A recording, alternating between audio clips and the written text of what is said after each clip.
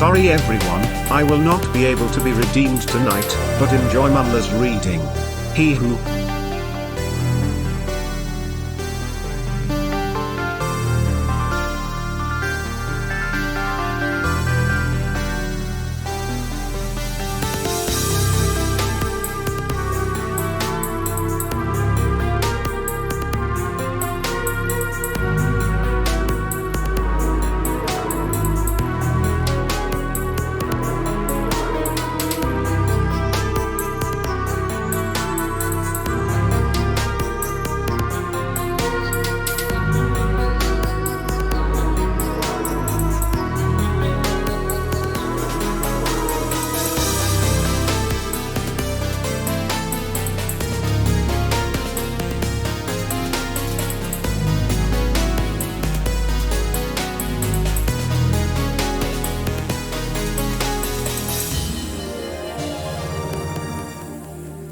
Nope, I was evil smiley face.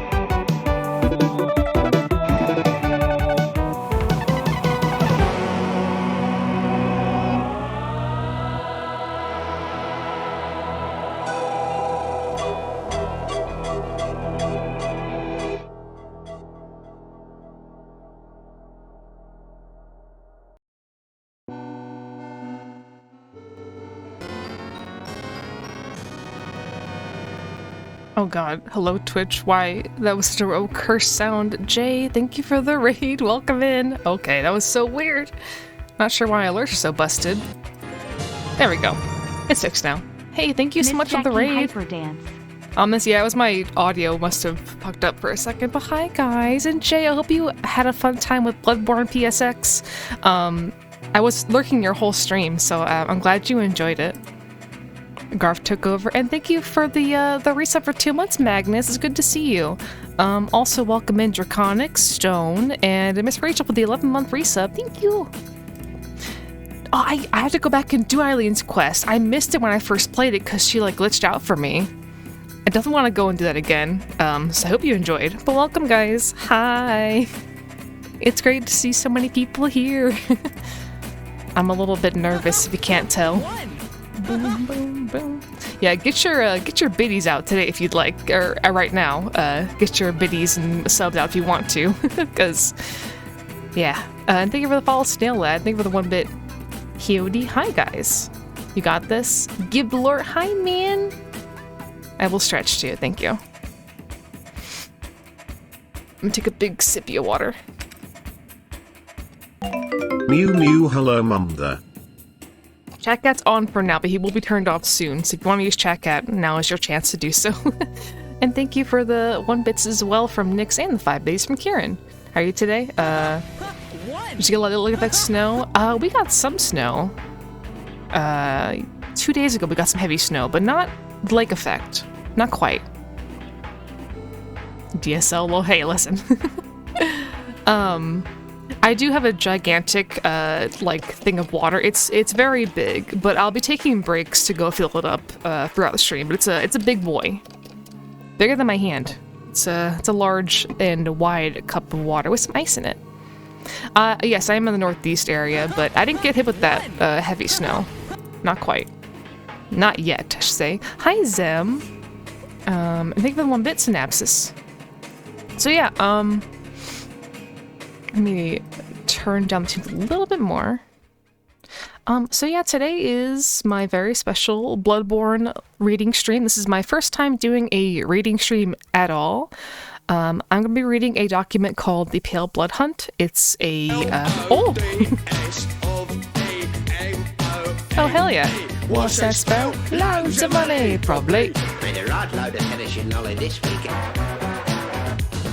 Why did Karen press Ctrl plus Alt plus Delete? Bat Tilde cat, tilde bat tilde cat. tilde tilde tilde tilde tilde. She wanted to see the task manager. The task manager. Okay, that was a good one. Thank you for loads of money. Oh my gosh, I appreciate the tip. And also, Stolen, thank you for the baby time. Batcat. Oh my gosh, thank you. So yeah, it's a reading stream. This is my first time doing any sort of thing like this. I've never done like a reading stream ever. Besides like a few games that have been super like story heavy, like Beacon Pines was like kind of reading stream, and so was like Night in the Woods, but not entirely. Thank you for the 1-bit. I'm gonna stay on this screen because my reading screen has no alerts and no chat cat, so I'm gonna stay on here until we actually like do ease into the beginning of the stream itself. So yeah, it's gonna be a few hours long. The audiobook for this is about 5.5 hours, so we'll be here for at least that time of me reading. Oh, thank you for the hype train, Gravity. You beat Beacon Pines? Can't wait. Thank you for the 10 months, Gravity. Oh, thank you. Can't wait. I'm glad you guys are excited. Again, I'm very nervous, but I'm also more hyped than nervous, of course. So, as a reminder, just so people are very clear of this, when I'm in the reading screen, all alerts are muted, but they will still show up on screen. I will be taking breaks in between, you know, certain parts to rest my voice, get water, and also I will go through and thank, you know, anybody who like follows, raids, subs, etc. But you know, just to keep the flow and keep me like not distracted, we're gonna have alerts muted. Chat cat will be Mum, asleep. Oh. May I have a sip of your endless coffee? Thank you for all the biddies, Nix. I appreciate it. So yeah, Chat cat will be asleep. I made him a special PNG as well for today's stream. He's gonna be snoozing, but you guys can pet him and pet me too. So you'll still have buttons to press. And thank you for the biddies, Synapses, and the 4 months of Prime Gaming Emerald. Bloodborne Lord 10 passes, welcome in. And thank you for biddies as well, lots of link. Sweet Jesus fuck, it's God. corn.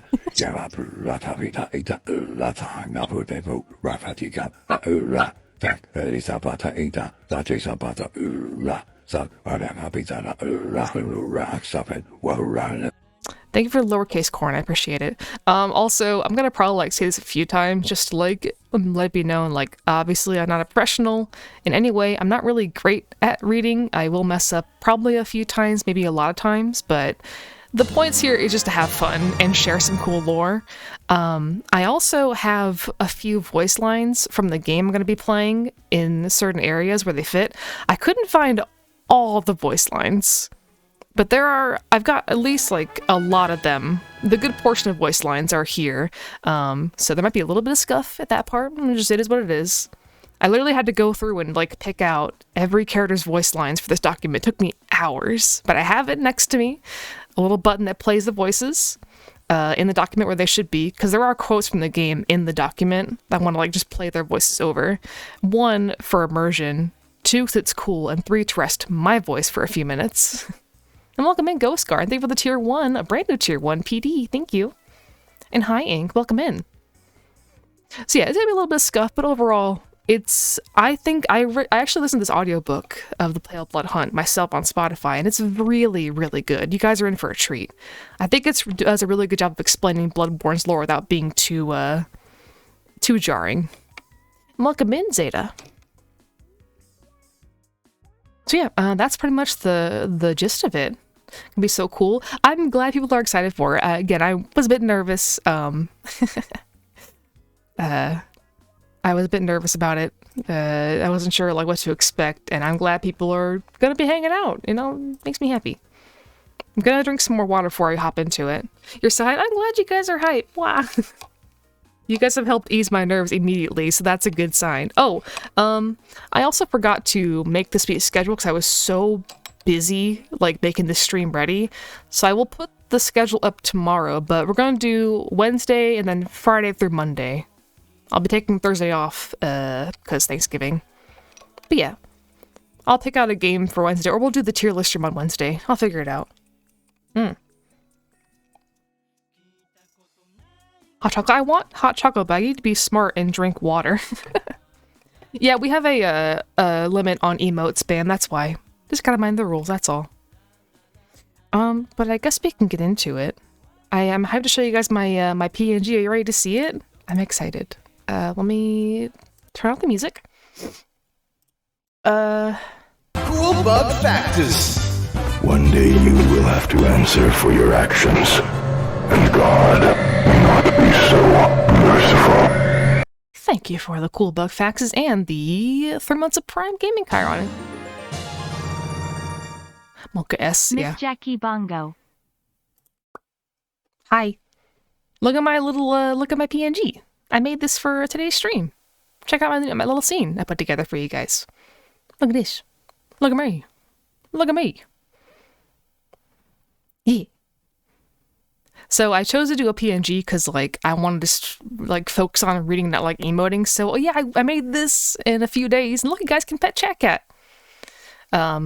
So I drew this a few days ago, and I rigged it all last night in Live 2D because I didn't want to make a PNG a GIF because Clipsio Paint hates making GIFs.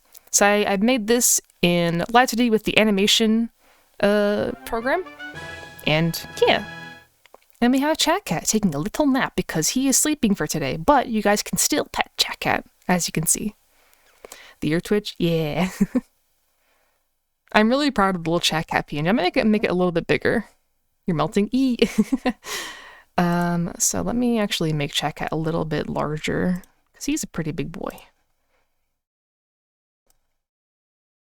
Take a bit. I mean, honestly, I got all this done last night. I'll be real. I don't want to sound braggy. That sounds a bit braggy, but I've gotten really good at Live 2D where I can just kind of pop in, do a thing, and be like, okay, done. I do feel big brain for learning how to, like, make a PNG work in VTube Studio. Pretty big brain there. Last night, yes. I sketched this out and inked the PNG a few days ago, but I rigged this last night while I was hanging out with my friends in voice call. And thank you for the hype train, guys. Okay, I'm gonna turn off Chat Cat. Now he's going to rest. Impressive. Oh, wait a minute. Okay, you guys see my mouse, but it's okay. And then this document will be up on screen so you guys can read along with me if you want to. If I skip something, it's probably because it's just like the author's notes or a line that I don't have available. So if I skip something on the document, don't worry about it. It's just because I don't have the thing.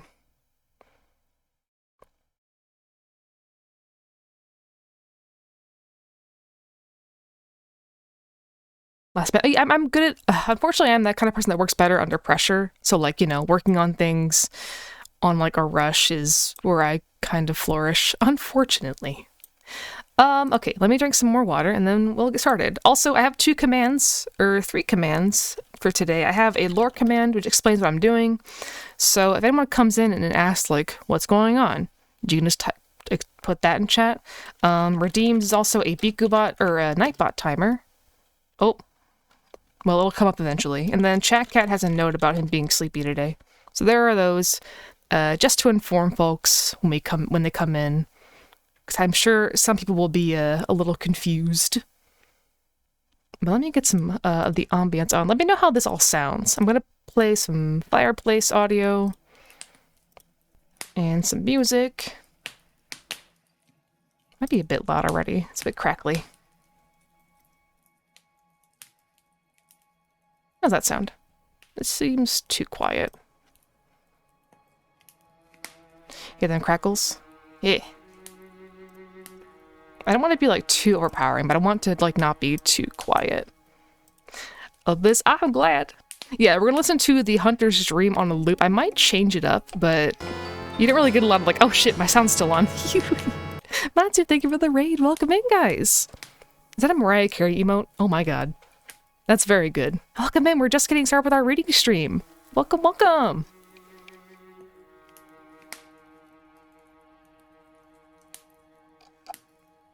Alright, I think I'm ready to start. I think it's time. Mariah Carey emote. I'm gonna actually adjust this document real quick so I can... let's see. It's so bright. I wish I could like make it darker for me, but it doesn't really matter. Let's move you guys to my other screen. I can read chat still.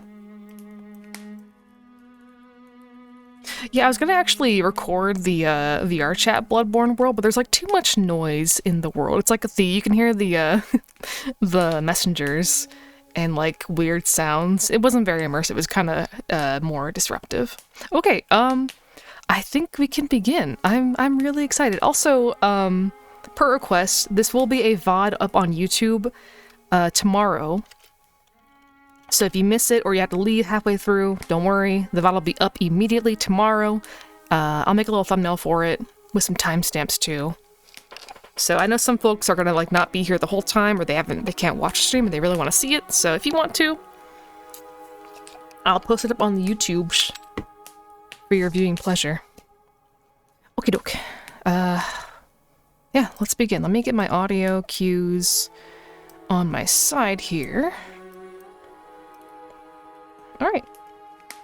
Oh, I'm also going to put my pop filter on. I think I need that to not pop too much.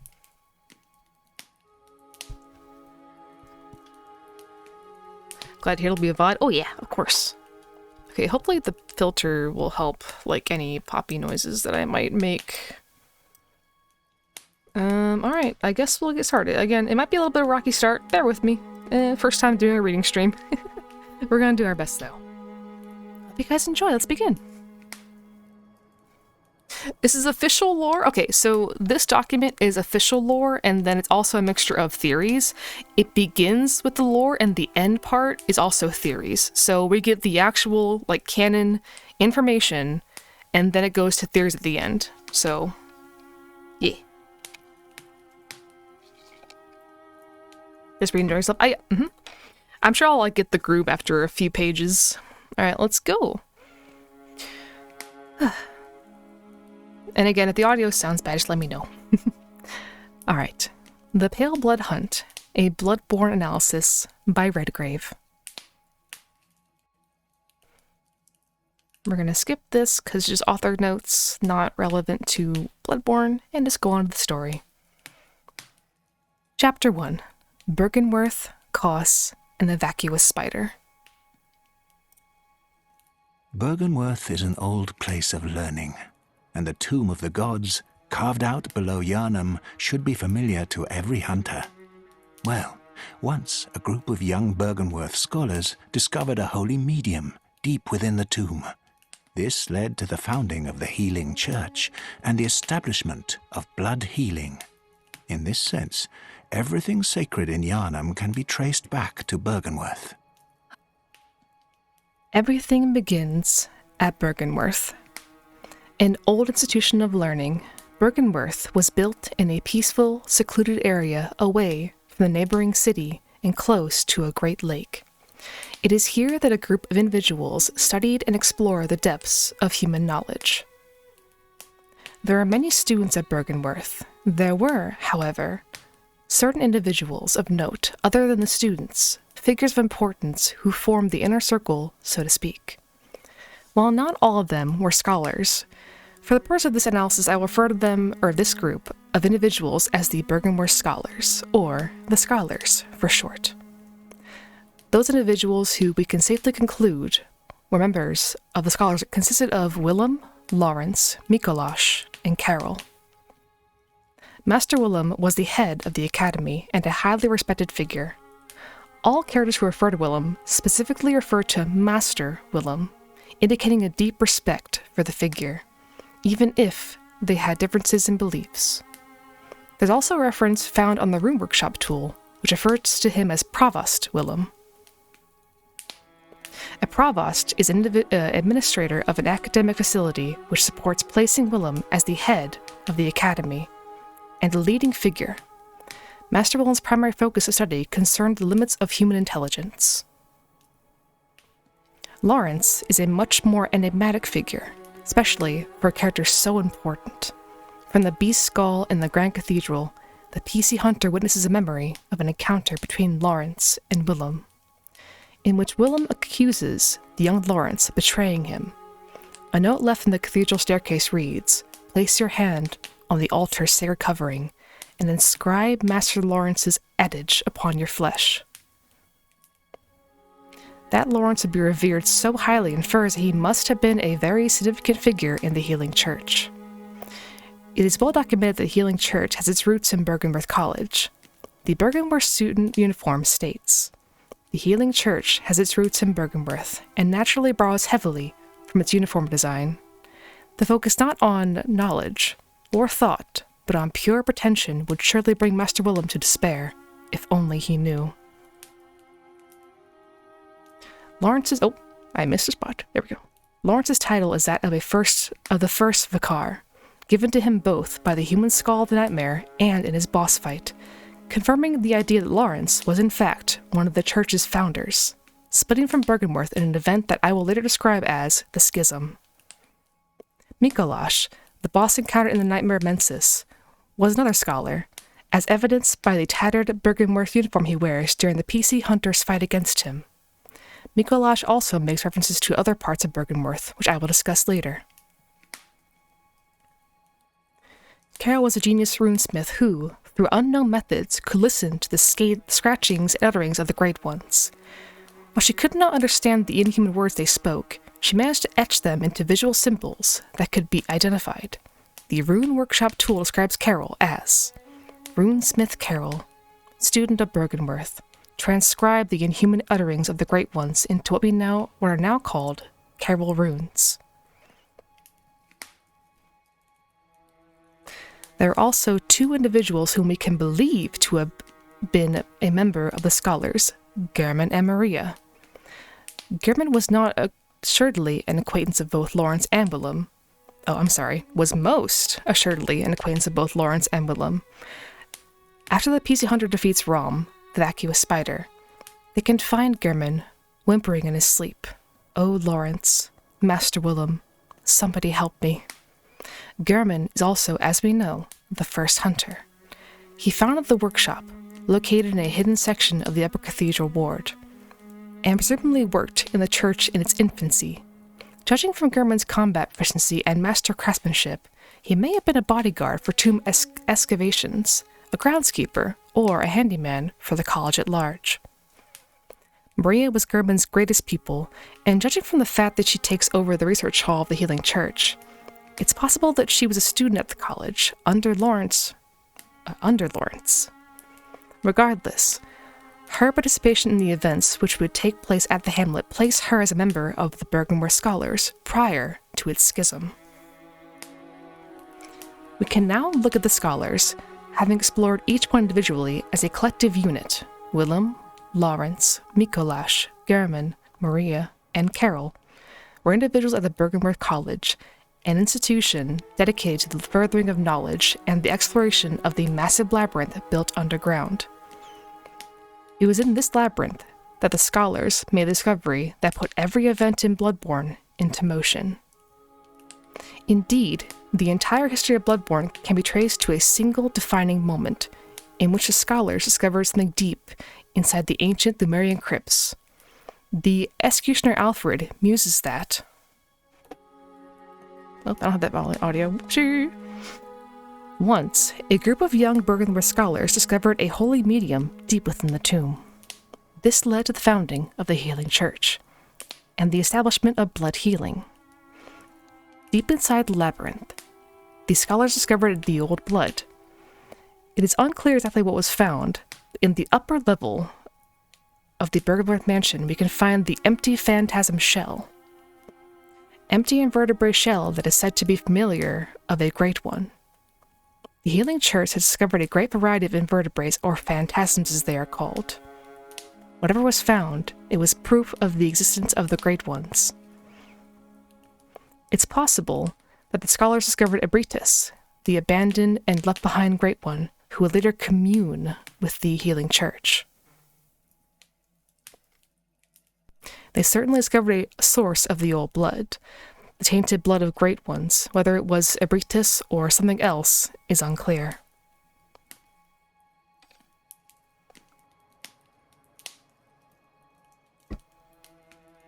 With the discovery of the old blood and of the Great Ones, everything changed. Evolution became the goal. Push the limits of humanity and become something greater. Ascend to the level of the Great Ones. Push humanity into its next stage. A scribbled note found in the Nightmare Lecture Hall reads, Master Willem was right. Evolution without courage will be the ruin of our race. However, it quickly became apparent that some of the scholars, and Lawrence in particular, differed in their belief on how the evolution should be carried out. Carroll's eye rune states, eyes symbolize the truth Master Willem sought in his research. Disillusioned by the limits of human intellect, Master Willem looked to beings from higher planes for guidance, and sought to line his brain with eyes in order to elevate his thoughts. However, Carroll's metamorphosis runes state, the discovery of blood made their dream of evolution a reality. Metamorphosis, and the excess and deviation that followed, was only the beginning. There are two different resources that the player collects during their time in Bloodborne, Blood Echoes and Insight. The Echoes is the method in which the PC Hunter gains power, while Insight is the method in which the PC Hunter gains knowledge. While some of Bergenworth believe that knowledge and understanding of the Great Ones and the higher planes of existence would lead to humanity's uplifting, others believe that it was through the imbibing and fusing with the old blood that would lead to humanity's ascension. This was a concept to everything that Willem stood for.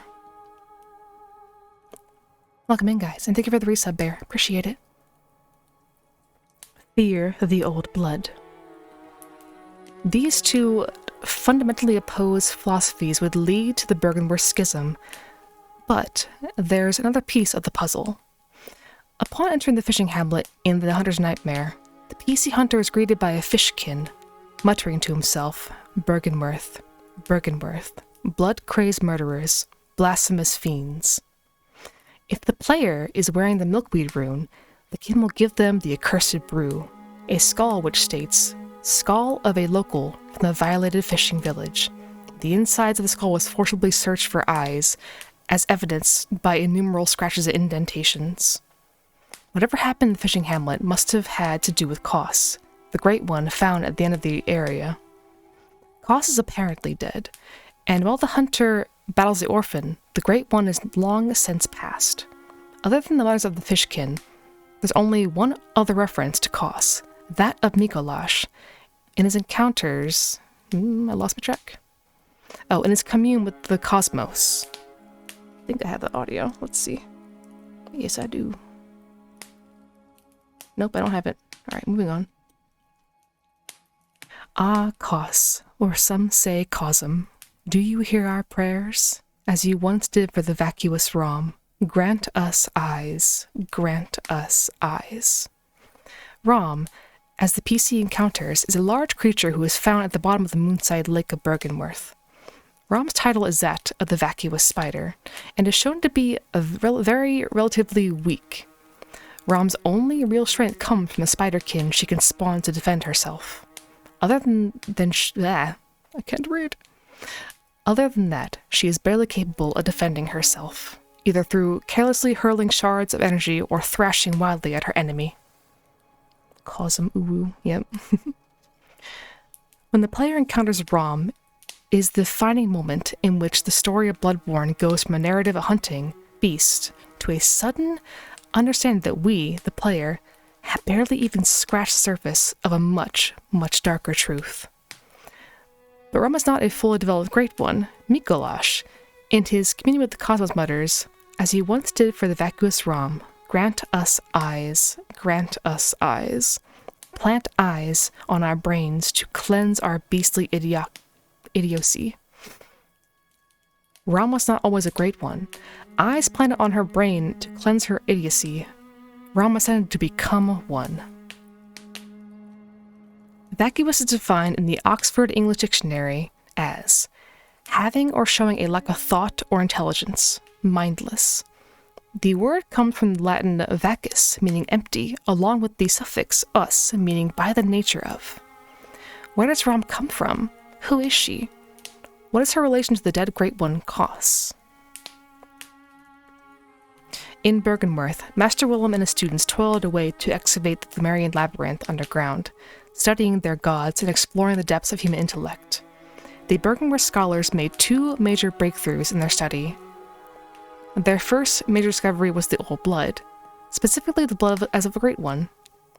It's possible that this Great One was a Bretis, as in the Bergenworth lecture hall we can discover the auger of a Bretis. And we also find an empty phantasm shell in the upper chamber of the Bergenworth mansion.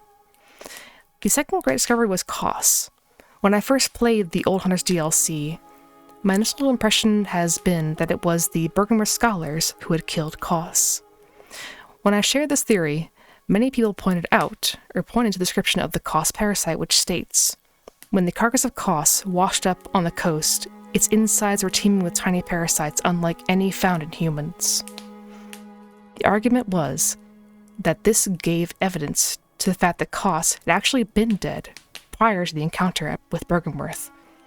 Having washed up on the coast of the fishing village, I was unsure about my conclusion and couldn't decide which theory was more accurate until I played through the DLC a second time and encountered Maria.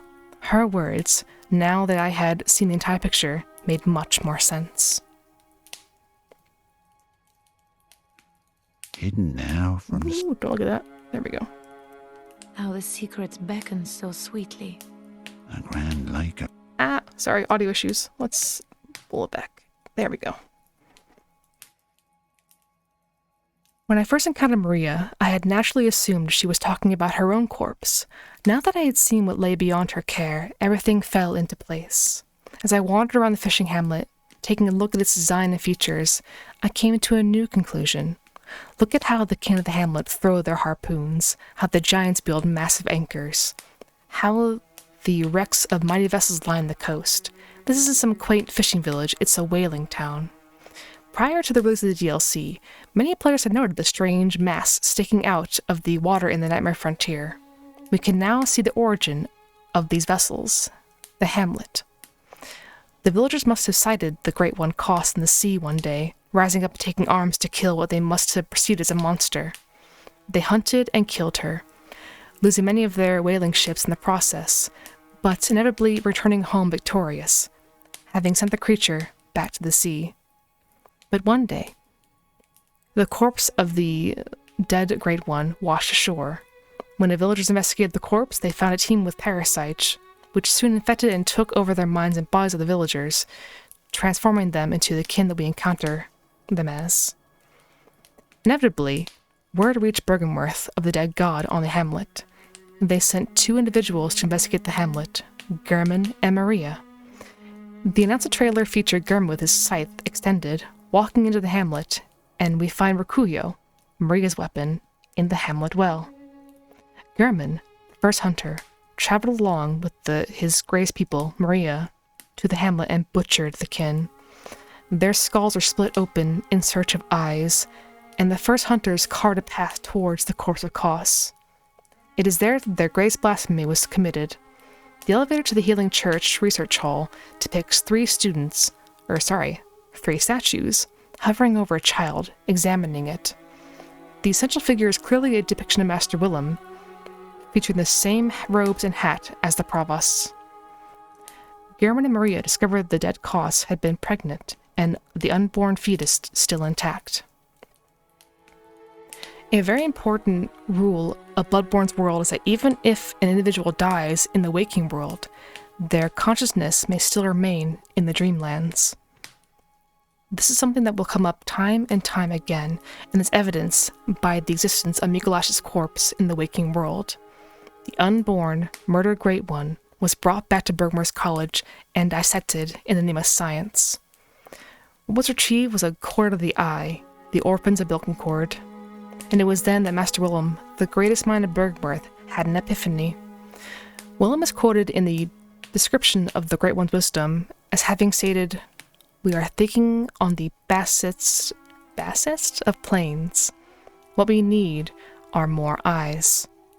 The eye is indeed the symbol, representing not just insight in the player's HUD, but also the knowledge of the higher planes of existence and of the Great Ones. The discovery of the Great Ones and the Old Blood split the scholars into 2 opposing factions. One I have dubbed the Loyalists, led by Master Willem. The Loyalists believed in evolution through eyes, the accumulation of insight that would let humanity ascend. This faction consisted of Willem and his students. The other faction, which I have dubbed the Radicals, was led by Lawrence. The Radicals believed in evolution through blood, the accumulation of power that would let the humanity ascend. The faction consisted of Lawrence, Mikolash, German, and Maria. While there's never any violence between these 2 groups, the fundamental difference in philosophy led to them inevitably separating to go their own paths. I'll hydrate, thank you.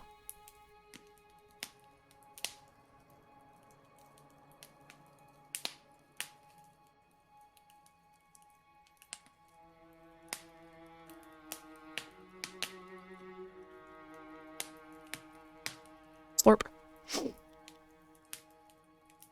I lost my place 'cause I took a sip of water. I think I was here. I'm glad you're enjoying it, thank you. While the Loyalists remained at Bergenworth, the Radicals founded the Healing Church in the pursuit of further spreading their knowledge of the Old Blood. This schism was not also purely among the scholars, but also amongst the students' populace, with many leaving along with the Radicals. With the Healing Church founding and flourishing, Willem and their main loyalists were no doubt concerned with their growing power and the threat they posed. The Loyalists were fully aware that the actions of the Healing Church and their use of the Old Blood would lead to the spread of the Scourge. While the Healing Church spread throughout Yharnam, Willem and their main loyalists got to work on their own research. This is where things get fuzzy, as there was very little information available on this crucial point in time. What we can see, however, are the results of the loyalist research. If the PC hunter encounters Yusefka, or rather, the imposter Yusefka, after the blood moon has risen, killing her will make her drop a cord of the eye, which states, Provost Willem sought the cord in order to elevate his being and thoughts of those of a great one by aligning his brain with eyes, the only choice he knew, if men were ever to match their greatness. When the PC hunter first enters the Bergenworth mansion, they encounter on the second floor an NPC hunter named Yuri, who appears to be a member of the choir, the highest-ranking members of the Healing Church. Yuri wields a call beyond, the choir's ultimate weapon, and wears the blindfold cap, and the attire of a choir member. This would show that the choir returned to the ruins of Bergenworth from time to time in order to gather old research notes or artifacts. That the impostor Yusefka, who wields the weapon of the choir, and Augur Vibritus, would be in possession of an artifact that once belonged to Master Willem can be explained as such. The choir recovered this cord, the umbilical cord of the orphan Akos. Willem had used the cord in order to further his research, delving deeper and deeper into the depths of human understanding. During this point in time, with intense research into the Great Ones being conducted at Bergenworth, the students were twisted and transformed into Garden of Eyes, for Willem's research, bizarre kin of the cosmos, who would wander the grounds. Only 4 individuals were left intact: Willem, Doris the Graveguard, the unnamed Norman who would be entrusted with the password, and Rom. Whatever happened to Carol is unclear. She may have left with Lawrence, she may have been transformed along with the student body, or she may have left Bergenworth at an unspecified time to continue her research separately. However, thanks to Carol's transcriptions of the inhuman utterings of the Great Ones, the Loyalists learned of the importance and the power held by great bodies of water. If we take a look at any of the lake or sea runes, we can find the description, great volumes of water serve as a bulwark guarding sleep, and an augur of the eldritch truth. Overcome this hindrance and seek what is yours. This even matches the game mechanics in which runes representing water provide defense and resistance. Hidden now from sight. As you... Oh my god, hold on. Let me reset my thingy. Give me a sec. Hidden now from sight. Mikolash, please, sir. How the secrets beckon so sweetly. A grand lake of mud. Hidden now from sight. There. Back on track, baby.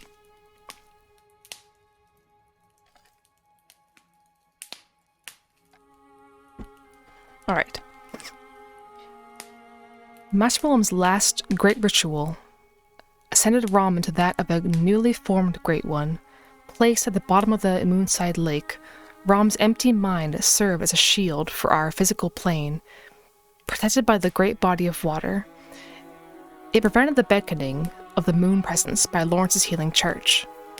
With this knowledge and understanding of the Great Ones, Willem was able to use the orphan's core to rebirth a new Great One and line her brain with eyes, using her as a living bulwark to seal away the Great Ones, the Nightmare, and the Blood Moon.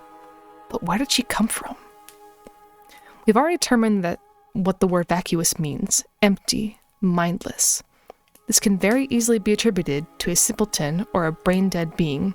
Rom, however, certainly does not seem to be brain-dead, while she is weak and most certainly attempts to defend herself in the meager way she has. In the interview with Hidetaka Miyazaki, found in the official guide, Miyazaki was asked what his favorite boss was. His answer was Rom, but that in itself, while interesting, was not striking. Not very striking. However, the specifics of his response were unexpected. I really like her. There are some oddly cute aspects of her moves and modeling. There is another type being that is blank, empty. As John Locke writes, human beings are born... What is this? Hold on. This is a lot of big words. Locke Minrez. Alright. Another type being that is blank, empty. As John Locke writes, human beings are born tabula rasa, a blank slate, empty beings that are given shape by our experiences. A being that can be described as being cute, weak, helpless, and empty of thoughts, lacking of experience, an infant. From Miyazaki's interview, in the world of Bloodborne, babies that are treated as special in one way or other are offered as lures to the Great Ones. The Great Ones have all lost their children because of their positions, and as a result, they're attached to these special babies. The babies are one way of calling them. The hunter can find a note in Yahar Ghul left by a dead hunter which reads, "Nightmarish rituals carve or crave a newborn, find one, and silence its harrowing cry." The first instinct of the player is to associate this with the school of Mensis. They must be using some child to perform ritual. But Mikolash and his students are only following in the footsteps of Master Willem, trying to reproduce the success of the loyalists of Bergenworth.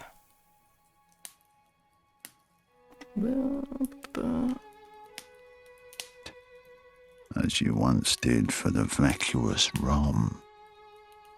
Grant us eyes, grant us eyes. Plant eyes on our brains to cleanse our beastly idiocy. Rom is not a great one. In fact, Bloodborne causes understandable confusion in that it refers to many different species, factions, and groups as belonging to a singular group of the Great Ones. But the kin, ascended mortals who bleed a clear serum, are not fully fledged, complete and whole Great Ones, like the Moon Presence, the Wet Nurse, or the Orphan. They are merely kin of the cosmos. Killing Rom does not drop a Great One cold blood. Killing Rom drops a kin cold blood. Rom, daughter of Willem, either literally or metaphorically born from the fruits of his research, and used to ascend. Look at the way she moves, desperately backing away from the hunter. She seems almost infantile. Unlike the rest of the kin that are encountered, Rom has no natural defense mechanisms other than her ability to manipulate energy. If you ask me, she doesn't look like a spider at all. She looks like a caterpillar, the infant form of a butterfly, one that may become beautiful. Chapter 2. The Healing Church, Lady Maria, Yusefka, and Abratus. But if it's blood you're interested in, you should try the Healing Church. The church controls all knowledge on blood ministration and all varieties of blood. Across the valley to the east of Yharnam lies the town of the Healing Church, known as the Cathedral Ward. And deep within Cathedral Ward is the old Grand Cathedral, the birthplace of the Healing Church's special blood. Or so they say. Yharnamites don't share much with outsiders. Normally they wouldn't let you near the place, but the hunt is on tonight. This might be your chance. It's the first concrete objective that the PC hunter can make for themselves. Get to the Healing Church and look for answers. The Healing Church is the institution that, while it doesn't technically rule over Yharnam, serves as the city's anchor and structure. It is from the Healing Church that the art of blood administration, the art that Yharnam will become famous for, was first brought. With the use of the Healing Church's special blood, they were able to cure any disease, forming a religion devoted to the worship of gods and blood. When tales of the curative properties of Yharnam blood spread, those suffering from incurable diseases often traveled to Yharnam in order to seek out their last chance at salvation. The PC Hunter was one of such individual, according to promotional information leading up to the release of Bloodborne. In search of blood that can cure any disease, the PC travels to Yharnam. What is the Healing Church? Where does it come from? And most importantly, what is the secret behind their special blood? The first sane member of the Healing Church the PC Hunter encounters is Alfred, the Executioner. From Alfred, the Hunter learns more about the roots of the Healing Church. Do I have this one?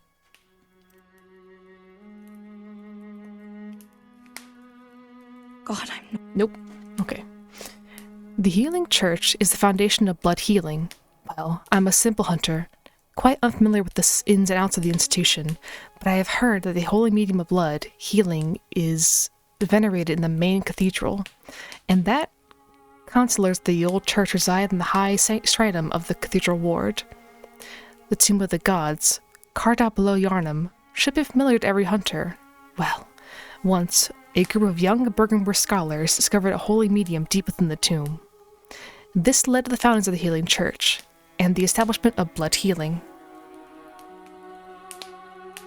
A short story is that a group of scholars in Bergenworth discovered blood of incredible power in the tombs underneath. They discovered the old blood. The old blood, and knowledge of the Great Ones, that has led to the revolution in the college's theories and experiments. But Master Willem, head of Bergenworth College, disagreed with the idea of using the old blood of the Great Ones to advance humanity. Fear the old blood.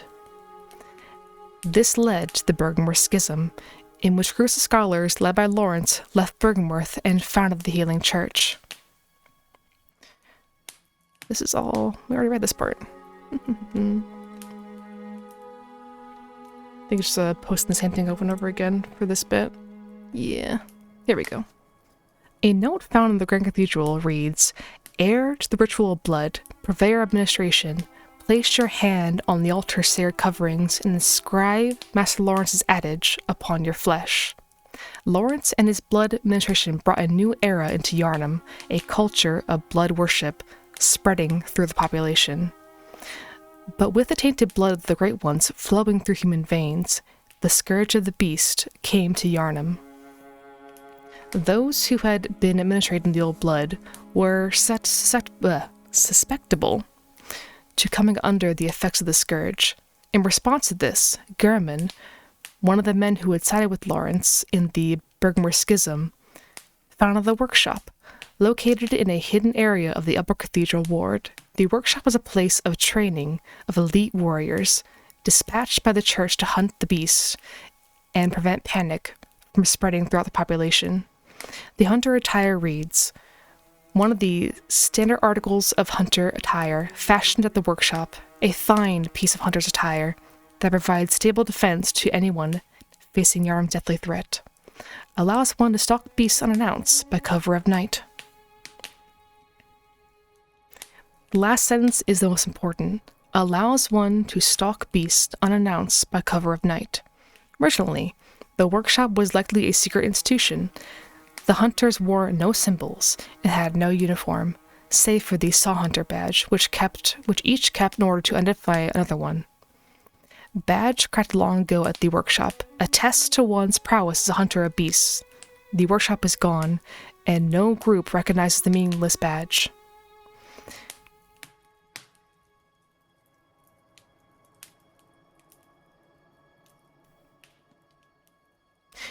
They operated in the cover of darkness, disposing of Yarnumites who had succumbed to the scourge of the beast. Likely as more of a cover-up than anything to prevent the public becoming aware that the blood they were being administered was turning them into monsters. But what of Maria?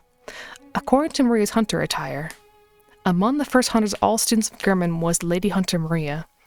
Maria is distantly related to the undead queen, but had great admiration for Gehrman, unaware of his curious mania.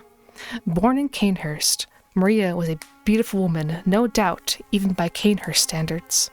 While she was relative to the Queen, to the aristocratic nobles of Canehurst, this likely meant very little. No doubt, every noble was dying to tell everyone that they knew about how they were Annalise's 12th cousin, 7th removed, and so the relation probably didn't mean much. Unlike the rest of her people, however, Maria disliked the use of blood weaponry, as stated by the Rakuyo. This sword feeds not off blood, but instead demands great dexterity. Lady Maria was fond of the aspect of the Rakuyo, as she frowned upon using blood blades, despite being a distant relative of the Queen. However, after the events that took place at the fishing hamlet, Maria could no longer bear to wield a weapon. As she and Grim retrieved the orphan for Bergenworth, Maria threw Rakuyo into the hamlet's well. One day, she abandoned her beloved Rakuyo casting it into a dark well when she could stomach it no longer. We as players first hear of Lady Maria from the patients in the Nightmare Research Hall. They call out to her and speak of her with genuine admiration and even love. They ask her to hold their hand or to help them, to care for them.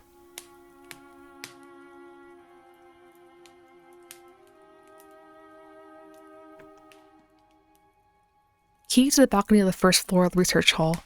Lady Maria of the Astral Clock Tower gave this to the patient Adeline. Maria had hoped Adeline would find comfort in the faint breeze that carried the scent of flowers from the outside, but Adeline couldn't fathom her intentions. Balcony key. It seems that Maria genuinely cared for the patients of the church's experiments, as she went out of her way to try and make Adeline more comfortable in her suffering. While the experiments themselves were gruesome, there's no evidence that there were any malicious intent towards the patients themselves. Though it might be their madness, the patients all seem to be there willingly, even apologizing for having been failures in experimentation. But eventually, Maria died. Her passing marks the end of an era, the beginnings of the transition from the old church and the old hunters into new ones, the ones that we find ourselves engaging in the present. But how did Maria die? We meet her. She is noticeably dead, at least as dead as a consciousness can be. The evidence seems to point towards a slit throat, as the blood on her blouse has traveled down from her neck. In addition, during her boss fight, she visibly stabbed herself in the throat in order to initiate the second phase of her battle. This seems to point towards Maria's death as an act of suicide, slitting her own throat. Let us pause for a moment to remember the individual other than Gehrman and Maria who left with Lawrence, Mikolash. There is very little information on Mikolash and the School of Mensis, which is no doubt founded to continue the work at Byrgenwerth. Mikolash founded his institution in the city hidden by the church, Yahar Ghul. From here, Mikolash could research in secret while supposedly reporting to Lawrence. The Upper Cathedral Ward Key states, "The upper echelons of the Healing Church are formed by the School of Mensis, based in the Unseen Village, and the choir occupying the Cathedral Ward."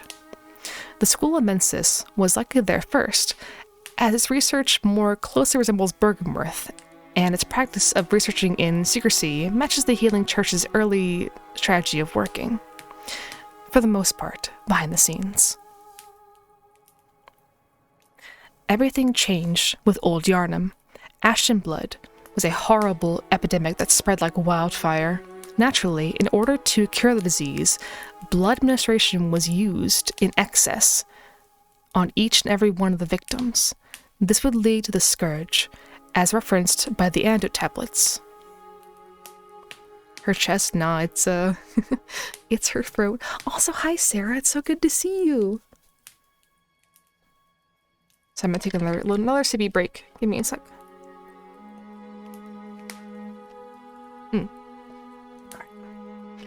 Thank you again, by the way, for all the people who are following and subbing. Thank you so much. I really appreciate it. Again, I will thank you guys during our break, which we'll probably do at like the hour and a half mark, maybe. We'll see. If I go too long without a break, just yell at me in chat. Just take a breather. Alright, let's keep going. Small medicinal tablets that counteract poison, used to treat ashen blood, the baffling sickness that ravaged Old Yarnum long ago. These tablets only provide short-term relief. The ashen blood ailment eventually triggered the spread of the beastly scourge.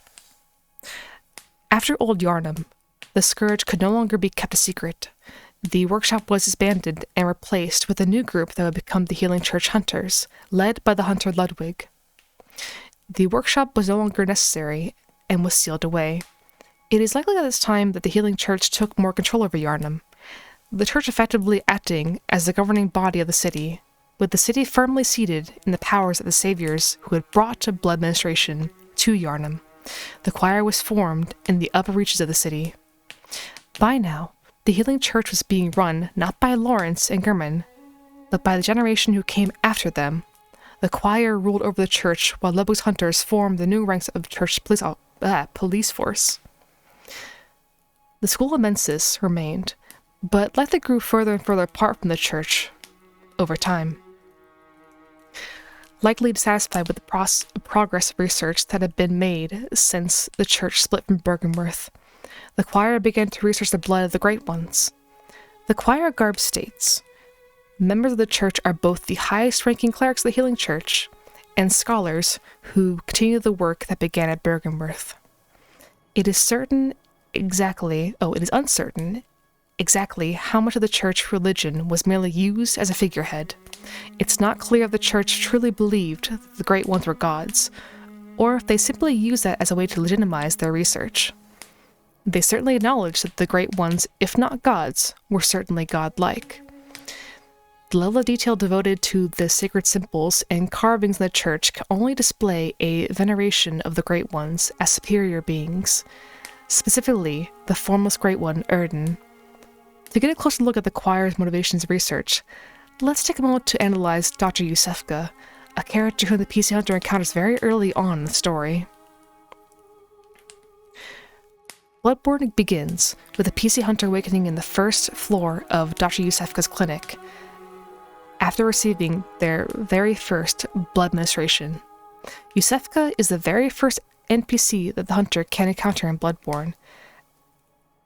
After the Hunter dives to the wolf beast and is sent to the dream, returning with weaponry marking them as a hunter, if the player travels back up the stairs towards the clinic, they will encounter the door locked and barred.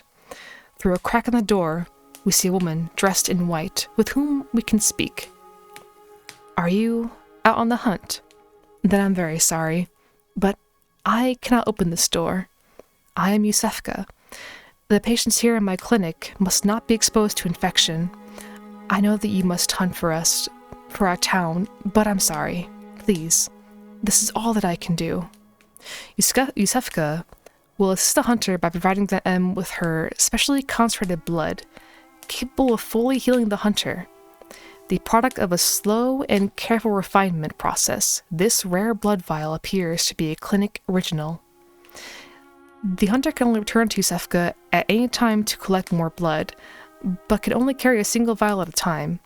This changes, however, after the death of Father Gascoigne. This time, when the hunter comes back to Yusefka, there will be no blood provided. Instead, the doctor will ask the hunter to direct any individuals that come across to her clinic, so that they can be treated and cured. From this point onward, the doctor speaks with a slightly deeper tone of voice, and is in fact voiced completely by a different person. While Yusefka's voice actress is credited as being Jenny Funnel, there's a second credit to the imposter doctor, credited to an actress named Lucy Briggs Owen. From this point onwards, Yusefka will ask the hunter to bring her more and more people, assuring that they are being taken proper care of. As a reward for the hunter, if the hunter begins to bring her people, she will eventually start finding a player with blue elixirs. Blue elixir described as a dubious liquid medicine used in strange experiments conducted by high ministers of the Healing Church. A rather chilling item indeed for a common blood administration doctor to be carrying. But it isn't unless the hunter finds the back entrance to the clinic, accessible by climbing up an adjacent building connected to the Forbidden Woods, that the truth of Yusefka's research can be discovered. Forbidden Kool-Aid? Delicious.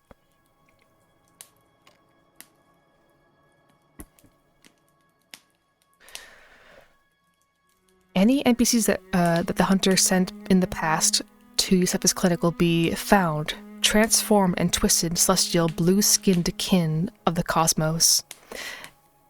If the hunter sent nobody to the clinic, they will only find a single celestial, located in the sick room. Upon its death, it drops one of Yusefka's blood vials, possibly one that was being saved for the hunter upon the player's return. These are presumably the remains of the true Yusefka, whom the player meets at the beginning of the game. As the hunter travels upstairs towards the top of the clinic, one of two events will take place. If the hunter goes to the top of the clinic before the blood moon is risen, the imposter Yusefka will attack the hunter. She wields a threaded cane and a repeating pistol, and if her health is low enough, she will even attack the hunter with a call beyond, the ultimate weapon of the healing church. One of the secret rites of the choir. Long ago, the healing church used phantasms to reach the lofty plane of darkness, but failed to make contact with the outer reaches of the cosmos. The rite failed to achieve its intended purpose, but instead created a small exploding star. Now a powerful part of the choir's arsenal, at times, failure is the mother of innovation.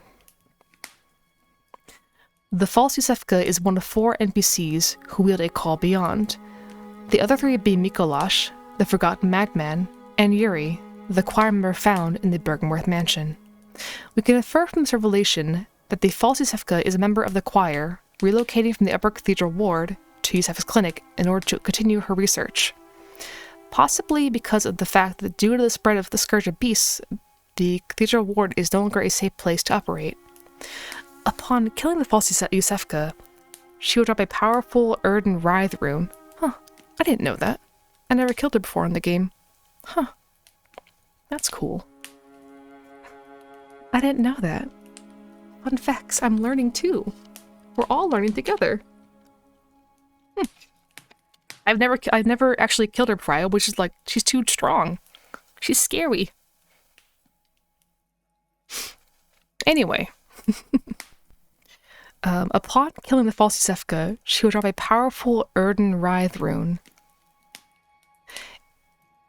Interestingly enough, the hunter can locate a weaker version of the Erden Writhe rune by killing Adela, the nun, or by looting it off the celestial she becomes if the hunter sent her to the Yusefka's clinic. It's a good rune? Heck yeah. This connection only reinforces the false Yusefka's affiliation with the church, and that she held a rank of higher importance than a nun. But this is only one of 2 possible events that can occur in Yusefka's clinic. If the hunter goes to the top of the clinic after the blood moon has risen, they'll find her on all 4s, perched on one of the operating tables. Nauseous? God, I'm nauseous. Have you felt this? It's progressing. I can see things. I knew it. I'm different. I'm no beast. Oh, God, it feels awful. But it proves that I'm chosen. Don't you see how they writhe inside my head? It's rather rapturous.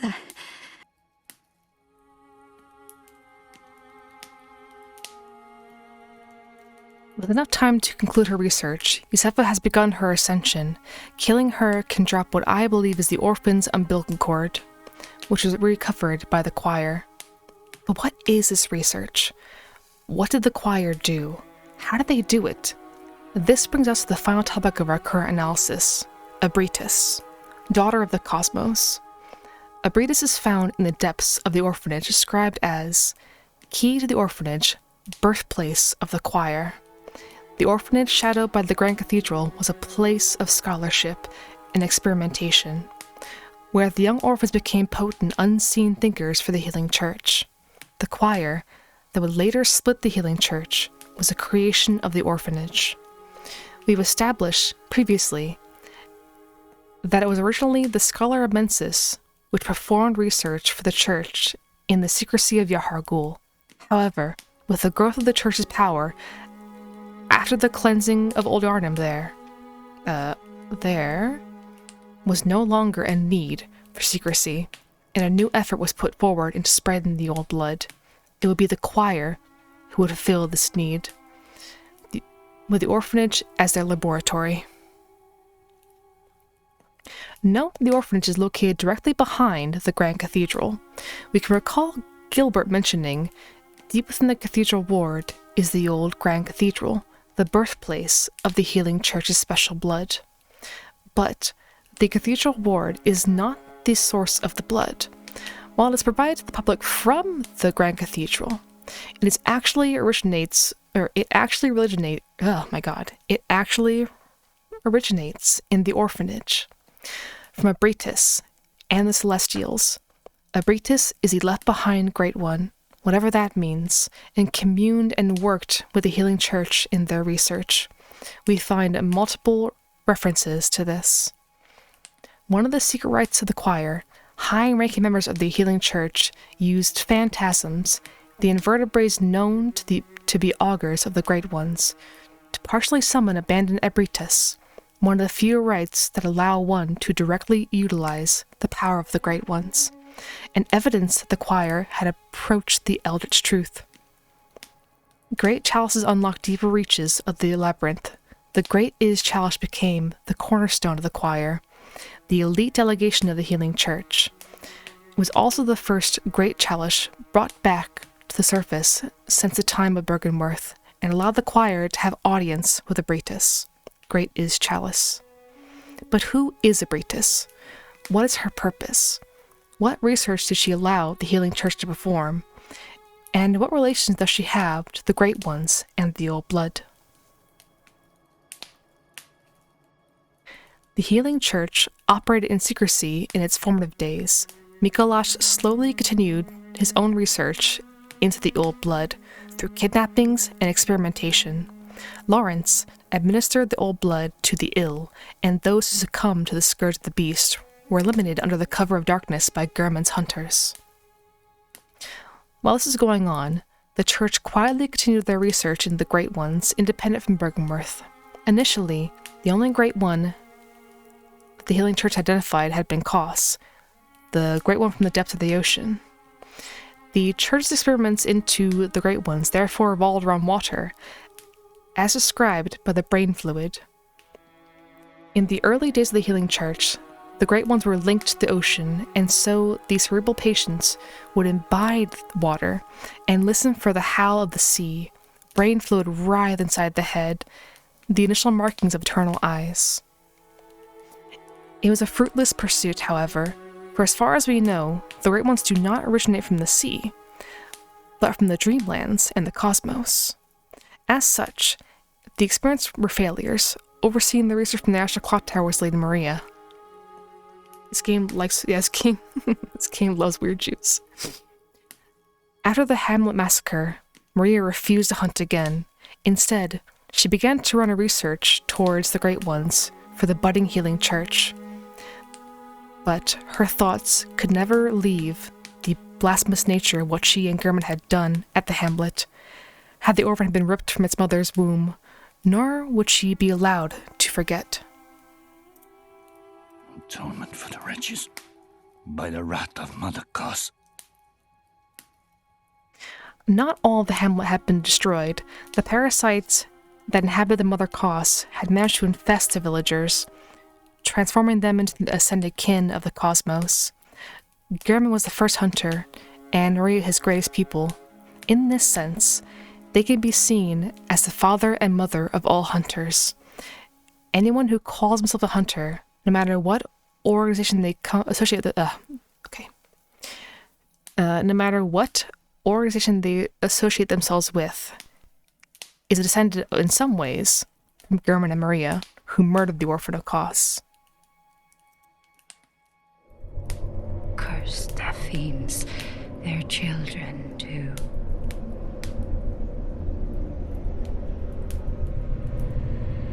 And their children forever true.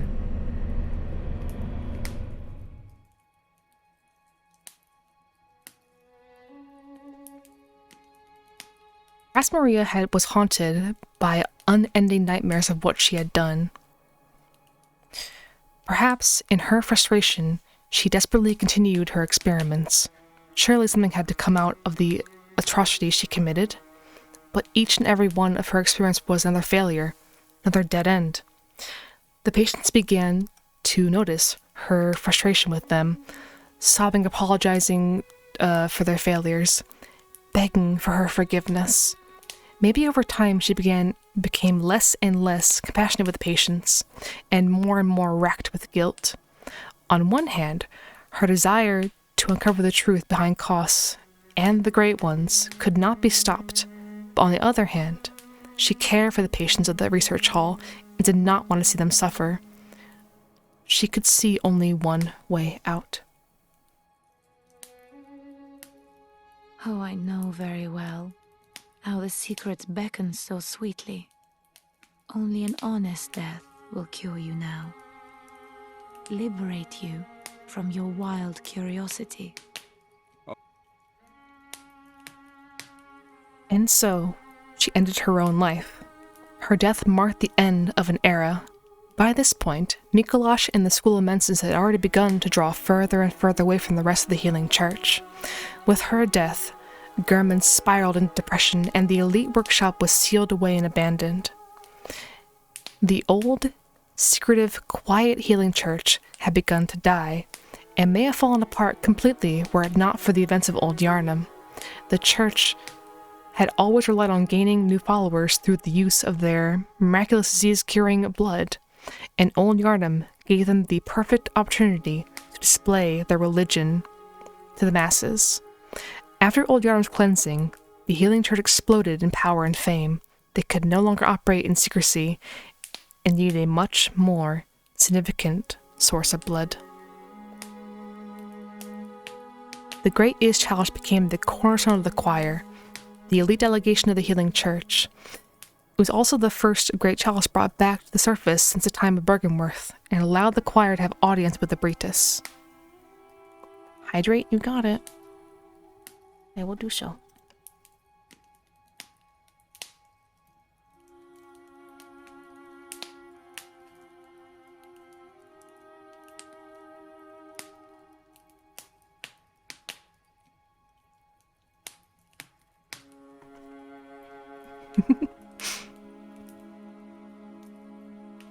And I'll put a little cooldown on that lore thingy so it doesn't get spammed too much. There we go. What am I doing? Ooh, who knows? Alright, there we go. Okay.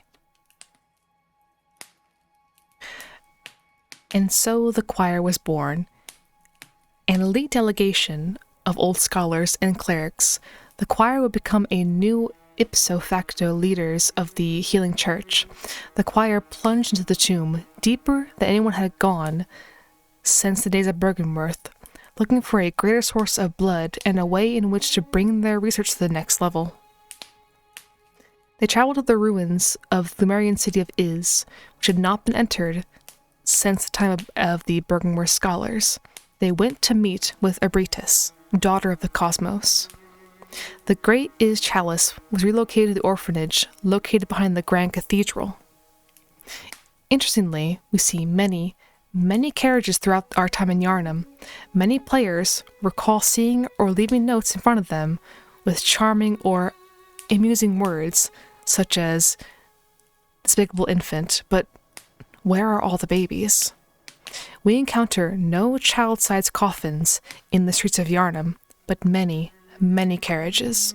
Where we do find child-sized coffins is in the Upper Cathedral Ward. In the orphanage, the choir communed with the Bretis and used their new knowledge to experiment on the babies that were either abandoned or sent to the orphanage. It's even possible that, after the widespread epidemic of the scourge, the choir went through the public and gathered all the babies and children of the Yarnum under the pretense of protecting them until the hunt was over. The Yarnumites would have no reason to not trust the church, and were likely delighted that their governing body had such a concern for the welfare of their children. In the Lumenflower Gardens, we can see the result of their experiments. Look at the way that the Celestials seem to grow from the ground. Even the name Garden seems to suggest an almost sickening way in which the Celestials were harvested from the ground like a crop. This was the source of Yarnum's special blood. The children who were elevated to becoming Celestials were then harvested and used as sources of blood for the church. A renewable resource that would allow them to provide the entire city with as much blood as it needed. The false Yusefka was one such researcher who fled the clinic after the Upper Cathedral ward was lost to the scourge. The presence of scourge beasts in the Upper Cathedral ward only proves that the scourge was too much for even the choir to handle, and that the researchers likely fled. One researcher fled to Bergenworth, the first member of the choir that the PC Hunter encounters. The choir member, Yuri, is seen wandering the second floor of Bergenworth Mansion. She even wears a blindfold cap, reminding us that members of the choir are both the highest-ranking clerics of the Healing Church and scholars who continue the work that began at Bergenworth. The eye covering indicates their depth to the teaching of Master Willem, even though their paths diverged. The choir had enormous respect for Master Willem, even though they split away from him. There was never any violence between the two factions at Bergenworth, only a difference in philosophy that led to an inevitable separation. It is no wonder that the choir never disposed of Master Willem. They truly saw him as a highly respected figure in their history. In fact, Master Willem had achieved what the choir so desperately yearned for. He had ascended to the level of the gods. Healing. Yeah, that's the reason. Healing. In the beginning days of Bloodborne's release, all anyone could talk about in regards to the lore was Yusefka. Who is she? Is she an imposter? When did they switch? Which is the real one? So much focus was placed on the false Yusefka that the real one got swept away. People were so engrossed with the revelation that Yusefka was replaced with an imposter. God, fucking Among Us brain rot.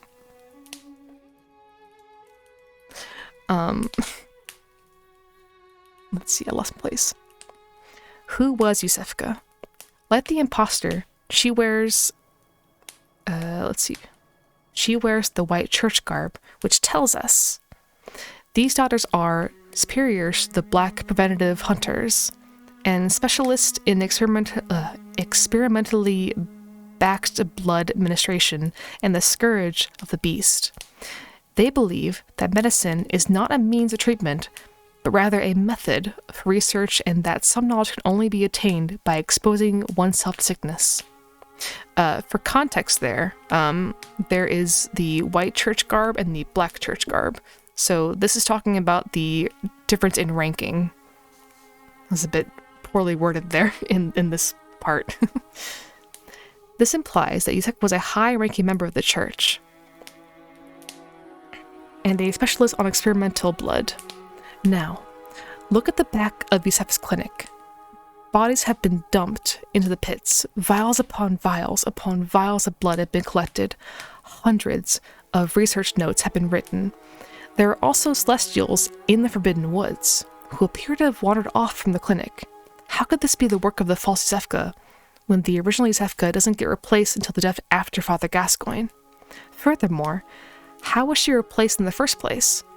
There is absolutely no evidence whatsoever that it's possible to copy someone's face. There's only one type of woman that has the same face as another: a sister. In the back of Yusefka's clinic, we find a half-transformed celestial dead on an operating table. Yusefka isn't some innocent doctor. She's the one who invented the process in the first place. This explains why one of Yusefka's blood vials can be found in the Nightmare of Mensis, as the School of Mensis and the choir shared their research. It's possible that Yusefka's blood vial is, itself, the key to the celestial transformation, a clinic original. Who knows what might have happened had we consumed enough of it? When the false Yusefka fled to the clinic, she brought with her an artifact the choir had previously rediscovered from Bergenworth, the Orphan's Cord of the Eye. The false Yusefka sought to ascend just as Master Willem had, by lining her brain with eyes in the manner he had done so many years ago. How they writhe inside my head. It's rather rapturous. She isn't pregnant at all, but instead has run out of time to continue her experimentation. In her last-ditch effort, she imbibes Willem's cord, but it doesn't work, as evidenced by the fact that she bleeds a dark red. Seek pale blood to transcend the hunt. The first note the player receives.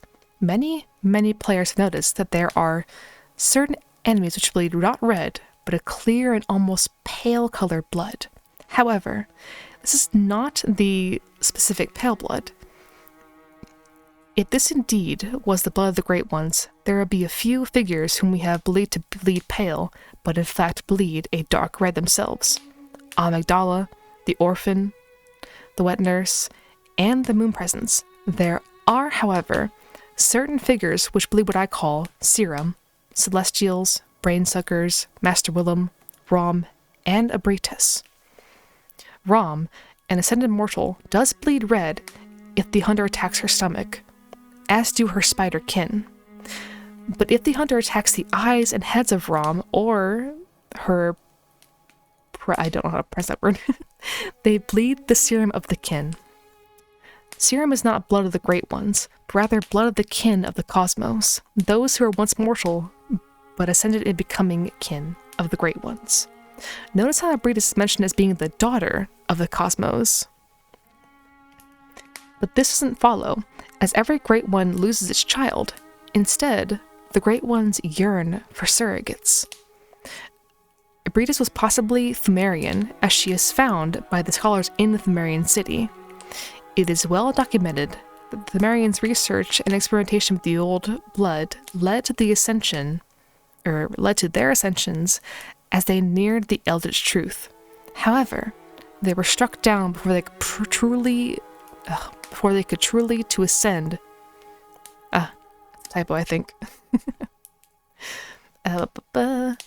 To being Great Ones. The scourge of beasts spread throughout the people. The blood moon rose, the Great Ones ascended, and a womb was left with a child. Let's see.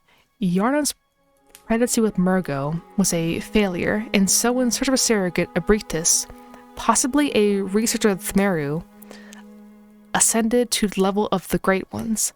It is so interesting to me how Abritus is repeatedly referred to as having been left behind. Abritus is not a true Great One. Instead, she was ascended to becoming kin, just as Willem did. The Pthumerians are ancient. Who knows how long it took for her to develop her current form? Perhaps in 1,000 years, Master Willem will look much like her as well.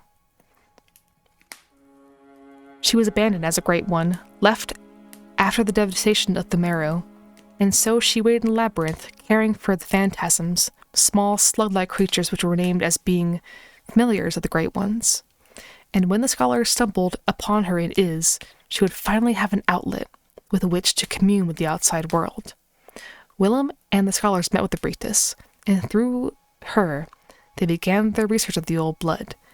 The tainted blood of Abritus, surrogate child of the cosmos. It was through Abritus, tainted blood, that the tragedy which struck Thmeru will be doomed to repeat itself in the city of Yharnam. Abritus seems to get her name from the Abritus butterfly, a species of butterfly found in South America, which matches the, although admittedly disordered form of Abritus, as having an almost butterfly-like appearance. When we meet her, she is found in front of a corpse of a vacuous spider. Remember that even though something may die in the waking world, its consciousness can continue to survive in the dreamlands. Abritus had lost her daughter Rom.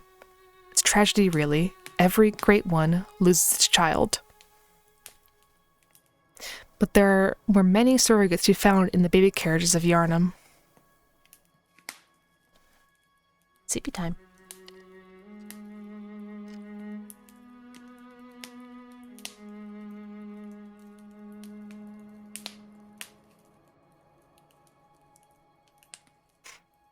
Chapter 3. Jura, the Powder Kegs, and Ashen Blood. Oh, sorry. Let's try that again. Chapter 3.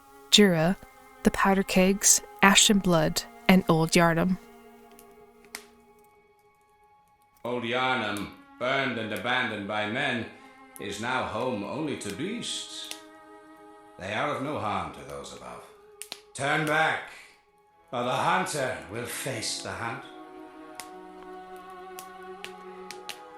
The PC hunter encounters Jura for the first time upon entering Old Yarnum, in which Jura warns the hunter to leave.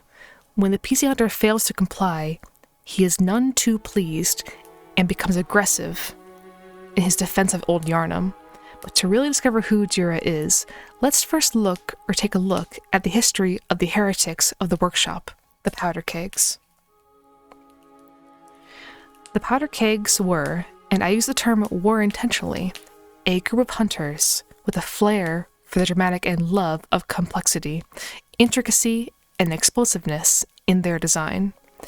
They deviated from the hunting style of simplicity in design developed by Gurman, the first hunter, and preferred ambitious or excessive weapon design.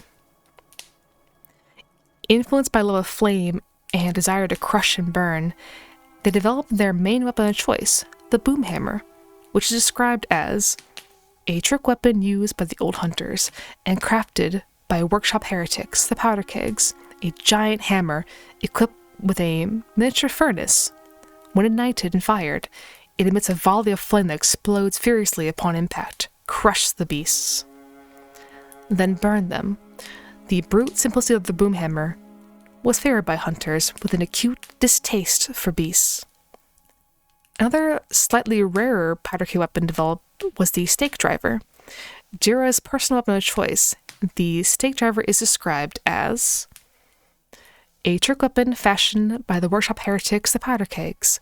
The stake driver allows for high damage critical attacks, but is difficult to use and leaves his wielder wide open, but none of this should bother a mere powder keg. These two new trick weapons, among others like the rifle spear and whirligig saw, were drastically different from the previous designs of the Hunter's Workshop. However, the Powder Kegs didn't settle with this trick weapon, even trying to implement bigger and stronger firepower into their arsenal with the cannon and Gatling gun. We can also give the Powder Kegs credit for the design of the rope Molotov cocktails, seeing as gaining the Powder Keg badge unlocks them at a Bath Messenger. At some point in time, the Powder Kegs were labeled heretics and exiled from the workshop. Presumably, the Powder Kegs are no more, as all references to them are in the past tense, and even their badge description refers to them as the late Powder Kegs. They were likely disbanded or slain quite a long time ago, seeing as nobody seems to reference them. Their association with the workshop only lends credence to the idea that the Powder Kegs being a relatively old faction, as the workshop itself is no longer a relevant institution as evidenced by the Saw Hunter badge. The workshop is gone, and no group recognizes this meaningless badge except the messengers in the Bath who understand its profundity. The only remaining trace of Powder Kegs is found in the retired hunter Jura. So who is Jura? His official description reads, an old veteran hunter who is said to possess amazing skill. No one has seen him in many years, and he looks like he's been on his own for some time. We learn from the description of the Grey Wolf Cap, which states it as attire of the retired hunter Jura. This worn wolf cap was his trademark.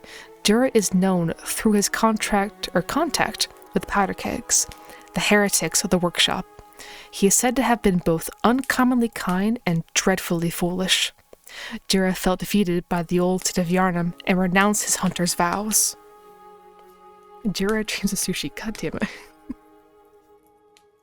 Uncommonly kind is certainly right. Jura is unique amongst any character in Bloodborne, as showing sympathy towards those affected by the scourge of beasts. The things you hunt, they're not beasts, they're people. It's also interesting to note that his cap refers to him as having contact with the Powder Kegs rather than being a member.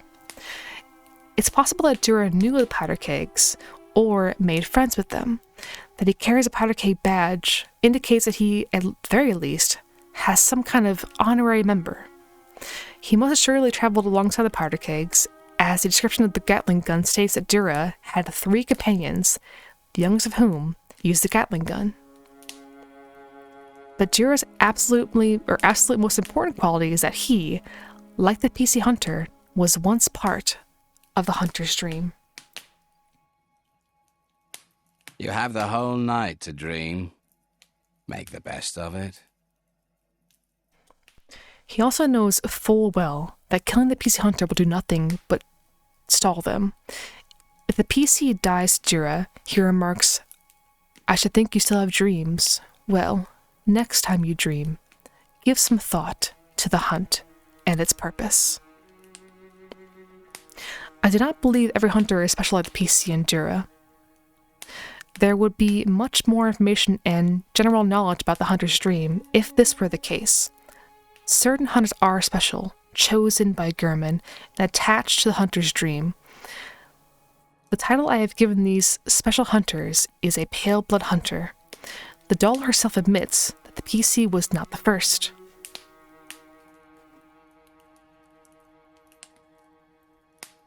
Over time, countless hunters have visited this dream.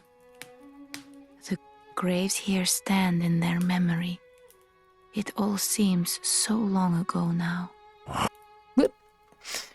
Jira was at one point a Pale Blood Hunter, like the PC hunter, who retired from hunting and renounced his vow to live in solitude. Which brings us to Old Yharnam. While Old Yharnam is an optional location in the game, the PC hunter is guided towards it by Gurman in order to acquire the Holy Chalice. Historically, Old Yharnam was the location of a terrible disease known as Ashen Blood. Antidote tablets are described as small medicinal tablets that counteract poison, used to treat Ashen Blood, the baffling sickness that ravaged Old Yharnam long ago. These tablets only provide short-term relief. The tablets were used as to give temporary relief to the victims of the disease, while they were being treated by the then newly formed Healing Church. What would bring true relief would be the bringing of the blood ministration, the medical procedure that would become the cornerstone of Yharnam. With the ability to cure any disease, the Healing Church's blood administration got to work immediately. However, as the antidote notes, the Ashen Blood ailment eventually triggered the spread of the Beastly Scourge. With blood administration came the Scourge of Beast, as the old blood used in the administration would spread the scourge. One disease had been contained, but the treatment gave birth to the scourge, just as it had in Ailing Loran. There are trace remains of medical procedures in part of Ailing Loran. Whether these were attempts to control the scourge of the beast or the cause of the outbreak is unknown. With the scourge of beast too much to handle, a hunt was called. Now we have Jira, the powder kegs, and Old Yharnam, 3 pieces of a puzzle. But it's not unless the PC stumbles into the hidden building in Old Yharnam that the pieces connect. Near Jira's tower is a hidden building that can be accessed by dropping a far, far distance down a ledge. Inside this building, everything comes together. Here, the PC hunter finds 2 corpses. One of them wields a rifle spear, the other wears a set of charred hunter gear. Next to them is a hunter's note. This is where it all comes together. The red moon hangs low, and beasts rule the streets. Are we left no other choice than to burn it all to cinders? After Maria's death and Gurman's self-inflicted retirement, the Healing Church lost a significant portion of its strength. The School of Mensis began to drift apart from the Healing Church proper, and it seemed as if things were spiraling downwards. As the Themerian Labyrinth, as the Healing Church continued its operation and explorations of the Themerian Labyrinth, they discovered a swamp in the Forbidden Woods, located directly behind one of their clinics. The swamp was deathly poisonous and filled with strange, parasitic leeches. The poison likely came up from the hintertomes in the labyrinth, where you can see very similar swamps. We also find in the swamp what appears to be lumbering giants, much like the ones the Healing Church would later employ as their enforcers. It's possible that the poison itself mutated those who live in into these beings. Either way, the Healing Church discovered these parasites that secreted a poisonous substance.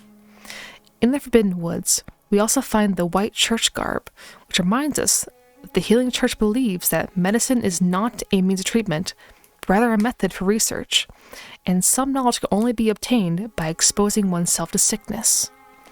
And so did the church develop the ashen blood from the parasitic leeches and loose it upon Old Yarnum. As Old Yarnum began to grow sick with ashen blood, Lawrence and the church arrived with the old blood, promising a cure to all diseases.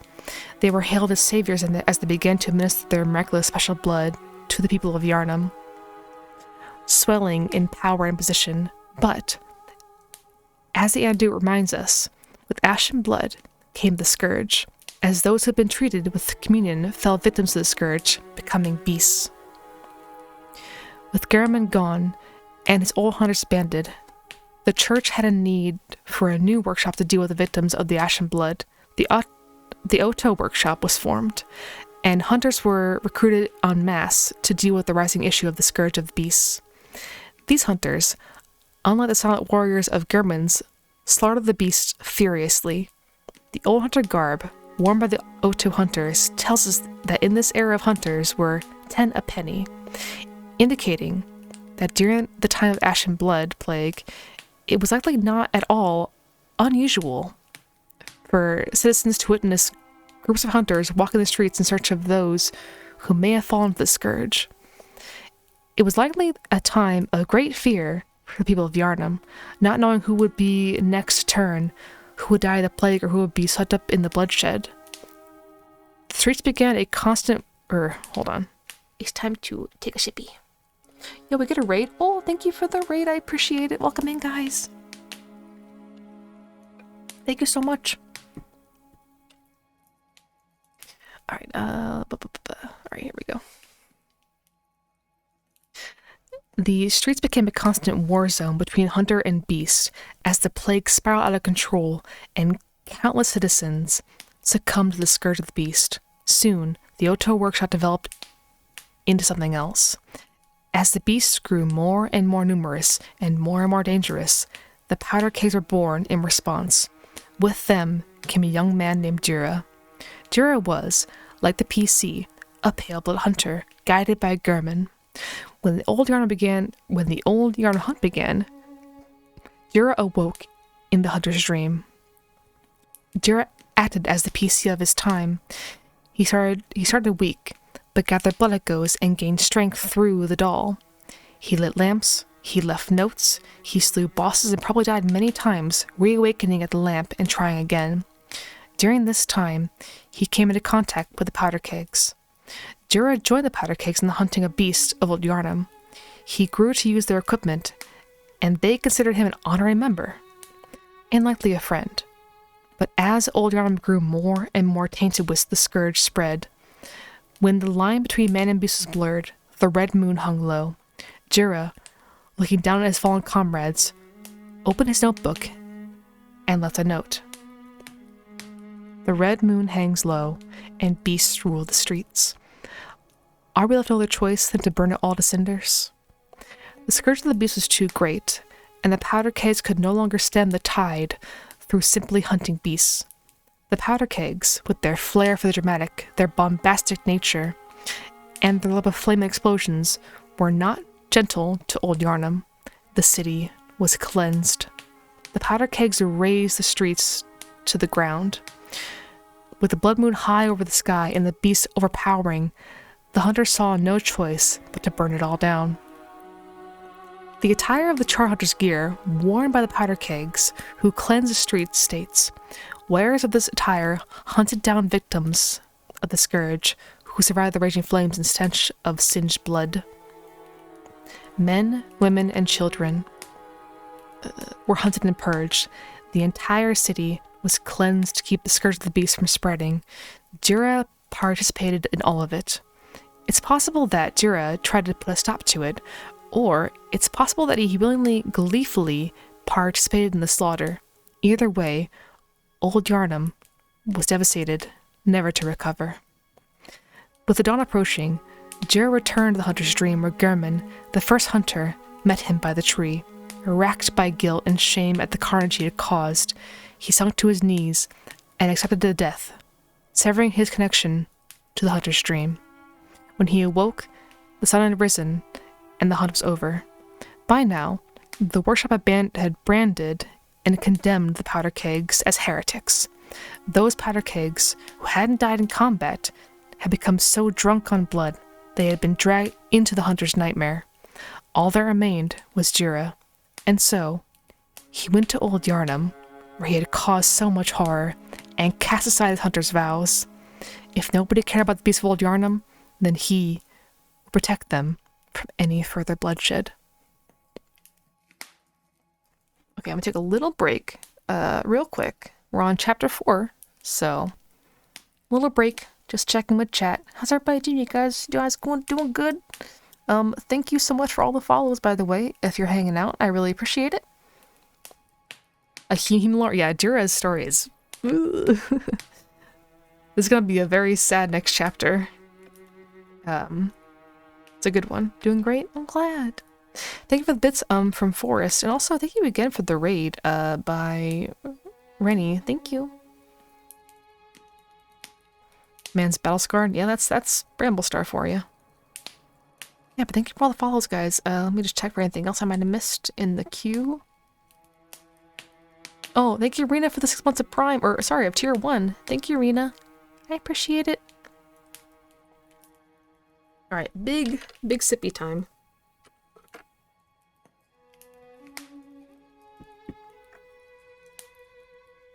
It's gonna be a very good new level, or new chapter coming up. Hee-hoo.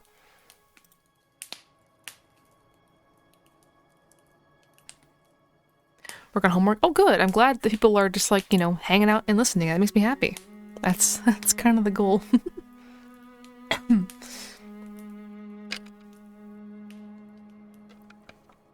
Think about reading the Warrior Cats novella. That'd be fun. A little Warrior Cats book one day. I'd be down to read like maybe Crooked Star's Promise, or like maybe Goose Feather book. That'd be fun. I grab a hot chocolate later. Oh, good. I'm so glad you guys are enjoying it. I know I'm like messing up a lot. I just have issues saying certain words. It just is how it is. But I'm doing my best. Thank you for sticking around. I'm glad you're doing some audiobook stuff. Ah, thank you, Burnt Ice. Thank you.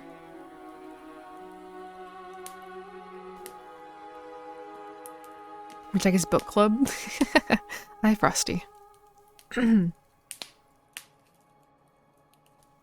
Not easy. Yeah, like I said, I don't know like how to explain it, but there are certain words that I just like have issues like saying, and I do tend to stumble and slur sometimes. But you know what? We're gonna power through it. Nobody's perfect. It's just for fun anyway, so you know. You know what? I think I'm gonna go refill my water to be safe. Just get some more water. So I'll be right back. Let me grab some more water. Just enjoy the fire for a second. Oh, thank you for the raid, Presto. Thank you, thank you. I'll be right back.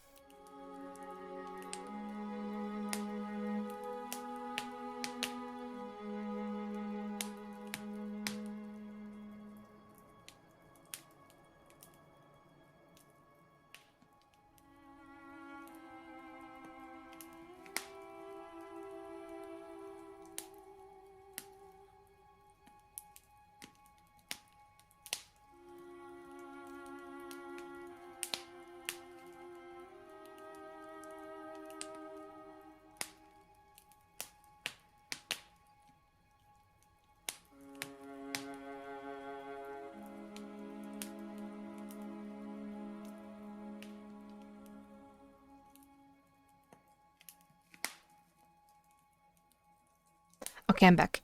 You're playing Dark Souls 3? Oh, heck yeah, I love Dark Souls 3. Yeah, welcome in, guys. For those who are raiding in, welcome. My name's Jackie. I am a huge Bloodborne fan.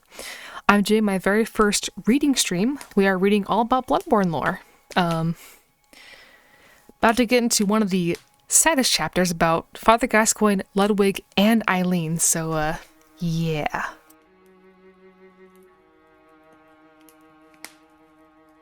About to get real sad in this chapter, but it's a really good one. from what I've skimmed over.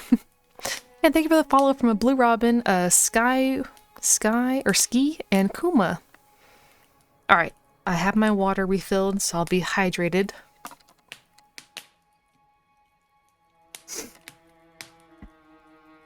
Alright. Let's get back to it. Oh, I do have this audio. Alright. Here we go. Now. What's that smell? The sweet blood. Oh, it sings to me. It's enough to make a man sick.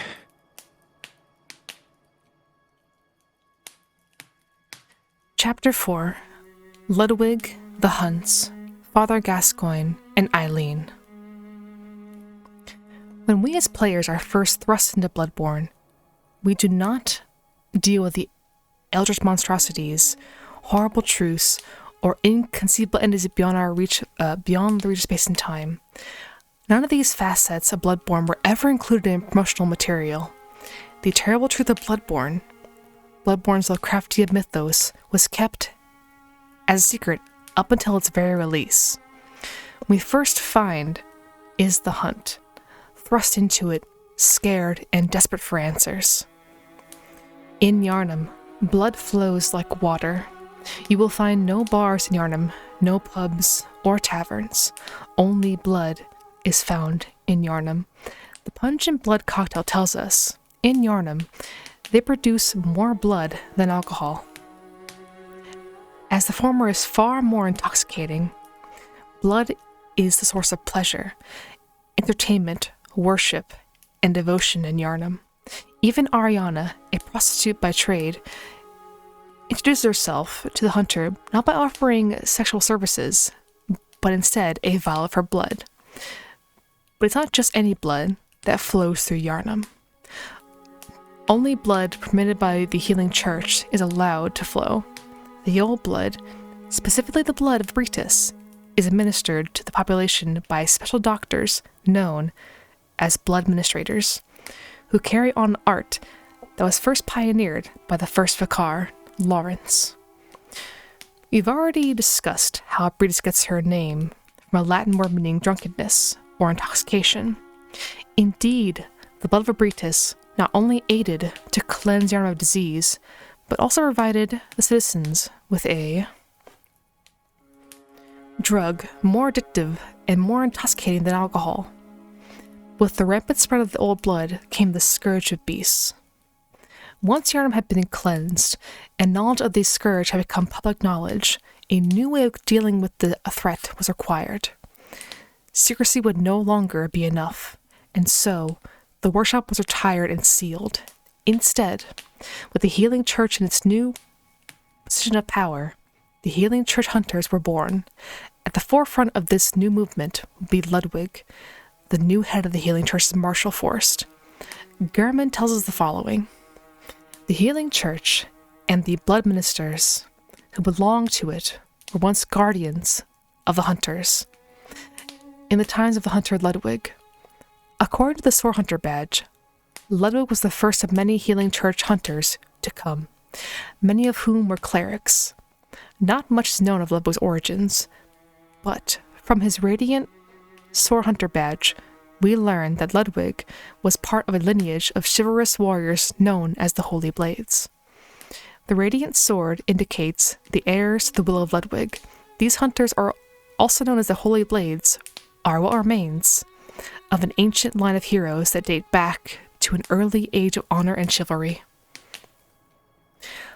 Ludwig had a very different approach to hunting beasts than his predecessors in the workshop had, which you can see from details found in the weapons of choice of Healing Church Hunters. A trick weapon typically used by Healing Church Hunters, it is said that the silver sword was employed by Ludwig, the first hunter of the church. When transformed, it combines with itself or sheath to form a greatsword. The Healing Church workshop began with Ludwig and departed from old Gehrman's techniques to provide hunters with the means to hunt more terrifying beasts, and perhaps things still worse. A rifle, typically used by healing church hunters, it is said that the rifle was employed by Ludwig, the first hunter of the church. Its long, heavy barrel makes up in range what it lacks in reload speed. Ludwig's rifle exhibits several departures from the workshop's design, suggesting that the church anticipated much larger inhuman beasts. Ludwig's rifle. From these two weapons, we can see a drastic shift in design from Gehrman's workshop to Ludwig's. While the hunters of Gehrman's time favored agile weapons, quick movement, and easy concealable tools, Ludwig's hunters wielded weapons with great force. These hunters no longer hid in the shadows, they walked openly, wielding their weapons. After Old Yharnam, it became painfully clear to the healing church that only more and more dangerous creatures would arise from the old blood, and so more powerful weapons would be required.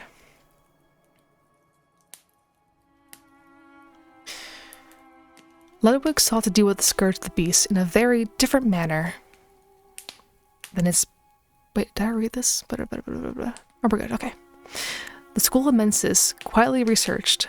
Lawrence perfected blood administration, and Gehrman's hunters acted as a cleanup crew, fixes of problems. Individual who would succumb, and the hunters would quietly remove them in the middle of the night, leaving the population none the wiser. With Ludwig, however, a new approach was taken. Do not ignore the populace. Arm the populace. We see this from the Yharnam hunter attire. Ludwig, the first hunter of the healing church, once recruited Yharnamites to serve as hunters. This hunter's attire was made for the new recruits, and has excellent, straightforward defense, but not nearly enough to allow an ordinary man to stand any real chance against the beasts. Ludwig would deal with the beasts, not through secrecy, but through purges or hunts. Arm the population, inform them, and work alongside the citizens of Yharnam to battle the beasts. The church called for the hunts. It would, unfortunately, cause a sort of never-ending cycle. Beasts to rise. In order to combat the beasts, the citizens rise up, imbibe in the old blood, and strike them down. Now they've been tainted by the old blood, that they inevitably become beasts, causing more citizens to rise up and imbibe in the old blood. Even more problematic was the fact that as the hunts called for stronger hunters would become stronger beasts. Ludwig was the first of many healing church hunters to come, many of whom were clerics. As it was, clerics transformed into the most hideous beasts. Hunters would become drunk on blood, addled by it, intoxicated by it. The hunters would become a threat. And so it was that we find ourselves now faced with a different group, one that seems to be particularly mysterious, the Hunter of Hunters. In the central Yharnam, the hunter encounters Eileen the Crow, who warns them sternly, blah, blah, blah. Prepare yourself for the worst. There are no humans left. They're all flesh-hungry beasts now. It's the polar opposite of Dura's warning. The beasts are still humans. Eileen belongs to a mysterious organization known as the Hunter of Hunters. Detailed in the Hunter rune, this red smudged rune means hunter, and has been adopted by those who have taken the Hunter of Hunters oath. These watchmen admonish those who have become addled with blood. Be they men or beasts, anyone who has threatened the pledges of the Hunter oath surely have an issue with blood. The Hunter of Hunters, it would appear, are an order old as the workshop itself, tasked with disposing of hunters who have been lost to the intoxication of the old blood. The Crow Hunter badge tells us. The badge of the Hunter of Hunters is quietly passed down from generation to generation, usually to an outsider from the hinterlands. To use the singular "an outsider" seems to imply there is only ever one Hunter of Hunters at any one point in time, once a generation. It's interesting that it specifies the Hunter of Hunters are typically outsiders. Eileen herself speaks with an accent unlike Yharnamite, Perhaps, whoever the hunters are, it was decided by the Arnhemites, blood drunk that they were not to be trusted with this important task. Interesting. Thank you for the hydrate.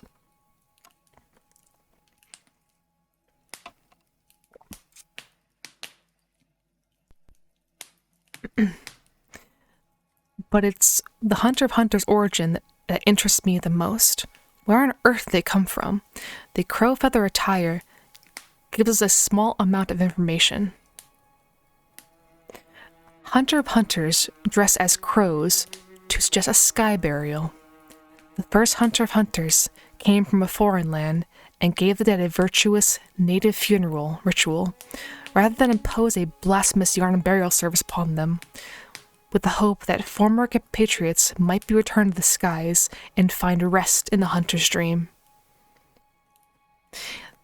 The explicit mentioning of the hunter's dream is very, very peculiar. Eileen herself appears to know about the hunter's dream. As the PC hunter attacks her and dives at her, she will respond by instructing them to tell the little doll I said hello. Like Jira, Eileen appears to have at one point been a dreamer, a pale-blood hunter, like the PC. No more dreams for me. This is my last chance. It's not the only link that Eileen and the hunters have to Gehrman and the hunter's dream. The Blades of Mercy, the weapon of the hunter states, a special trick weapon of the workshop. I lost place. One of the oldest weapons of the workshop splits into two when activated. The weapon's warped blades are forged with siderite, a rare mineral of the heavens. One of the oldest weapons indeed, the Blades of Mercy are one of the only two trick weapons made of siderite, a rare mineral that fell from the heavens. The other is Gehrman's burial blade, the first of the trick weapons, a masterpiece that defined the entire array of weapons crafted at the workshop. Its blade is forged with siderite, said to have fallen from the heavens. Exactly what connection Gehrman has to the Hunter of Hunters is unknown. It's possible that the Hunter of Hunters were formed to police and oversee the workshop, or it's possible they may be a splinter faction that's separated from Gehrman. Whatever their reasons, their methods are clear. Find hunters who have succumbed to bloodlust and end them. Two such hunters will be two of Eileen's targets, Henrik and Gascoigne. Father Gascoigne is the first official boss in Bloodborne. While it's possible to fight the cleric beast, that boss is optional. Gascoigne serves as the true first boss fight in the game, and he is one that serves as a very cold wake-up call to the player. Like many Souls veterans, I walked into Bloodborne with a very specific mindset. Caution. Study the opponent, look for weaknesses, wait for the guard to be down, strike once, back, watch, strike. It's a very slow, cautious, passive playstyle that the Souls games have hardened in many players. Gascoigne seems to be placed so early in the game specifically for players like that. Gascoigne has the exact same tools that the hunter can wield. He uses a hunter axe as his weapon and a blunderbuss as his firearm. He can be staggered, and he can stagger. He's a parallel to the player in this matter. Really, the only difference between Gascoigne and the hunter is the insanely aggressive manner in which he fights. Gascoigne charges with blind abandonment. He weaves through the fight swiftly, dodging attacks and keeping pressure on the hunter. It's almost a direct message to the player from the developers. You have the same tools as him. Why are you losing? He's not being unfair. He's not cheating. He's just playing the game, just like you. So why is he slaughtering you? The player will very quickly learn they must adapt to Gascoigne or they will die. Passivity is no longer a valid strategy. In order to master Bloodborne, the player must be swift, aggressive, and unrelenting like Gascoigne. Oh shit! Hi, Bite! Welcome in, guys! Oh my goodness! Hello, welcome! Howdy, howdy!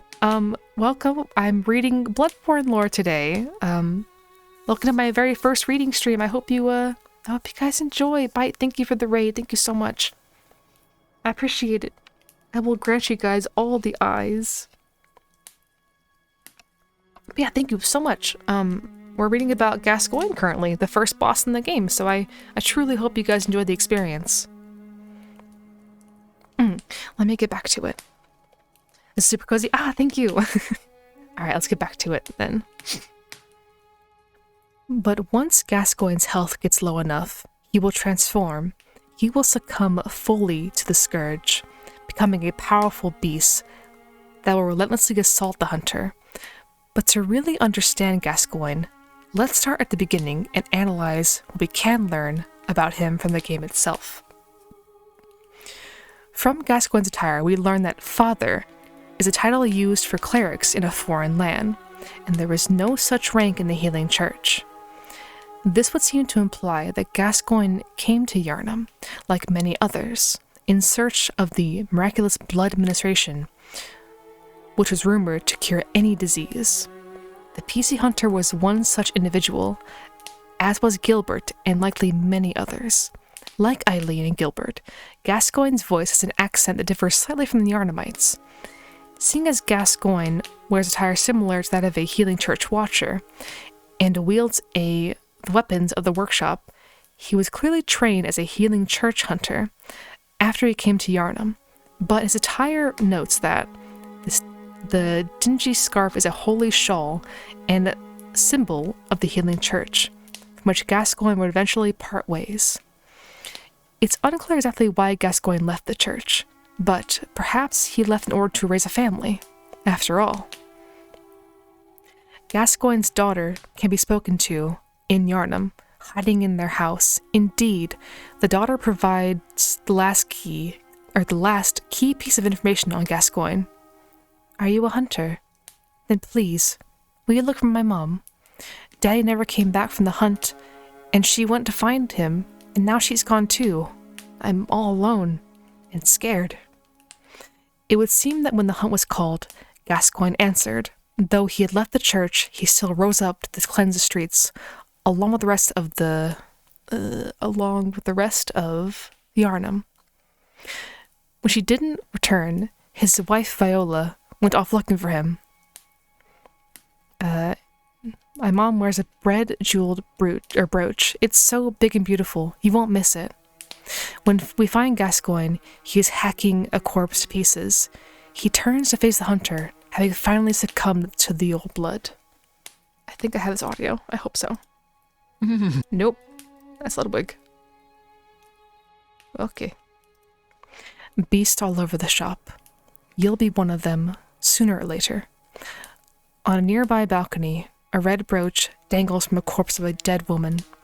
But how did it all come to this? What happened to Ludwig? What is the story behind Father Gascoigne? And why is Eileen in Yharnam?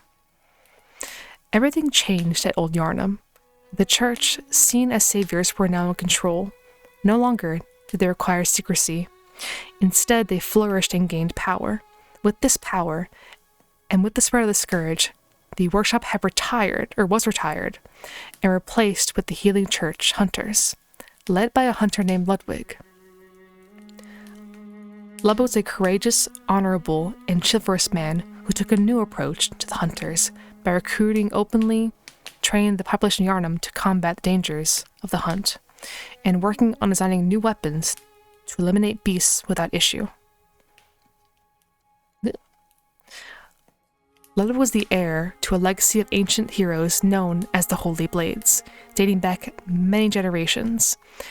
It's possible he was one of Gehrman's apprentices, who succeeded Gehrman after his retirement and was put in charge of the new reformed workshop in the Upper Cathedral Ward. It's in this workshop that we find the Radiant Sword Hunter badge, which allows a player to purchase Ludwig's blade and rifle. But the Radiant Sword Hunter badge also unlocks another piece of equipment, the Tomb Prospector attire. It is described as follows: attire of the tomb prospectors who explore the old labyrinth on behalf of the Healing Church. The Healing Church traces its roots in Bergenworth and is therefore aware of the ruins' true importance. They contain much more than mere hunter trinkets. Indeed, they hide the very secrets. Another raid! Welcome in, Taro. Welcome in, guys. Thank you for the raid. Hello. Thank you, thank you. They contain much more than mere hunter trinkets, indeed. Oh, what happened? Oh, I see. Interesting. Ooh. Yeah, welcome in, guys. Thank you so much for reading in. Hello. Alright, let's see. They contain much more than mere hunter trinkets, indeed. They hide various secrets of the great old ones, sought after those with the insight to imagine greatness. We can now get a bit of a better picture of Ludwig's arsenal, judging from the equipment made available by attaining his badge. Ludwig wielded a holy blade and a rifle, his weapons of choice, along with them. He wore tomb prospector attire, or at least he did at one point. It's possible that Ludwig traveled into the labyrinth in search of a weapon or an answer to put an end to the scourge once and for all. Maybe he simply wanted the truth, to know where the scourge came from. What he found was the holy moonlight sword. An arcane sword discovered long ago by Ludwig. When blue moonlight dances around the sword and it channels the abyssal cosmos, its great blade will hurl a shadowy light wave. The holy moonlight sword is synonymous with Ludwig, the holy blade, but few have ever set eyes on the great blade, and whatever guidance it has to offer seems to be of a very private, elusive sort. The best sword? Yeah, the best sword. It must have been fate that the heir to a legacy of the holy blade would find such a weapon. With it in hand, Ludwig truly did become the holy blade, a hero to the people who feared the scourge of the beasts, and a leader to the church hunters who followed him into battle. But as the moonlight sword description states, few people ever saw the blade. It would seem that Ludwig kept it very close to him, not allowing other eyes to lay upon it. You were at my side all along, my true mentor, my guiding moonlight. The holy moonlight sword was more than just a blade. The blade offered guidance to Ludwig, as is described by the guidance room. When Ludwig closed his eyes, he saw darkness, or perhaps nothingness, and that is where he discovered the tiny beings of light. Ludwig was certain that these playful dancing sprites offered guidance, and emptied Ludwig of his fears, at least in the midst of a hunt. When he hunted, Ludwig allowed the sword to guide him. He closed his eyes and followed the guidance of the moonlight sword as he cut down beasts. He had no fear in his heart, and became a weapon for the healing church. Without fear in our hearts, we're little different from the beasts themselves. What's wrong? The shift in Ludwig's personality did not go unnoticed. Ludwig's dialogue reveals that there were those who accused him of being a beast-possessed degenerate. Even in the back of his mind, he knew that what he was doing was wrong. Good hunter, have you seen the threads of light? Just a hair, a fleeting thing. Yet I clung to it, steeped as I was in the stench of blood and beasts. I never wanted to know what it really was. Really, I didn't. Yet he continued to use the Holy Moonlight Sword and follow its guidance, hoping to secure a future where the healing church hunters had became honorable warriors who protected the people. He would suffer any denigration if it meant that goal would be achieved. In the end, Ludwig became further and further steeped in the bloodshed. With each swing of the Holy Moonlight Sword, he descended further into beasthood. Eventually, blood-drunk as he was, Ludwig was dragged into the hunter's nightmare, cursed to wallow in a pit of corpses for all eternity. With Ludwig gone, the healing church hunters slowly began to fall apart. Organized hunts became mobs as Yarnamites wandered the streets, dragging the affected out and burning them at the stake. The hunters themselves began to rely more and more on communion for strength, the healing church administering more old blood to the hunters in order to give them power to vanquish the beasts. One of these hunters was Father Gascoigne. Gascoigne had come to Yarnum in search of a cure to his disease. seeing the famous blood administration of Yarnum as his last chance of salvation. It was there that he trained as a hunter, possibly by a man named Henrik. Very little is known of Henrik, but he wears a garb not of a healing church hunter, but of a workshop hunter, one of Gehrman's. Henrik is also mentioned multiple times as being an old hunter, and the voice file he uses as an NPC hunter are those of the age category in the game's files, the category designed for the elderly. Gascoigne and Henrik would quickly become a powerful duo, partner hunters and good friends. According to Henrik's hunter's garb, the taciturn old hunter Henrik was once partners with Father Gascoigne, and though they were a fierce and gallant duo, their partnership led to Henrik's tragically long life. The last sentence particularly interests me.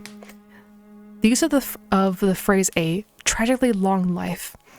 It's possible that Henrik, old as he was, either grew sick or weakened in his age. Gascoigne not only wanted to see his close friend live, but he had another reason for wanting the old hunter to continue on. He loved Henrik's daughter. Yes, okay. Thank you, Mr. Hunter. I love you almost as much as Mum and Dad. And Granddad. Indeed, when we encounter Henrik, we find him in Erden Tomb, just as we find Gascoigne. Only Henrik is not standing by the grave where Gascoigne was found. He is standing in front of the corpse of Viola, Gascoigne's wife. But Henrik is not himself any longer. He has succumbed to the old blood. Gascoigne had fallen in love with Viola, Henrik's daughter. Perhaps Gascoigne convinced Henrik in his old age and weakened state to accept communion from the healing church. The old workshop hunter was likely aware of the old blood, but was convinced by his own son-in-law, the father of his grandchildren, to accept ministration. Gascoigne, too, had accepted ministration, but in his case, there were complications. If you find my mom, give her this music box. It plays one of Daddy's favorite songs. And when Daddy forgets us, we play it for him, so he remembers. When the old blood of the healing church can cure any disease, it cannot repair a damaged mind. Father Gascoigne had come to Yarnum in search of a cure to his mental illness, but the blood administration had failed. Even the tainted blood of the Great Ones could not fix the bouts of insanity that he suffered. It's possible that during these episodes in which he forgot the face of his family, Gascoigne grew violent, irrational, or paranoid. Viola, his beloved wife, would play him a lullaby. It would ease his mind and help him to stay grounded and sane, but Gascoigne, intoxicated as he was with the old blood, continued to hunt and continued to accept communion, the administration of blood. When Gascoigne failed to return from the hunt, Viola left her children locked inside and fled to find him, to bring him home. But she forgot the music box. When she found him, he was drenched in blood, killing man and beast alike. She pleaded with him to come back home, to remember her, but he would have none of it. Viola died that night, killed by the man she loved. If the player uses the music box to fight against Father Gascoigne, he suffers a noticeable pain. He grasps his head, muttering and moaning. How else could he possibly react as he recalls the terrible things he did to his beloved Viola? Henrik soon goes searching for Viola, and Gascoigne, fearful of what may have happened to them. When he found Viola's corpse, he was empty. His tragically long life would be ended by Eileen the Crow, hunter of hunters. This too is hunter's work, but bears no honor, a burden you may choose to carry. If the hunter assists Eileen in killing Henrik, then after the blood moon have risen, they will find Eileen mortally wounded in front of the Grand Cathedral. I'm afraid I've made a bit of a blunder. I'm just going to have a short rest. Though, don't worry. I've taken blood. Enough to save an old woman. No more dreams for me. This is my last chance. What a fool I am. I'll have to tread carefully. But that thing still lies in wait. Turn back. This is my score to settle. My prey lies. Many years ago, Gehrman founded the workshop. Much like the PC Hunter can, Gehrman wielded two weapons, the Burial Blade and the Blades of Mercy. Both weapons were forged of siderite by Gehrman, the first hunter. Gehrman was not alone as a hunter. He had several apprentices who he trained to carry on his legacy. Him and his apprentices, who he practiced a special art known as quickening, as evidenced by the old hunter's bone, the bone of an old hunter whose name is lost. It is said that he was an apprentice to old Gehrman, as a practitioner of the art of quickening, a technique particular to the first hunters. There are only 4 individuals in the entire game who can use the art of quickening: the PC hunter, if they clutch the old hunter's bone; Gehrman, who uses a specifically more powerful version of quickening; Maria, Gehrman's greatest pupil; and an individual known only as the Bloody Crow. The Bloody Crow is found in the Grand Cathedral as a final fight in Eileen's questline. It is a very difficult fight. It would seem that Eileen came to Yharnam with the goal of hunting down this mark, the Bloody Crow. Along with the way, she slew Henrik, and would have slain Gascoigne if the hunter had not beaten her to the punch. We know very little of the Bloody Crow. We can see that he wields a Chicago blade, and has strong ties to Canehurst, with his use of numbing mist and his dropping of a blood rapture rune. Most bizarre is that he wears the crow feather garb of a hunter of hunters. The Bloody Crow of Canehurst, evidently one of the first hunters evidenced by the use of the art of quickening. Here we can paint a possible picture. In the infant days of the workshop, Gehrman trained his apprentices and gave one of them the Blades of Mercy. Mercy is a central theme to Gehrman. It appears to be his goal to grant mercy to hunters who either are trapped in the dream or have succumbed to bloodlust. This apprentice he tasked with the important job of acting as an unseen watcher of the workshop,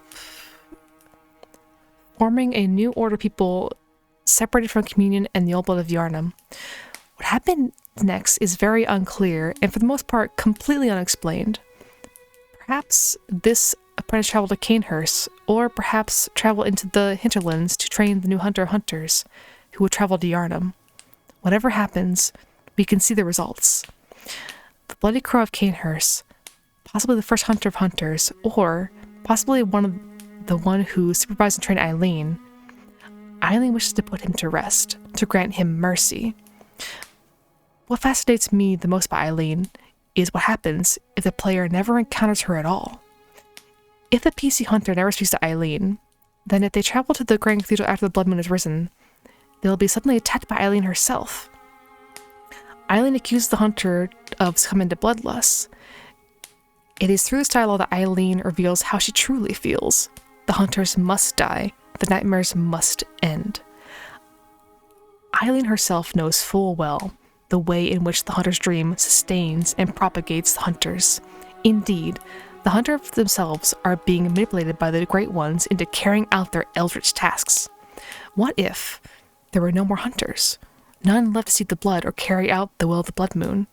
Would the nightmare end? Think of the way we as players thrill every time we slay a boss, how we rush to the dream to grow stronger, how we want only to continue hunting, to continue growing in power. Few hunters can resist the intoxication of the hunt. Look at you, just the same as all the rest. Maybe she's right. Chapter 5.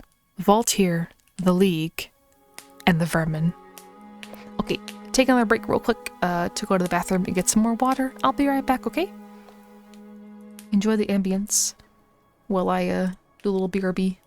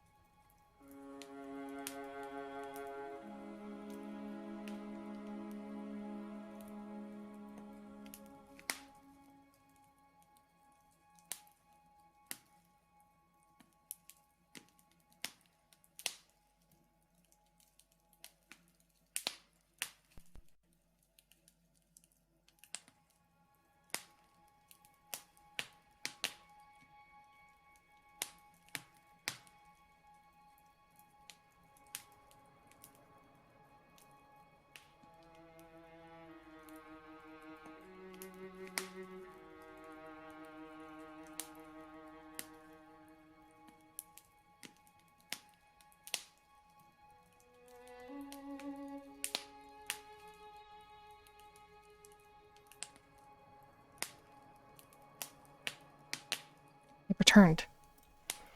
Again, just checking with chat. How are you guys doing? Hope you're enjoying still and having a good lurk or whatever you're doing while you watch.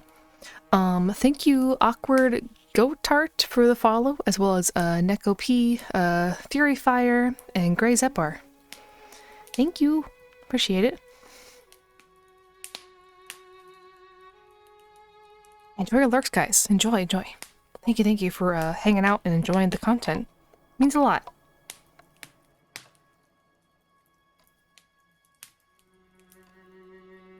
Making dinner. Oh, good. It's always nice to have a nice, good dinner every now and then. I had spaghetti today for dinner. It was good. Very good.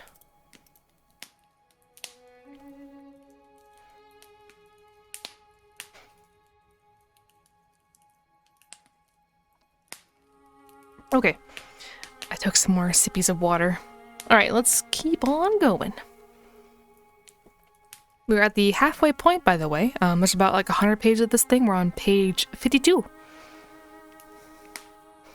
Oh, thank you, Blue. I'm glad you're enjoying. Alright. Next up is Chapter 5. Voltaire, the League, and the Vermin.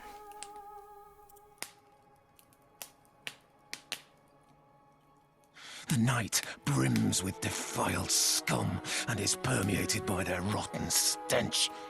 Just think, now you're all set to hunt and kill to your heart's content. The Beast and the Kin. These are the two types of enemies that we face in Bloodborne. One is born of the scourge of the Beast, humans tainted from the influence of the old blood. The other are ascended humans, who have purged their body of the scourge and have become kin of the cosmos, pure beings.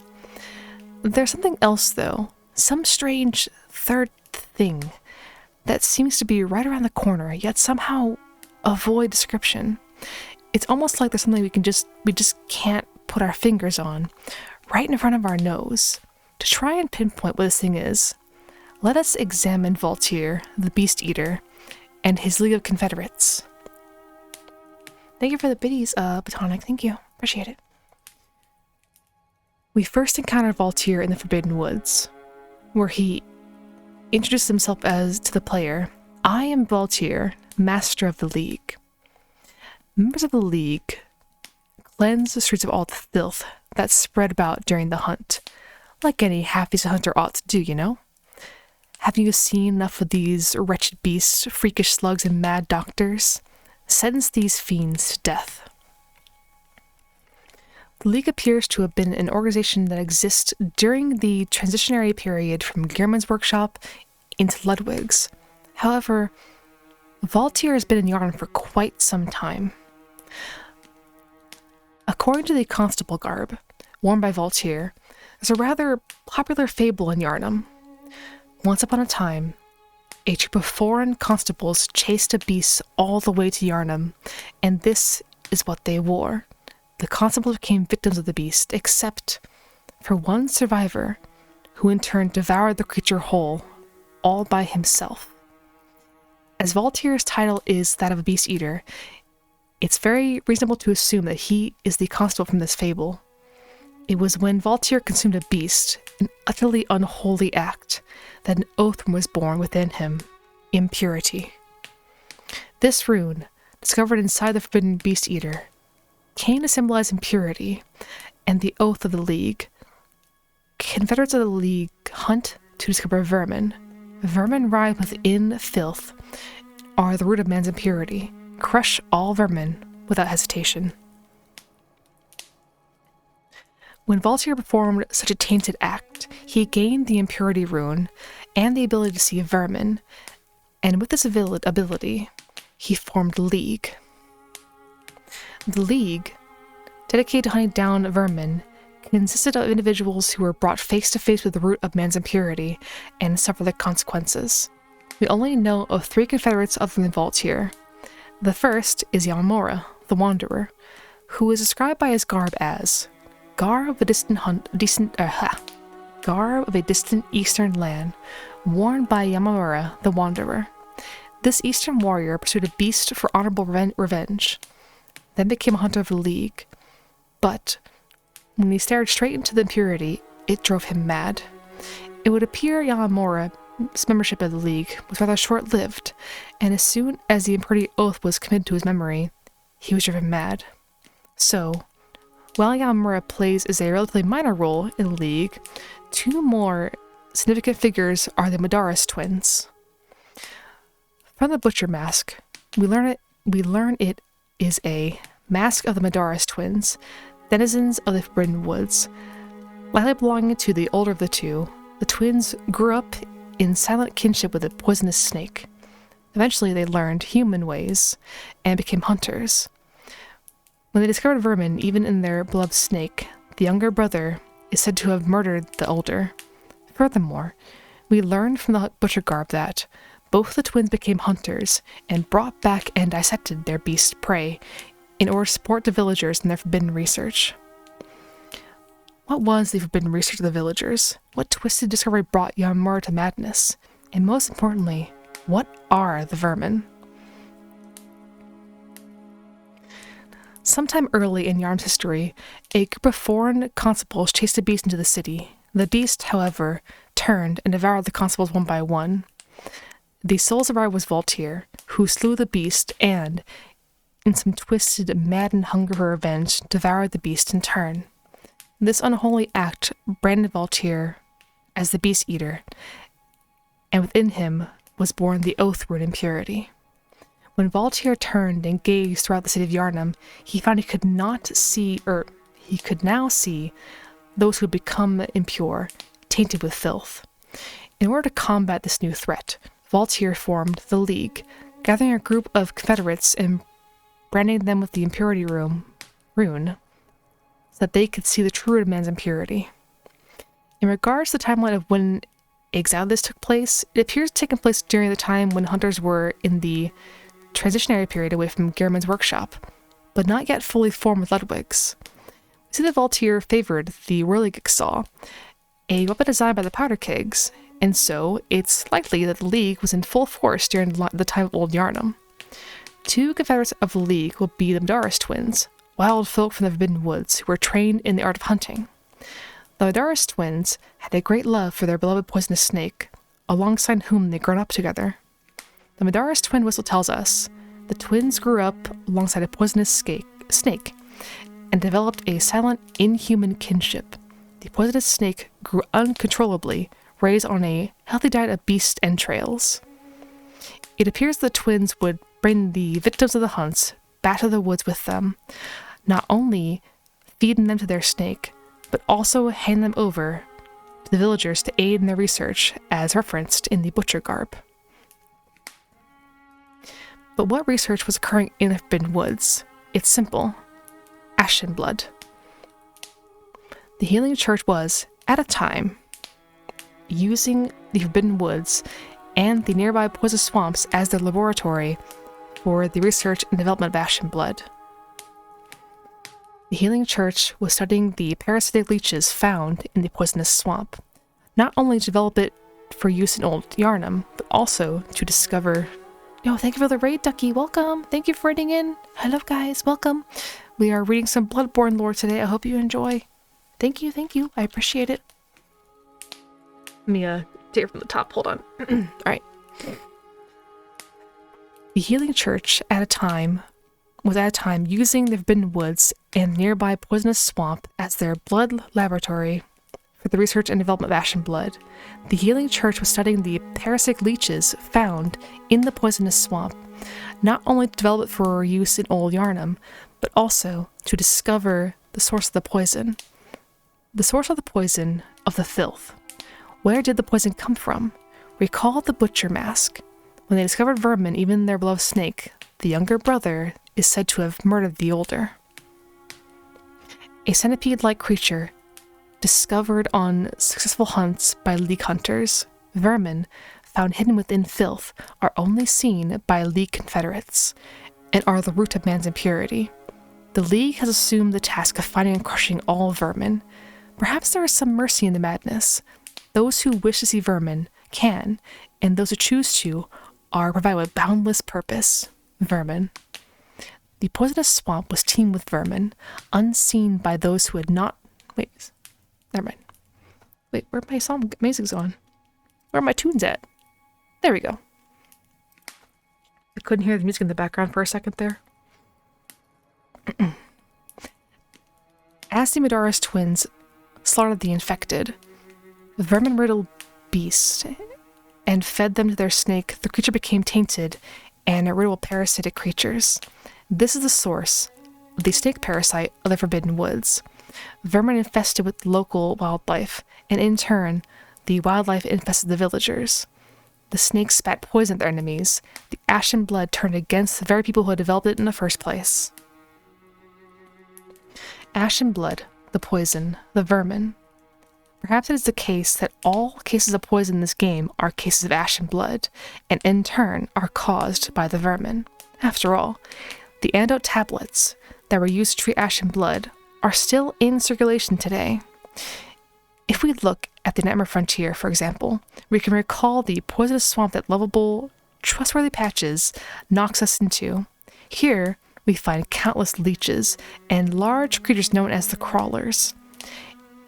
Interestingly enough, the crawlers do not take extra damage to either beast or kin. They are something else. Vermin. Infesting the Laron silver beast, we find more maggots, likely teem with vermin themselves. We as players of a video game are so conditioned to think of poison as some random, nameless, vague side effect that we never stop to think of what this poison actually is, and if it has a root cause. This brings us to the bloodlickers. Large, flea-like creatures, they are first discovered in Canehurst alongside a group of parasitic leeches. While described as beast, interestingly enough, they do not suffer from damage bonuses against beasts. They're something else. Not kin, not beast. Vermin. What if the vermin were to infest a human? Not just one or two vermin, but an entire colony of parasites squirming and writhing within the blood of a human being. No doubt would they be tainted. No doubt would they be forbidden. No doubt would they be vile. Chapter 6. Canehurst Castle, the Executioners, and Queen Annalise.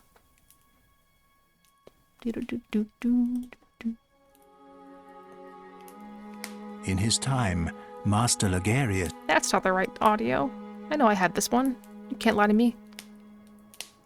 Oh, I really don't have this one? Dang, okay. Bloods. Never mind. Rot. Okay. Hydrate, sure. You got it.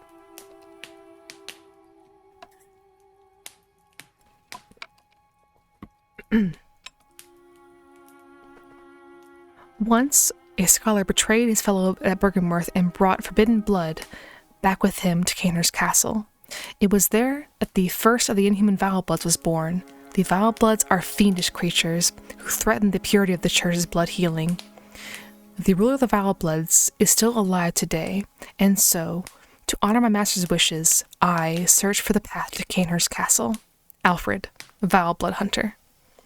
If you're like me, you were very excited the very moment the stagecoach pulled up to greet you at Hemwick. The journey to Canehurst Castle and the exploration of this new area provides a nice breath of fresh air and a pleasant interruption on Bloodborne, in which we are shown a whole new area and a whole new mystery. Canehurst is an area unlike any other in Bloodborne. To be perfectly honest, it doesn't really fit in, does it? A forsaken castle ruled by an undead queen, the weeping ghost of murdered women wandering around haunted chambers, man-eating gargoyles, lying in wait to ambush unsuspecting prey. Really, the area would fit much more into Demon Souls than it does into Bloodborne. Canehurst is so unlike any other area in Bloodborne, even from a gameplay perspective. After all, Canehurst is the only area in the game that offers a Dark Souls-style covenant for the player to join. So, to get to the bottom of this mystery of Castle Canehurst, let's start by taking a look at Canehurst itself. What we know about it, what we can glean, and what monsters wander the halls. While in Yarnum blood is an object of worship... Oh wait, sorry. While in Yarnum, blood is an object of worship, in Canehurst, blood is an object of desire. The nobles of Canehurst were elitist and aristocratic, enjoying form and elegance over strength and functionality. As described by the Knights set, attire of the Knights of Canehurst, a regal piece graced by intricate goldwork. The Canehurst way is a mix of nostalgia and bombast. They take great pride in the blood-stained corpses of beasts that they leave behind, confident they will stand as examples of decadent art. In Canehurst, your status at court is everything. The closer you are to the queen, the more important you are. The further away you are, the less you matter. The Blood Rapture rune. This rune resonates with servants of the queen, carrier of the child of blood, who yearn for their queen's blood with little hope of requirement. For them, they find solace in blood rapture that serves as a surrogate for their desires. The highest honors of Canehurst was to be named a vile blood, one of the elite inner circle of Queen Annalise, as evidenced by the ritual Queen Annalise makes the PC Hunter perform, should they choose to become a vile blood. The vile bloods imbibed in the Queen's blood, while Yarnamites share blood through injection and transfusion. The nobles of Canehurst seem to drink it directly from the source. As Queen Annalise extends her wrist to the hunter, the vile bloods were the elite guard of the Queen and would travel out to hunt for her, bringing tribute back to her in a form of blood dregs. We'll explore the vile bloods and Queen Annalise further in a later section, but for now, let's focus on less important figures in the Canehurst and what information we can gather from them. The nobles, longtime imbibers of blood, are no strangers to the sanguine plague, and the disposal of beasts was a discreet task, left to their servants or knights, as they were called for the sake of appearances. Hi, Goonie. Welcome in. Hello. While there are beasts in Canehurst, they are much different from the beasts of Yarnum. There is no sign of lycanthropy, the main symptom of the condition we refer to as scourge of beast, anywhere to be found in Canehurst. Instead, the beasts of Canehurst are twisted, malformed things that drain the blood from the ground. The official description of the bloodlickers reads, "With no host left to defend Canehurst Castle from the beastly siege, these deadly, vile creatures prowl the grounds, gorging themselves on the tainted fluid of fallen." Indeed, the bloodlickers seem far more interested in draining blood from corpses than they are the PC Hunter. Unlike Yarnum's beast, which rip and tear flesh to shreds in pure rage, the bloodlickers move quietly from corpse to corpse, drinking. We have here an example of a very different kind of beast, one wholly unlike the beasts of Yarnum. Yarnum beasts, as we know, are the result. It's the big mosquitoes. Yeah, those big jumpy mosquitoes. That's what they're called, are the bloodlickers. Yarnum beasts, as we know, are the result of individuals coming to the tainted blood of the Great Ones, infected thanks to the use of blood ministration. The bloodlickers infested with vermin must have a different origin. Let's recall what Alfred says about Canehurst. Once, a scholar betrayed his fellow at Bergenworth and brought forbidden blood back with him to Canehurst Castle. Whatever blood was brought back to Canehurst, it was most certainly not the blood of a Great One. It was something different, forbidden, impure.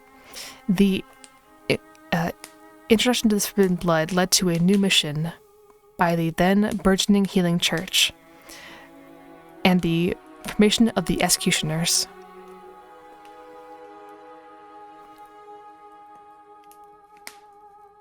The heart's content. In his time, Master Ligarius led his executioners into Canehurst Castle to cleanse it of the vile bloods. But all did not go well, and Master Ligarius became a blessed anchor, guarding us from evil. Tragic, tragic times, that Master Ligarius should be abandoned in the accursed domain of the vile bloods. I must free him, so that he may be properly honored in martyrdom.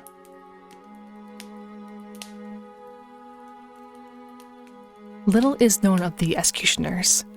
They were a group of hunters who, led by a man named Ligarius, traveled to Canehurst and battled the Vile Bloods. It would seem the executioners existed in the very early days of the Healing Church. Back when the church was still operating mostly in secrecy, the executioner attire reads, attire worn by the band of executioners commanded by the martyr Ligarius. Later became the basis for all church attire, with its heavy draping of the holy shawl. This would seem to suggest that the executioners were the first case of an organized group of the church operating in the open. As before then, there was no section of the church wearing their familiar uniform. What this means of Alfred is unknown. He claims to be a simple hunter. Perhaps he simply sought to emulate the teachings of Ligarius. He certainly has a great deal of veneration for Ligarius, his entire mission being to complete Ligarius' mission once and for all, to elevate him to true martyrdom. Whatever Alfred's motivations being behind following the path of the executioner we know. God, hold on, this is a hard part for me to read. God. Alright, here we go. Whatever Alfred's motivations behind following the path of the executioner, we know that the executioners of old did battle against Canehurst's Vile Bloods. From the accounts we have access to, it was not a close battle. Ligarius' wheel describes itself as used to slaughter the Vile Bloods in Canehurst. Bathed in pools of their blood, they forever steeped in their ire. Slaughter is the key word here. The nobles of Canehurst were systematically executed. The Vile Bloods were bludgeoned to death by the mighty wheels of Ligarius.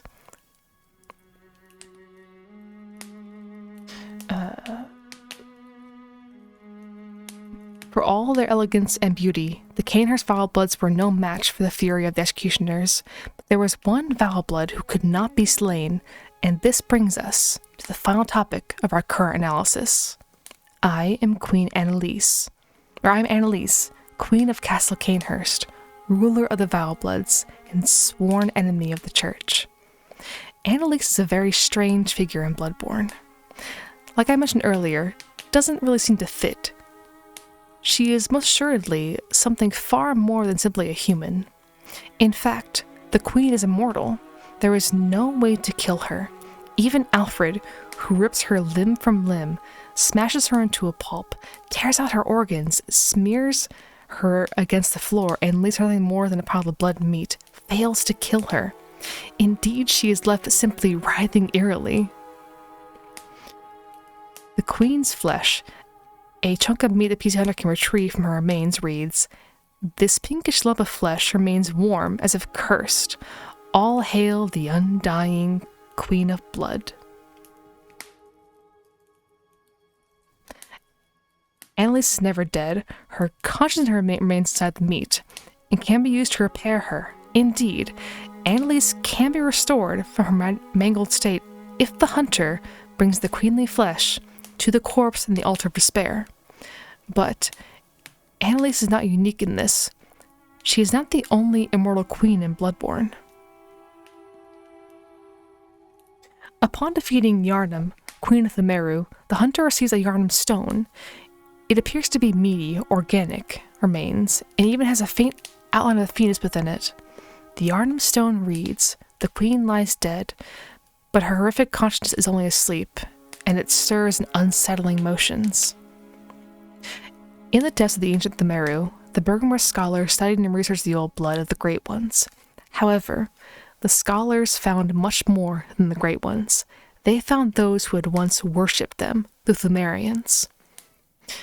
It's not exactly clear if they directly located Yharnam, or if they simply gathered blood samples from the Thumerians themselves. However, it's most likely that some of the Yharnam's blood was recovered and researched.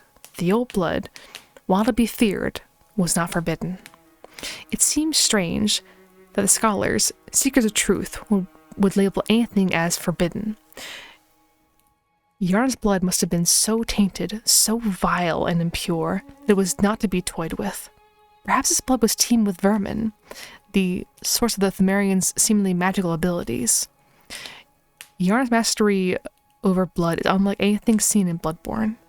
During the battle against her, she seems to teleport, spray blood from her fingertips, and summons blades in the air of pure blood. Yarnum also appears to be able to project herself from her prison in Themeru, appearing in both the Nightmare of Mensis and the Moonside Lake, neither human nor great one. Yarnum is some twisted, impure mix of the two, possibly as a result of her impregnation by Erden, the formless Great One of Blood. One scholar, however, betrayed their fellows. This may have been Maria. We already know that Maria was of Cainhurst descent. Perhaps after the Hamlet massacre, Maria was disillusioned enough to bring the impure Yarnum's blood back to her people. However, it doesn't really seem to fit, as Maria is associated with the early Healing Church. The Healing Church most assuredly fears the blood of Yarnum, even labels her blood as forbidden as well. The blood of Ariana's description reads, "A member of the old Healing Church would know that her blood is similar indeed to precisely what was once forbidden." Ariana even wears a Cainhurst dress, furthering a connection between the two figures.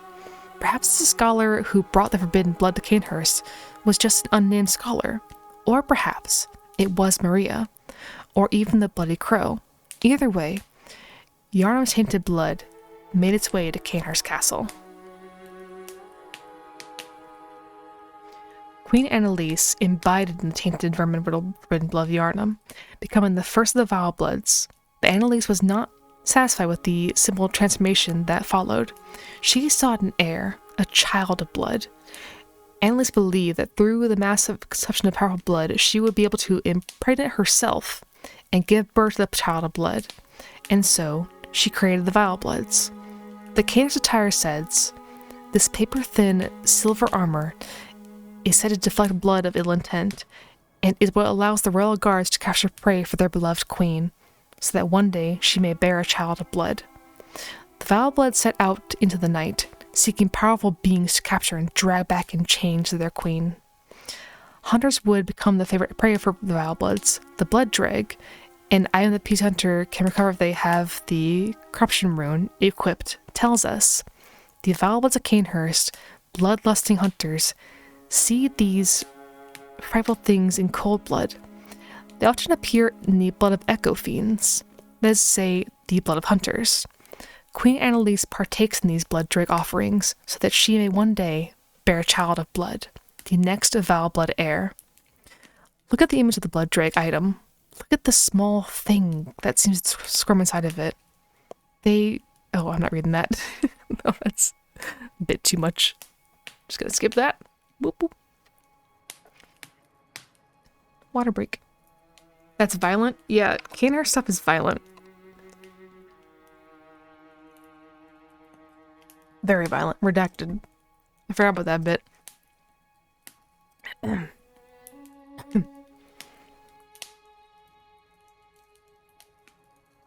Annalise believed that the corrupt consumption of the blood was the blood of powerful figures would allow her to eventually conceive a child of blood. Whatever a child of blood is, would never come to pass. The church discovered of this new threat and formed a response in the form of the executioners, led by Ligarius. The Wheel Hunter badge tells us Martin Ligarius led a band of executioners, and this badge was crafted at their dedicated workshop. Their workshop was a secretive enclave of mystical beliefs and heady fantasticism, which served as the backbone of the executioner's unique brand of justice. Again, we can see the reference to secrecy, describing the church's early style of operating in darkness.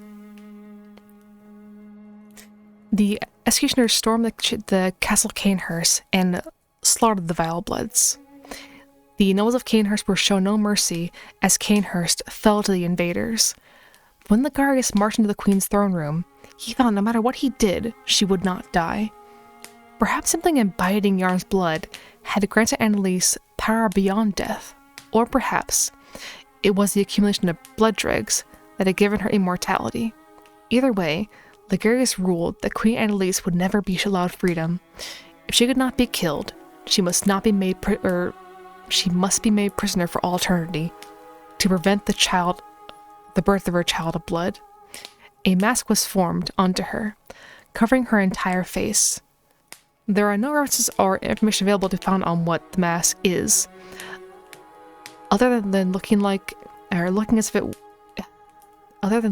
at it as she wears it.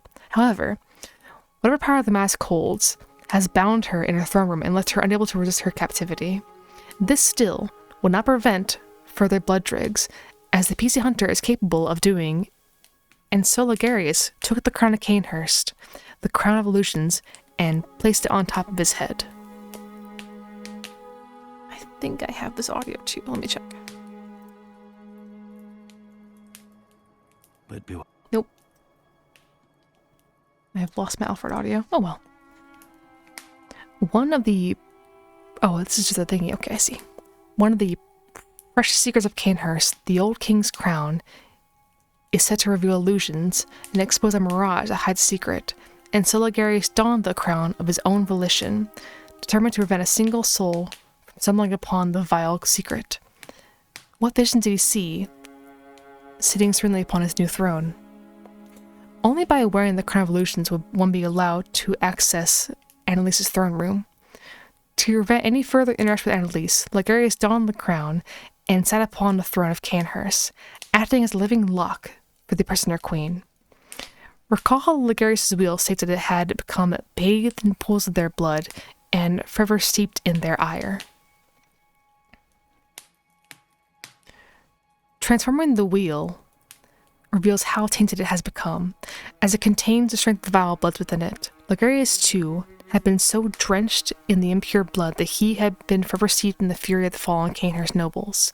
He became undying, a part of the bloody spirits of the fallen vile bloods. He remained as such until the PC Hunter would end his watch, taking the crown of illusions and discovering Annalise. What path will the player take? Will they kneel to the queen and join her, breaking her blood? Will they help Alfred in smashing her to pieces? Which path is the correct one to choose?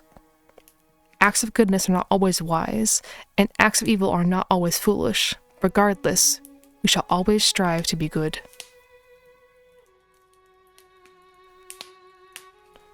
Chapter 7. The Thumerians, Ariana, Erden, and Murgo. In the Age of the Great Ones, wedlock was a blood contract, only permitted those slated to bear a special child. Water break.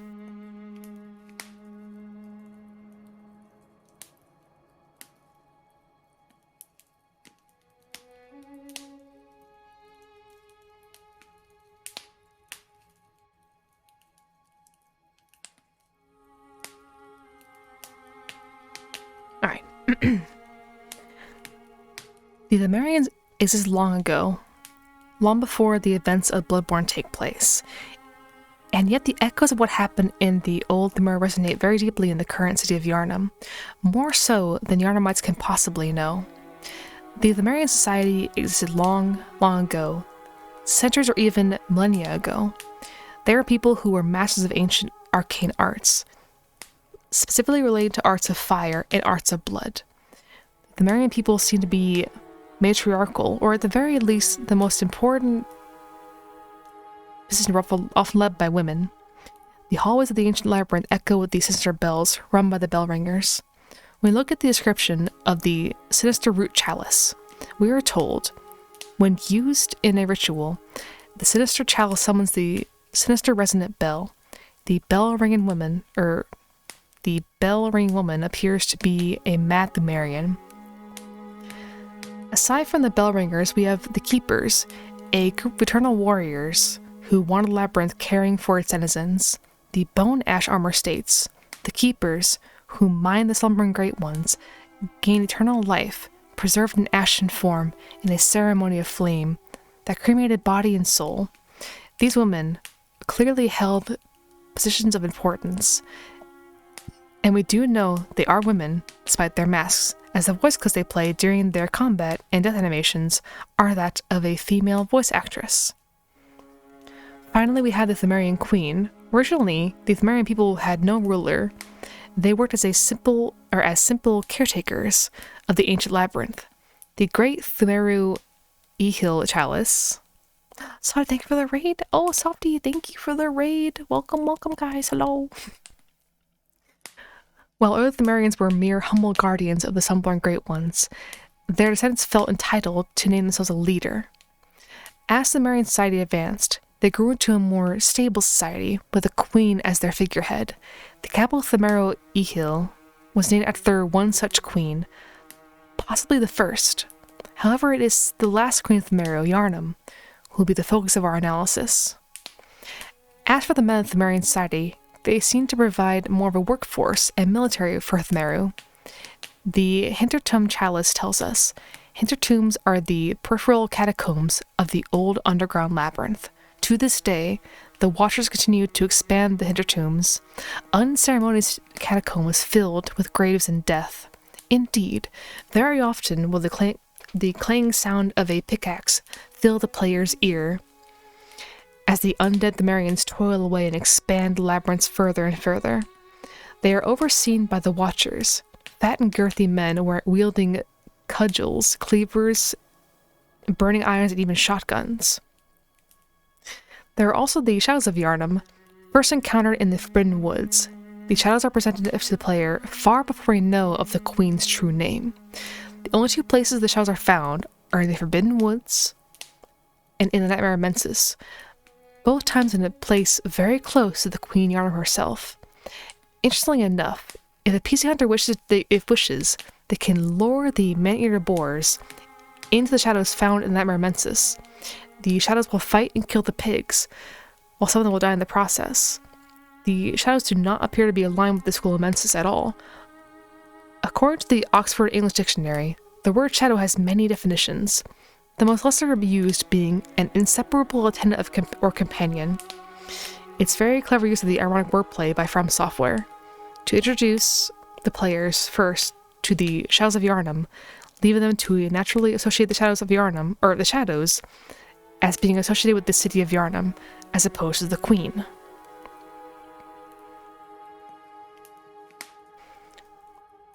The Thumerians were, as the chalices imply, superhuman beings. They were close to the Eldritch Truth and achieved evolution and metamorphosis through the use of blood administration, as evidenced by the fallen Thumerian city Loran.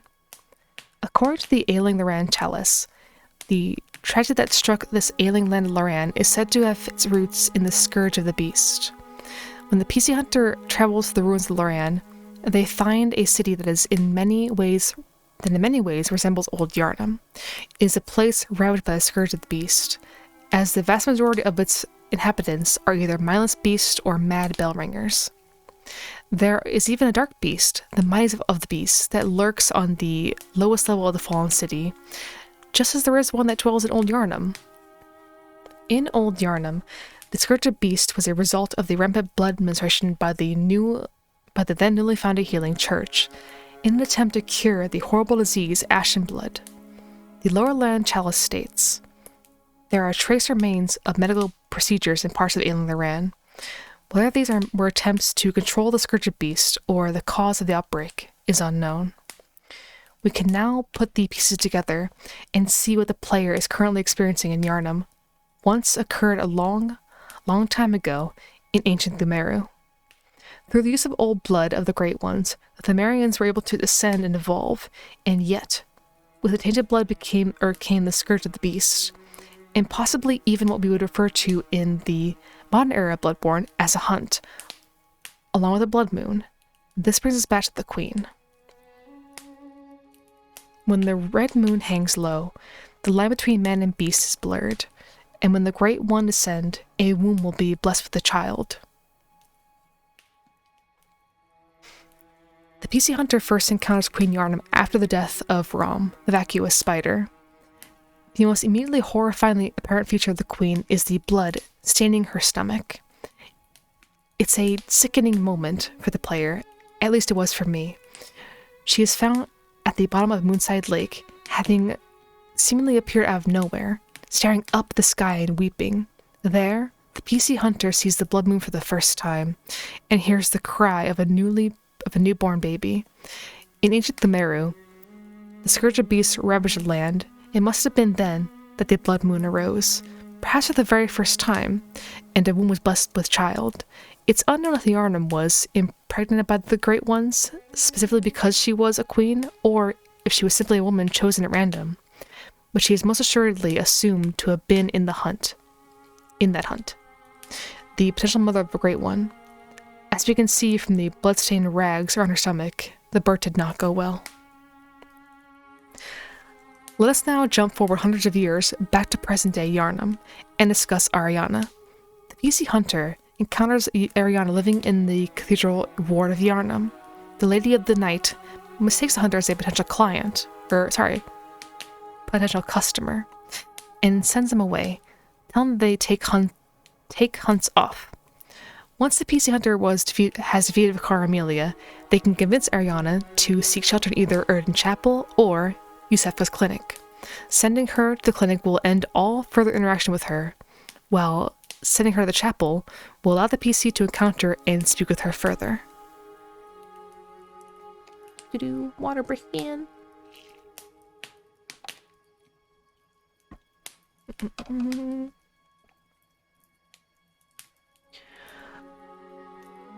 Once Ariana and the PC hunter become acquainted, she does any good Yharnamite would do and offers her new friend a vial of her blood. If the hunter accepts, they receive the item blood of Ariana. It is with this item that we see the first inklings of that Ariana may have been much more than she first seems.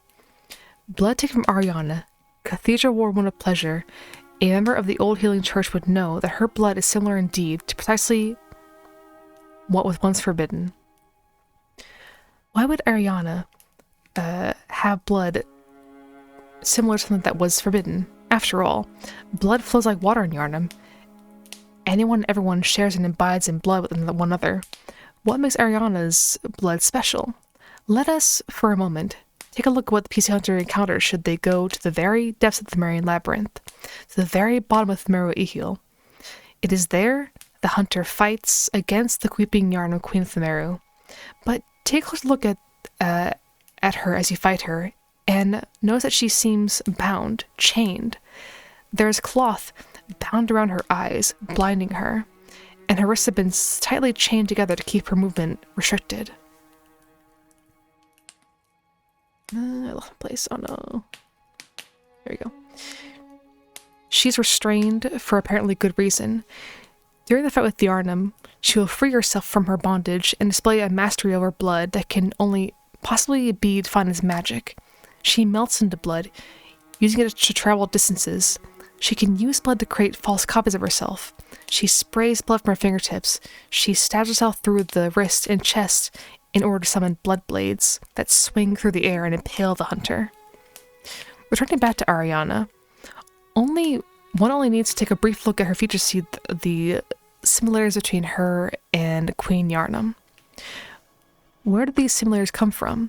From Canehurst. Ariana's dress is the dress of a Canehurst noblewoman, one like Queen Annalise. Their flowing hair, long sweeping dress, and obvious beauty are all shared. The noble dress is found in a Canehurst portrait room.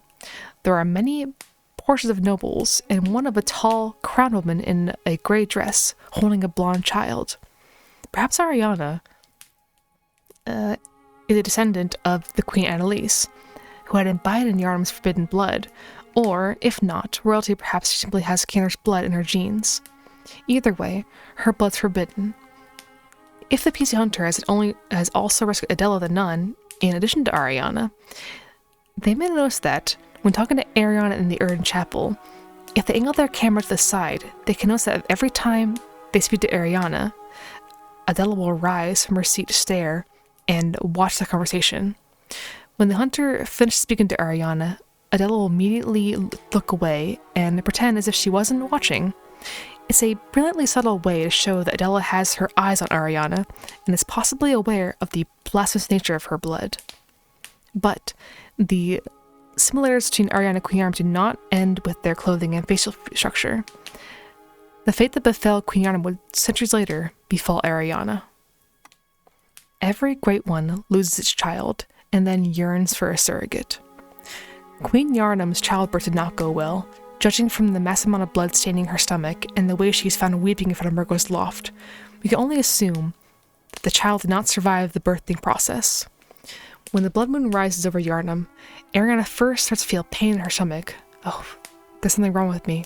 She will refuse to give the PC Hunter any more of her blood, and will have nothing to say until after the hunter has slain Mikolash in the Nightmare of Mensis. If the PC Hunter returns to the Cathedral Ward, they will find Ariana's chair empty, and a trail of serum, clear blood, leading towards the tomb of Erden. Following the blood trail, we find what is, in my opinion, the most disturbing scene in the entire game. A sobbing Ariana next to a squirming, wriggling celestial larva, covered in blood. The implications are unpleasant. Ariana has gone completely mad, muttering and sobbing and laughing. The larva will do nothing but squirm pathetically at her feet until the hunter kills it. A single attack from any weapon will do the trick. Recovered from the dead creature is an umbilical cord. Every Great One loses its child, and then yearns for a surrogate, and Erden, the foremost one, is no different. To think, it was corrupted blood that began its eldritch liaison.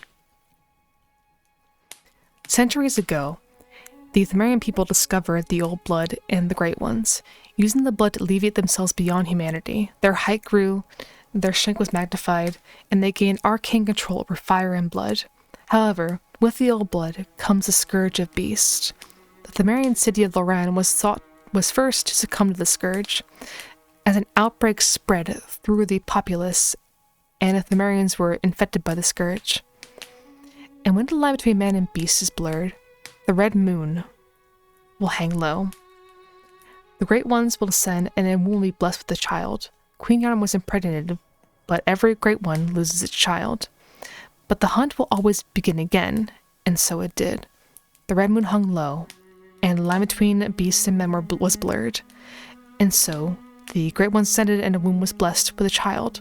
The daughter of Queen Annalise, Ariana, bore corrupted blood which began an eldritch liaison. But with whom? This brings us to Erden, the foremost one. The foremost Erden rune states, the Great One Erden, lacking form, exists only in voice, and is symbolized by this rune. Human or no, the oozing blood is a medium of the highest grade, and the essence of the formless Great One, Erden. Both Erden and his inadvertent worshippers surreptitiously seek the precious blood. Blood lore? Yeah, blood lore. Of all the Great Ones, Erden is the most similar to an outer god of the Lovecraftian mythos upon which Bloodborne is designed. Erden is a being of such absurdly complex design that it would be impossible for FromSoft to even put him in their game. For describing his shape as something human, beings simply can't do. Erden is also the Great One most closely associated with the blood, as both runes associated with him, Formless Erden and Earthen Ride, secrete a constant medium of blood, and provide the PC Hunter with ways of replenishing or storing Quicksilver bullets that are fused with their own blood. While the Healing Church worships several gods, it is likely that Erden is very high in their pantheon, if not their chief god. There is an entire chapel devoted to Erden's worship, the Great One of Blood, around whom all of Healing Churches revolves. Erden, the Formless Great One, exists quite literally all around us. He is literally everywhere, without shape and only carrying a voice. In this sense, Erden could also possibly be referred to as the cosmos itself. Mikolash makes this discovery in the Nightmare. When he's found communing with the Great One, he begins confusing Erden with Kos, believing he's speaking to the Great One of the ocean. Halfway through the boss fight, Mikolash has an epiphany. The cosmos. Of course. It's not Cosm, it's Cosmos. The choir will discover this truth as well. Indeed, their entire religion, we founded upon it as referenced by the Cosmic Eye Watcher badge. Badge of a member of the choir elites the Healing Church. The eye signifies the very cosmos. The choir stumbled upon an epiphany, very suddenly and quite by accident. Here we stand, feet planted in the earth. But might the cosmos be very near us? only just above our heads? Erden is so omnipresent that while he might not be a god in the Judeo-Christian religion's sense, it is most certainly godlike. This would lead to the choir's mantra, the Epiphany: the sky and cosmos are one. The early healing church had believed that the Great Ones were associated with the water, as this had been where Kos was found. The choir, however, concluded that it was not the sea that was linked to them, or them to the Great Ones, but the very cosmos itself. Erden. It was Erden who impregnated Queen Yharnam, and it was Erden who impregnated Ariana. The vast majority of players will first encounter the crying of a baby when they are first presented with the blood moon after the death of Ram. Vacuous spider. It is at this point that the line between the waking world and the nightmare begins to blur. The blood moon hangs low, the Amidala become visible, and the constant crying of a baby begin to fall and haunt the PC hunter as they struggle to understand what is happening. Many players know that it's possible to see the Amidala before the blood moon rises, if they have at least 40 insight. But did you know it's also possible to hear the crying baby before the death of Ram as well? I discovered this on my New Game Plus playthrough, in which I decided to start with 99 insight and see if anything happened differently. What I discovered is that the PC hunter has an insight above 60. They can hear the crying baby even before the blood moon has risen. This would seem to imply that the baby exists far before the menses ritual takes place. Every Great One loses its child, and Murgo, Queen of Yarm's child, with the Great One, was lost as well. When we encounter Queen Yarm in the Dreamlands, it's almost as if her stomach has been ripped open, a child torn from the womb. But when we encounter her in the bottom of the Thumerian Labyrinth, she is nonetheless still swollen with child. Upon her death, she drops the Yarm stone. In it, we see the outline of a fetus. Roughly 1% of pregnancies are ectopic, a complication in pregnancy meaning that the fetus begins to develop outside of the uterus. Of ectopic pregnancies, 1% of them are abdominal, in which case the fetus develops in the abdomen of the mother as opposed to the womb. When one of these pregnancies fails and the fetus dies, it begins to slowly calcify and harden. The fetus can remain in the mother for years. In many cases, the fetus remains calcified and hardened inside the mother for decades after its death. These fetuses are called lithopedions, or stone babies. This is what the Yarnam stone is, the calcified corpse of an unborn Great One, Murgo. I can't read big words, goddamn.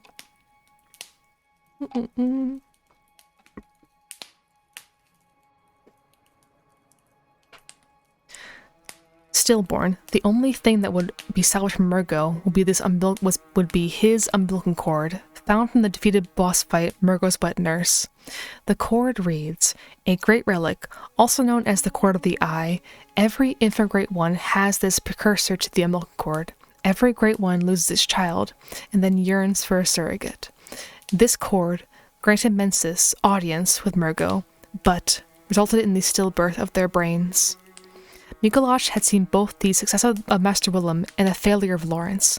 He had seen that in order to ascend, one must use a cord of the eye, the umbilical cord of the Great One. When the School of Mensis attempted to use Murgo's umbilical cord to commune with Murgo himself, the ritual was an enormous and terrible failure. It's unclear exactly what it means for a Great One to be lost, or even to be dead. They exist on a plane of existence so far above our own. Recall that even though something may die in the waking world, its consciousness may live on in the nightmare. Murgo lived on in the nightmare, possibly attached in part to the wet nurse, or possibly manifested as the wet nurse itself. It is likely that the School of Mensis made a connection with Murgo by using his umbilical cord. What they found was an eldritch concept of death, so inconceivable that resulted in the obliteration of their minds. It's for a reason. Sid Sorry. But beware. Secrets are secrets for a reason, and some do not wish to see them uncovered, especially when the secrets are particularly unseemly.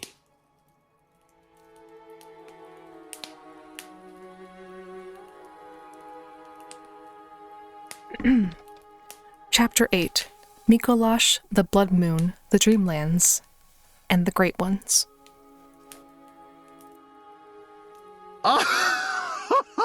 Oh, majestic! A hunter is a hunter even in a dream. But alas, not too fast. It's time for Mikolash, finally.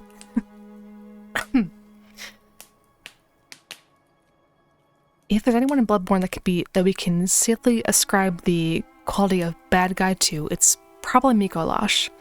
The Great Ones are too complex and too alien in their existence to ascribe normal values or good or bad to them.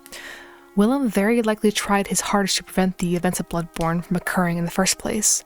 The beasts are no longer thinking creatures.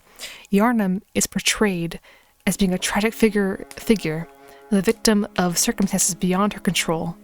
Annalise defied the church and tried to steer people into a new age of prosperity. Lawrence and Gehrman tried to control the scourge.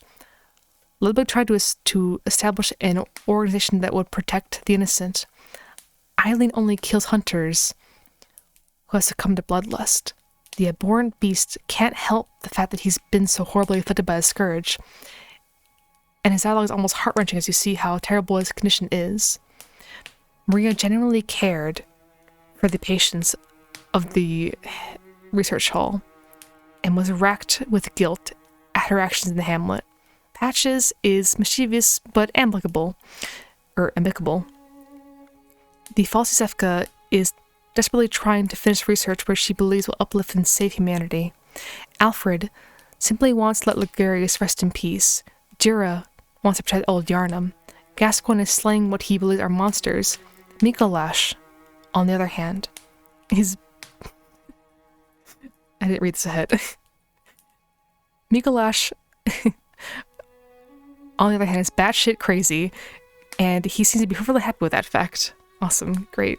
I love it. Mikolash's existence seems to be, in itself, a laugh at the player by developers.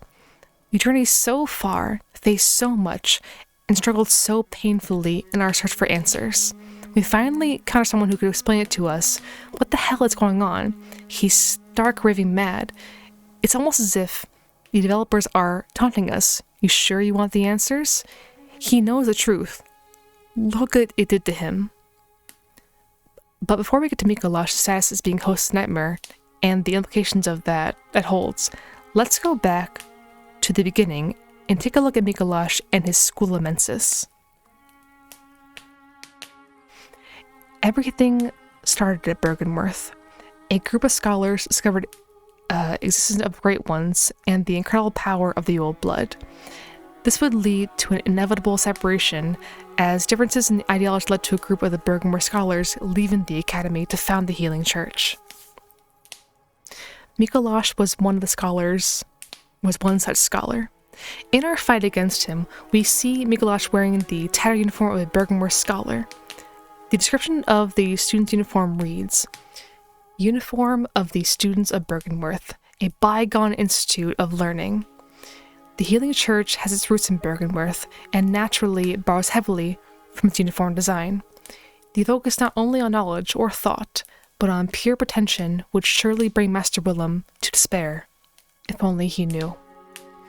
In the early days of the Healing Church, the group operated mostly in secret.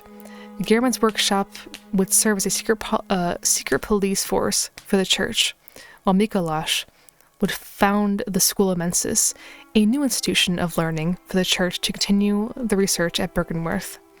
According to the Upper Cathedral Key, the upper echelons of the Healing Church are formed by the School of Mensis, based in the Unseen Village, and the choir occupying the Upper Cathedral Ward.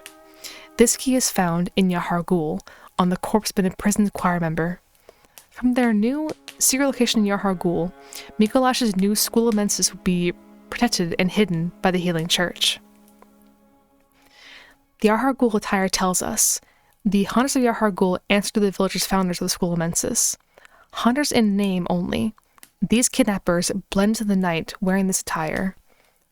From their hidden conclave, servants of the School of Mensis would skulk out into the night and kidnap innocents to drag them back to Yarhar for their experimentation. The PC hunter can be one such kidnapped victim if they died to a kidnapper, an enemy that first make their appearance after the death of the Bloodstar beast. The hunter also encounters fights two Yarhar hunters lurking outside of a home in the cathedral ward, possibly searching for more victims, it would seem. However, the School of Mensis slowly drifted apart from the healing church. While Yarnamites venerate the Old Blood and pay homage to the Great Ones as being godlike figures, the citizens of Yarhar worship the Great Ones directly. Statues of the twisted figures line the streets, and enormous chapels are devoted to the worship of spider-like Great Ones. Furthermore, the rituals of the School of Mensis seem to be either directly or indirectly responsible for the coming of the Blood Moon. But what is the Blood Moon? Madmen toil, big words, in rituals to beckon the moon, uncover their secrets. The Mensis ritual must be stopped, lest we all become beasts. When the red moon hangs low, the line between man and beast is blurred. The red moon hangs low, and beasts rule the streets. Behold, a pale blood sky. The players first encounter the blood moon after the death of Ron the vacuous spider. The PC hunter discovers Queen Yarnam at the bottom of the Moonside Lake, seemingly having appeared from nowhere. She weeps as she stares at the sky, and as the hunter follows her gaze, they see the overwhelming blood moon looming above them. After that, everything changes. This is the moment when Bloodborne goes from being a tale of beast and blood to a tale of horrible, eldritch things that work behind the scenes. Or perhaps a better way to explain it would be that it was always a story of eldritch things, if only we wouldn't see them. Many players walk out of Erdin Chapel for the first time to the sound of a loud, hissing, vacuum-like noise coming from behind them. They turn and stare at a peculiar wisp of air that seems to flow through... a wisp of air that seems to flow through the air. Some of them, as I did, walk closer to learn more. It is then that the hunter is hoisted up in the air by unseen forces, crushed to death, and succumbed to frenzy. If you're like me, you moved on with the hunt. You chalked it up to just another bullshit Miyazaki death trap. What killed you was an Amidala, or at least what I refer to as Amidala. It's not clear if the Amidala that serves as the boss of the Nightmare Frontier is the Great One's name, or is it species. However, the Amidala arm labels it as arm of a small Amidala Great One. And the term Great One is too broad, and so I refer to these creatures as the Amidalae. Once the hunter slays Rom and the blood moon rises, the Amidalae are no longer hidden. In fact, it becomes painfully clear that they've been there all along. And this brings us to the Dreamlands. Many players, indeed I would say the majority of players, are naturally confused by the words nightmare and dream that repeat in Bloodborne. Most people haven't read the works of Lovecraft, from which the Bloodborne series takes its influence. Even those who have read Lovecraft typically only read his later and much better written, admittedly, works, such as Shadow over Innsmouth and The Call of Cthulhu. However, towards the middle of Lovecraft's career, we have what Lovecraft scholars refer to as the dream cycle. Thank you for the tier 1, Java Bray, I appreciate it. Thank you for the sub. For Lovecraft, the act of dreaming was a method in which human beings could briefly transport their consciousness to an alternate dimension. The Dreamlands are not an illusion, they are a real place. The Dreamlands are a location just like Yarnam, Bergenworth, Canehurst, or Yarhar. The mere fact that the player can take items from the Dreamlands and bring them back to the waking world is proof that it's a place equally real. The lead elixir description states, its recipe for this mysterious concoction is unknown, but some postulate that it materializes only within the most desperate nightmare. There are 4 distinctly different locations in the Dreamlands that the PC Hunter travels to: the Nightmare Frontier, the Lecture Hall, the Hunter's Nightmare, and the Hunter's Dream. The Hunter's Dream is the first place in the Dreamlands the Hunter travels to, and from here, it is where they will travel to different parts of the game's world. The Lecture Hall is the next location the Hunter travels to. The Lecture Hall of Bergenworth has been somehow warped and transported into the Dreamlands. The Lecture Hall is connected to the Nightmare, which consists of both the Nightmare Mensis and the Nightmare Frontier. And judging from the fact that the Church Giant is found in the upper levels, it's possible that the School of Mensis moved into the Nightmare Lecture Hall at some point in time. Notice that when the Hunter opens certain doors in the Lecture Hall and transports to the Nightmare, the same warping effects and particles occur as when the Hunter uses a lamp. The Dreamlands are a location that exists parallel to our own world. They have a landscape just like we do, only they play by slightly different rules. Teleportation is just another method of transportation in the Dreamlands. The Dreamlands exist directly parallel to our own waking world. While in the waking world is the domain of humanity, the Dreamlands are the lands of the Great Ones. These 2 worlds exist like a reflection of one another. The Nightmare Frontier appears to be a reflection of the ravaged Thmarian, land of Loran, as evidenced by the fact that Silver Beast wandered the frontier and the Amidala dropped the Alien Loran chalice. The Hunter's Nightmare appears to be a reflection of the city of Yharnam itself, and the Hunter's Dream is obviously Garaman's abandoned workshop. They are places so very similar to the locations of the waking world, only slightly different. Consider staring into the mirror, watching your reflection. You stare at it for an hour, and for the very briefest of moments, you see a figure standing behind you in your reflection. Whipping your head behind you, startled, you see that nothing is there. Looking back at your reflection, the figure is gone. What you've just seen is a tiny little rip in the veil that separates the 2 worlds, the waking world and the Dreamlands. The figure is, of course, still standing behind you. It exists on a plane of reality parallel to your own, above yours. Maybe the figure was curious about you, wanted to learn more, and in showing interest, made itself visible for just the slightest of moments. Behold, a pale blood sky. This message can be found prior to Rom's death. Rather confusingly, if you look up at the sky, nothing is out of the ordinary. The message is still there, however, after Rom's death. Looking at the sky reveals the blood moon in all of its splendor. Of course, the message was there before because the blood moon was always there. We just couldn't see it. This is what insight allows us to do. With 4D insight, the Hunter will be able to see the Amidale in the Cathedral Ward even before the death of Rom. With 50 insight, the theme music of the Hunter's Dream will change to a theme that plays in the Hunter's Dream after Rom's death, even before Rom's death. With 60 insight, the Hunter will be able to hear the crying baby when standing next to Ariana, even before the death of Rom. It's a theme here. Insight allows us a glimpse into the realm parallel to our own and see what lies beyond humanity's perception. After the death of Rom, the veil that separates the worlds collapses completely. Insight is no longer necessary. The blood moon rises, the Amidale are visible, the crying baby is heard constantly, the citizens of Yharnam are driven insane once they are forcibly made to understand the depths of their reality. Simply looking upon the Great Ones is enough to drive someone insane, let alone the twisted knowledge that they lurked above you all your life, always watching you. But where does it fit together? How does Mikolash beckon the blood moon? Why is he in the nightmare? Why is he the host? I will hydrate, thank you.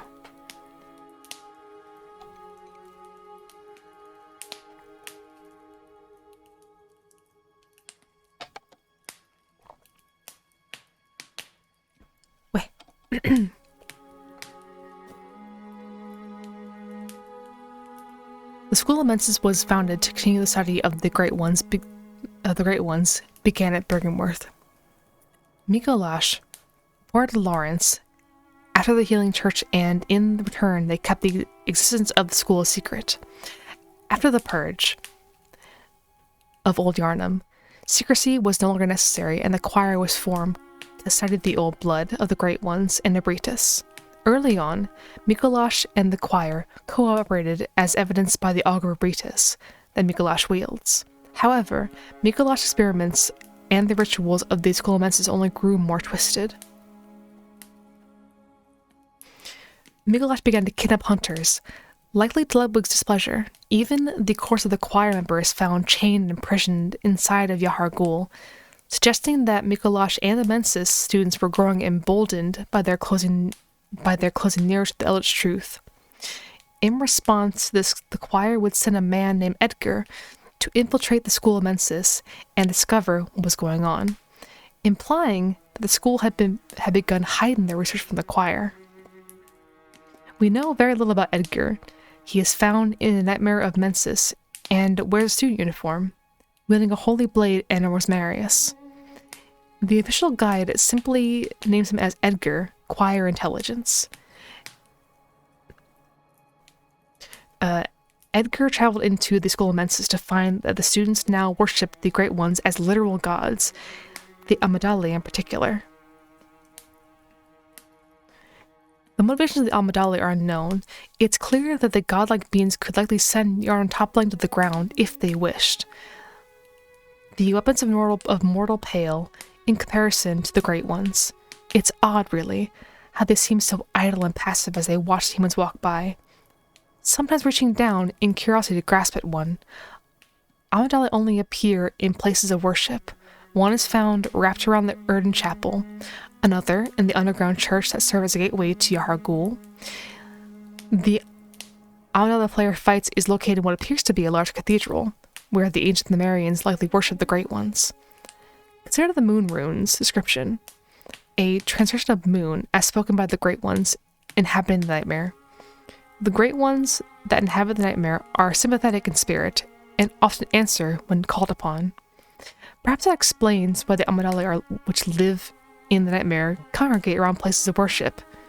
May they listen to the hopes and prayers of human beings. In Yahar Ghul, however, the Amidali are everywhere. As Mikolash and the School of Mensis grew closer to the Eldritch Truth, they attracted more and more of the Great Ones, like a flame attracting moths. Their final ritual, however, will be their undoing. Somehow, Mikolash came into the possession of one of the umbilical cords of the Great Ones, Murgo's umbilical cord, to be specific. Here was all the evidence they needed the cord of the true Great One, Murgo, child of Yarman and Erden, with the results of their research in the cord of the eye at their disposal. One second, I'll take a water break again.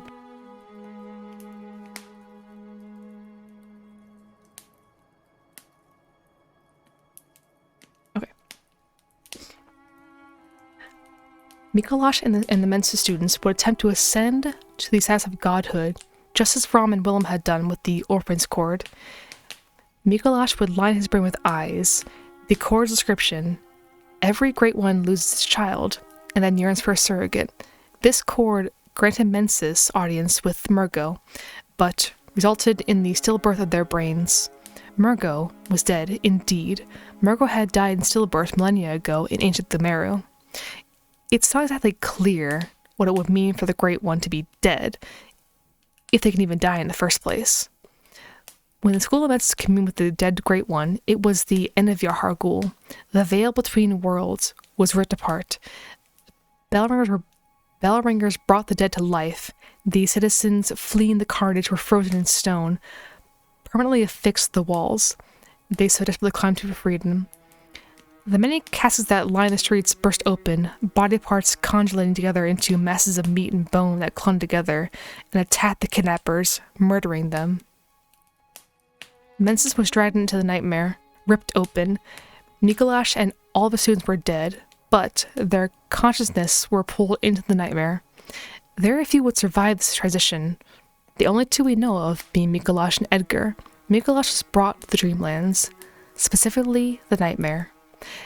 Edgar likely survived due to the fact that he was not wearing a mensis cage, and likely did not participate in the ritual, while Mikolash is a bit of a special case. Mikolash's corpse, still located in Yarhar provides a gateway, just as the many lamps around Yarnar provide gates to the Hunter's Dream. Mikolash's corpse, the host of the nightmare, will provide it. Oh, I read that. No, I didn't. Will provide a gateway to the nightmare. The nightmare, as we have discussed, appears to be a reflection of the Pthumerian city, Loran. If that is the case, perhaps Loran was a place of Murgo's attempted birth. At the top of Murgo's loft, the castle upon which the hunter ascends, we find Queen Yarnum weeping. By following her gaze, we ascend to the top of the castle, and there we fight Murgo's wet nurse. Historically, a wet nurse was typically a woman who would breastfeed an infant if the mother, for whatever reason, was unable to. While fighting her, the lullaby Murgo, a haunting melody, plays throughout the area. Perhaps the wet nurse was a great one summoned by Yarnum to care for the future child, or perhaps the wet nurse was created by some kind of manifestation of Murgo's consciousness. Either way, the wet nurse is a fully formed great one. She bleeds red, just as the Amidale, the orphan, and the moon presence do. Instead of the clear fluid that the kin bleed, she is the dominant force ruling over the nightmare upon atop Murgo's loft, and something peculiar happens upon slaying her. In the English version of Bloodborne, the blue text "Prey Slaughter" accompanies a victorious boss fight. In the Japanese version, it's a blue text "You hunted," but in both versions, killing Murgo's wet nurse causes the red text "Nightmare Slain" to appear on the screen. I was rather confused when I first seen this. Consider Bloodborne's tagline, "Hunt your nightmares." Let's pause for a moment and look at the 4 fully fledged great ones that the hunters encounter: the wet nurse, Amidala, the orphan, and the moon presence. Of the 4, Amidala is the only one who does not grant the Nightmare Slain message. The wet nurse, the orphan, and moon presence are the only 3 enemies in the game who make the message appear on screen. This puzzled me for a very, very long time, until I came to a rather simple conclusion. Amidala isn't dead. Even after killing the one in the Nightmare Frontier, the other Amidale still remain. The hunter even kills another Amidala in the Pthumerian Labyrinth. Perhaps the Amidale aren't individual members of a single species after all, but a single great one. After all, Patches speaks to the Amidala that grabs you in the Cathedral Ward as if it is Amidala itself. I only had this realization after re-finding Murgo's wet nurse in New Game Plus, and realizing that she appears to create a perfect clone of herself, using it to fight me. The Great Ones exist on a level far beyond our comprehension. Who's to say they can't be in multiple levels at once?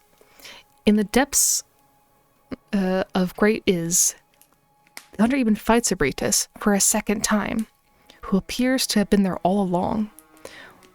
Whatever the mystery behind its Nightmare Slain message is, slaying the wet nurse ends Murgo's consciousness and puts the menses ritual to an end. However, the ritual had not been an entire failure.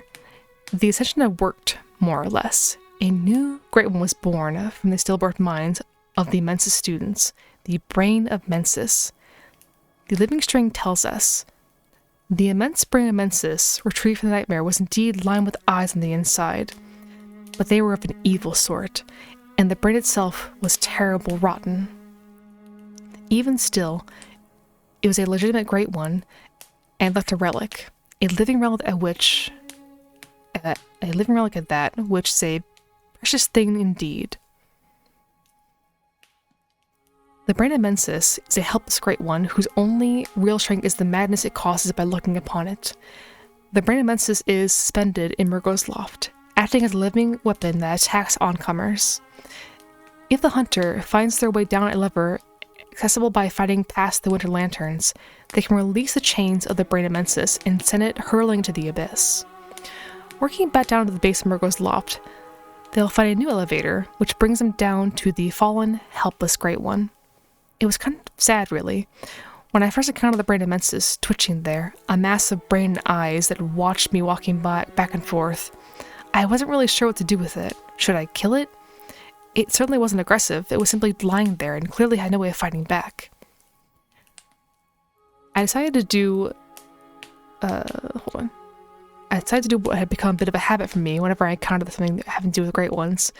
I put on the Mensis cage and performed the make contact gesture. The Mensis cage is described as, this hexagonal iron cage suggests their strange ways. The cage is a device that restrains the will of the self, allowing one to see the profane world for what it is. It also serves as an antenna that facilitates contact with the Great Ones of the dream. But, to an observer, the iron cage appears to be precisely what delivered them to their harrowing nightmare. I'm gonna take another break of water.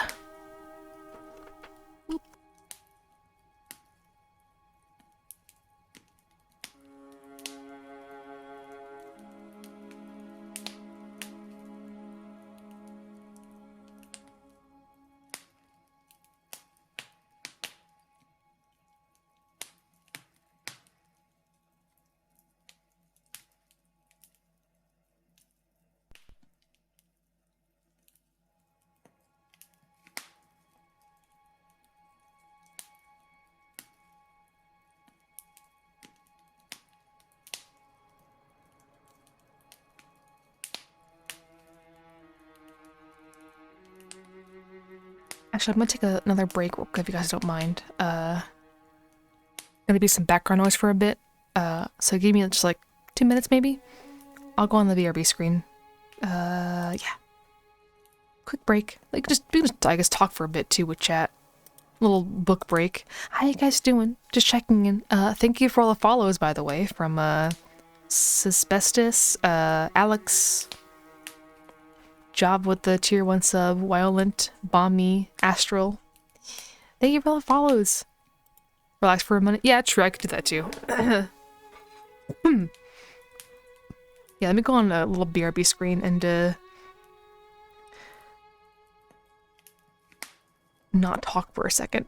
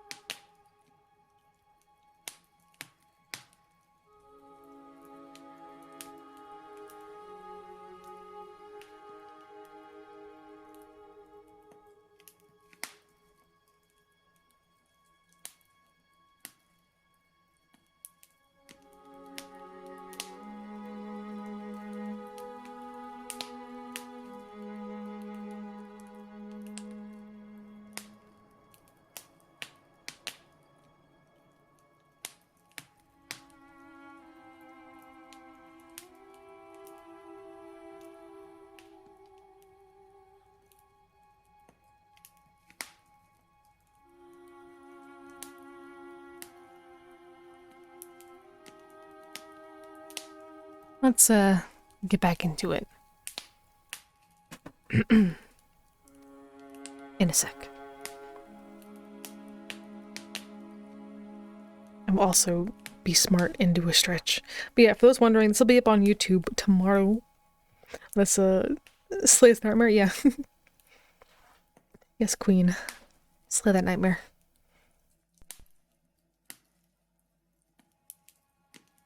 I should probably get one of those like custom YouTube URLs from my VOD channel, but there's that if you wanna catch the VOD tomorrow. I'll make a little thumbnail for it too. I think I just read I read this. I'll pick up in just a sec when I have the silence. Welcome in, Dodge World. Thank you for the follow. Welcome. Well, and thank you for the follow too, Gingy Dummy. I appreciate it. Welcome, welcome. If you're here for like the chat cat videos that you saw on Twitter, he'll be back on Wednesday. And thank you for the brand new Prime sub too. Thank you. Thank you, thank you. That's very kind.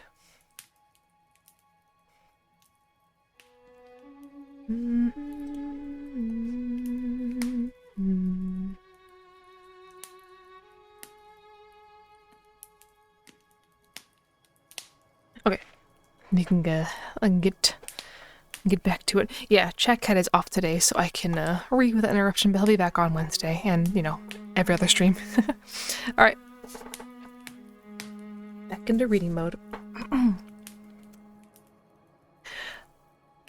I learned early that the doll will respond to gestures, leading me to believe that there were others that would as well. Just like everyone else, I was hoping to find some kind of secret somewhere. So far, I had been thoroughly unsuccessful.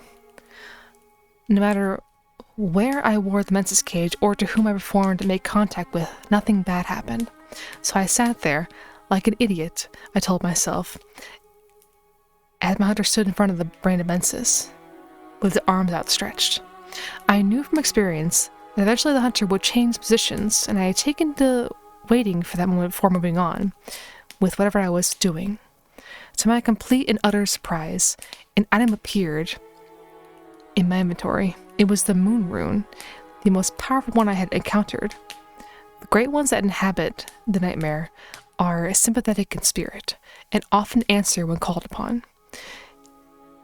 It was more that made me legitimately feel bad about this thing in front of me. I decided to kill it. Maybe the fact that it gave me a moon rune, a rune that grants more blood echoes upon killing enemies, was some sort of cry for an end to its misery. I was rewarded by the living string, an item I've been looking for idly for quite some time, as it was needed to access the Marrow Hill. E-Hill? Later I would read online that the menses cage was unnecessary, and one simply had to perform the make contact. To my surprise, I would read that nobody had discovered any use for the menses cage whatsoever. Nothing? Really? Not a single secret unlocked with such an item that seems so obviously placed to unlock a secret? Maybe the cage doesn't do anything at all. Maybe, in their madness, the delusions of the menses students convinced them it worked, even though it wasn't necessary. Their madness, after all, would deliver them from their harrowing nightmare. I think I have this audio. Grant us eyes, grant us eyes. Plant eyes on our brains to cleanse our beastly idiocy. Oh boy. High Bone. Chapter 9. Lawrence Gehrman and the Hunter's Mark. Let us pray, let us wish to partake in communion. Let us partake in communion and feast upon the old blood. Our thirst for blood satiates us, soothes our fears. Seek the old blood, but beware the frailty of men. Their wills are weak, minds young. The foul beasts will dangle nectar and lure the meek into the depths. Remain wary of the frailty of men. Their wills are weak, minds young. Were it not for fear, death would go unlamented. Seek the old blood.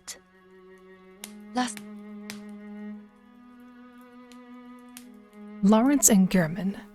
Together, they would change the world.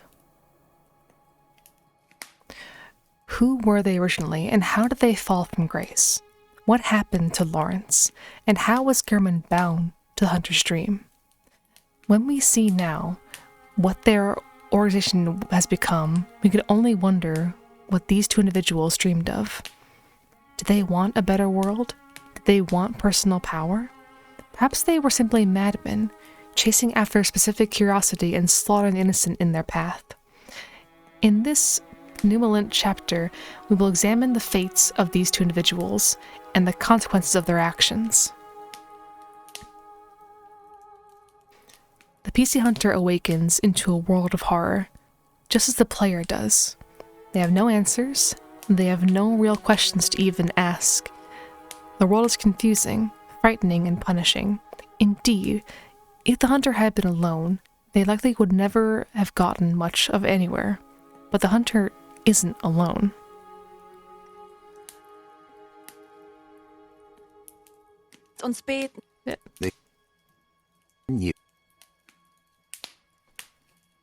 Aha! You must be the new hunter. Welcome to the Hunter's Dream. This will be your home for now. I am Gehrman, friend to you hunters. You're sure to be in a fine haze about now, but don't think too hard about all of this. Just go out and kill a few beasts. It's for your own good. You know, it's just what hunters... Gehrman provides the hunters with a home and a workshop. From within the hunter's dream, Gehrman will provide the hunter with a bit of comfort and a small amount of guidance. But who is Gehrman? Where does he come from and why is he here? According to the plain doll, he was a hunter long, long ago, but now serves only to advise them. He is obscure, unseen in the dreaming world. Still, he stays here in this dream. Gehrman was the first hunter, and from him all modern hunting techniques were developed. A central theme of Gehrman is mercy, what he grants to those he kills in the hunter's dream, as implied by the burial blade. Trick weapon wielded by Gehrman, the first hunter, a masterpiece that defined the entire array of weapons crafted at the workshop. Its blade is forged with siderite, said to have fallen from the heavens. Gehrman surely saw the hunt as a dirge of farewell, wishing only that his prey might rest in peace, never again to awaken to another harrowing nightmare. He also created the plain doll, bashing its appearance upon his dead student Maria. From within Hunter's dream, Gehrman and the doll guide the pale-blood hunter in their work. Gehrman was also, as we know, an acquaintance of Lawrence. Oh, Lawrence, what's taking you so long? I've grown too old for this. Of little use now, I'm afraid. Our first encounter with Lawrence comes from discovering his skull in the Grand Cathedral after defeating Vicar Amelia. Here we witness, a memory in which Lawrence announced to Master Willem that he was leaving the college. We learn from Lawrence's skull, found in the nightmare, that it is the skull of Lawrence, the first Vicar of the Healing Church. In reality, he became the first cleric beast, and his human skull only exists within the nightmare. The skull is a symbol of Lawrence's past and what he failed to protect. He is destined to seek his skull, but even if he found it, it could never restore his memories. The human skull appears to be a purely symbolic object, created in the nightmare as Lawrence's skull in the waking world is found in the Grand Cathedral. In Miyazaki's interview with Future Press, he remarks that Lawrence's skull served as the start of the Healing Church itself, but it's taken the form of a twisted beast. Lawrence was therefore the founder of the Healing Church. Having left Bergenworth after a disagreement in philosophy with Master Willem, Lawrence and Gehrman represent two halves of a mystery. What happened to them? How did things become the way they are when we entered the game? Lawrence was the first Vakar, Gehrman the first hunter. Their story, like much in Bloodborne, begins at Bergenworth. We've already established that Gehrman was an associate of Lawrence and Master Willem. Gehrman may have been a student at Bergenworth, or, judging by his combat, proficiency, and craftsmanship, may have been the Academy's handyman, groundskeeper, or bodyguard. But upon discovery of the old blood, Lawrence would lead a section of the Bergenworth scholars and form of the Healing Church. Separating from Bergenworth, Gehrman, Lawrence's closest friend, would join him. Lawrence and Gehrman believed that humanity could achieve its next evolution through the use of old blood, as written in the Metamorphosis rune. The discovery of blood made their dreams of evolution a reality. Metamorphosis, and the excess and deviation that followed, was only the beginning. It was, however, at this time that Lawrence and Gehrman came to a horrible discovery. While the old blood could indeed cure any disease, those who had been administered were susceptible to falling under a new terrible illness known only as the Scourge of the Beast. Those who had succumbed to the tainted blood suffered from a form of lycanthropy. Their hair elongated, their teeth sharpened, their size and strength increased, and they became violent and irrational. The men and women who had succumbed to the scourge became beasts, but Lawrence could not stop his research.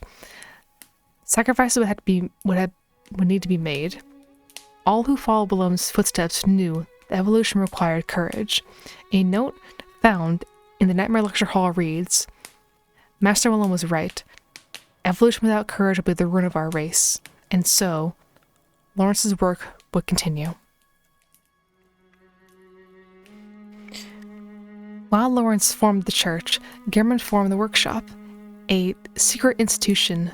The workshop would train a group of individuals to hunt and slaughter beasts.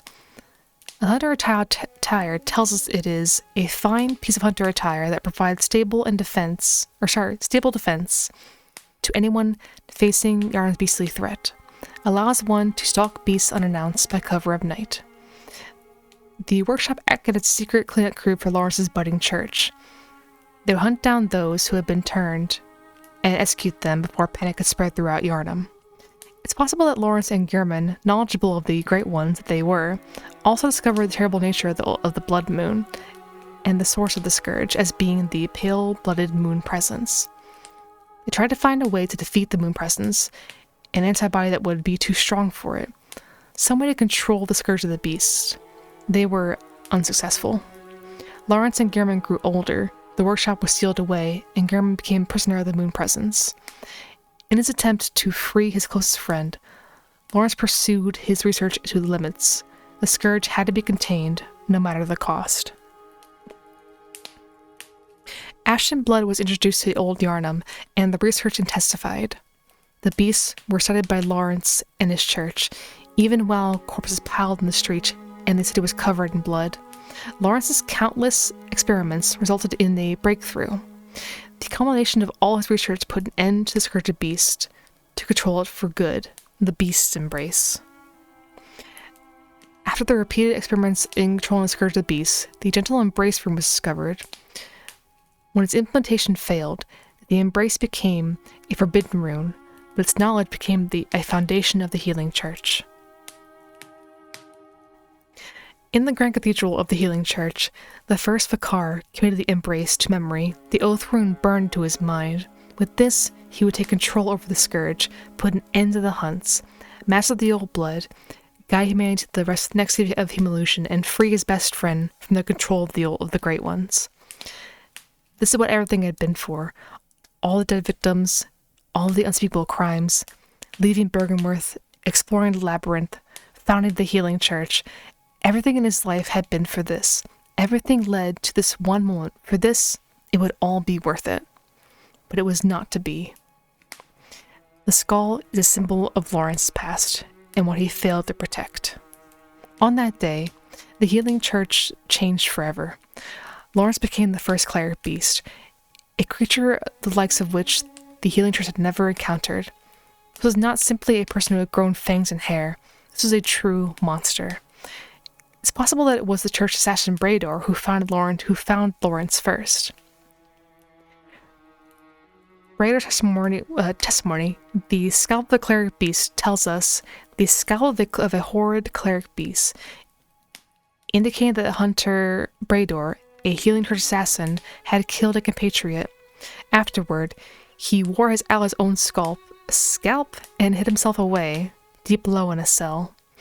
The church provided him with a single, soundless bell of death to ensure their secret would be kept. Brador slew Lawrence, and in doing so was driven mad. He skinned the corpse, splattered his clothes with the blood of the fallen vicar, severed the head from the body, and scalped it. When he was found, he was drenched with blood and gore, and his bloodletter was steeped in frenzy. Nothing changes. Such is the nature of man. Brador and his testimony to the failure of the healing church were locked away. Any and all research into controlling the scourge of the beast was immediately stopped and deemed forbidden. The claw mark and beast runes, along with the beast blood pellets, were all black marked by the healing church. With Lawrence's death, the church had formed one of the pillars of its philosophy. Beware the frailty of men. The scourge cannot be controlled, it must be destroyed. As for Lawrence, his consciousness was pulled into the nightmare. Perhaps he was cursed to burn for all eternity, as punishment for the flames that covered Old Yarnum, a brilliant mind lost to madness. And so now we have the first half of our picture. But what of Gehrman? While Gehrman hadn't been affected as deeply by the events of the Hamlet massacre as Maria had been, it had still disturbed him. He too was subject to the curse of the Cos parasites, and had terrible dreams because of it. Upon defeating the orphan, the doll notes that Gehrman is sleeping strangely soundly, for he normally has difficulty sleeping. Even so, Gehrman aided Lawrence in the founding of the healing church and established the workshop, training the first hunters in the art of slaying beasts. But while Gehrman hadn't been as distraught by the massacre, the death of Maria destroyed him.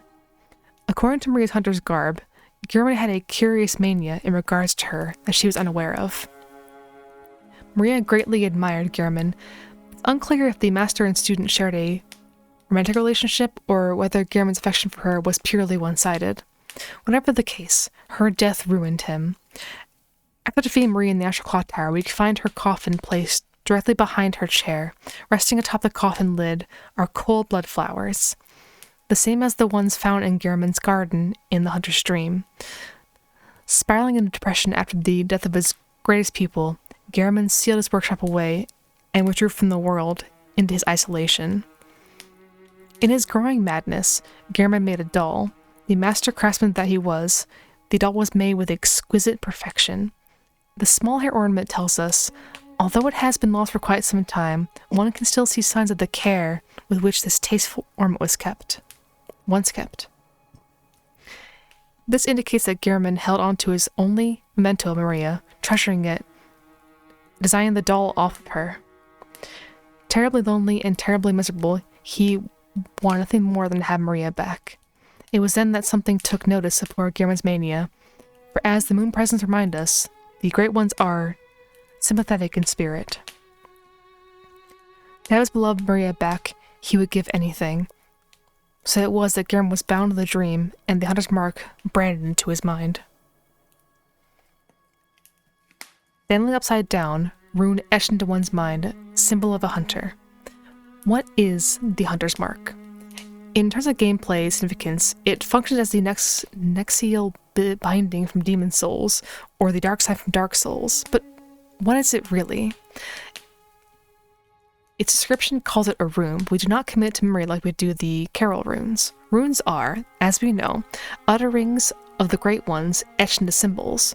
Runesmith Carol could commune with the Great Ones and listen to their mutterings, but she could find no words to describe them, Instead, Carol could only find symbols that represent these utterings, comprehensible to human minds.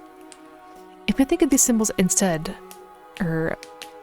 we think of these symbols are representing words of a language, we can therefore conclude that the hunter's mark is, quite literally, the Great One's word for hunter, as the same symbol is found on Carol's own hunter rune, the uttering of a Great One etched into one's mind, the symbol of a hunter. Hunter. This word, branded into one's mind, is what makes someone a hunter.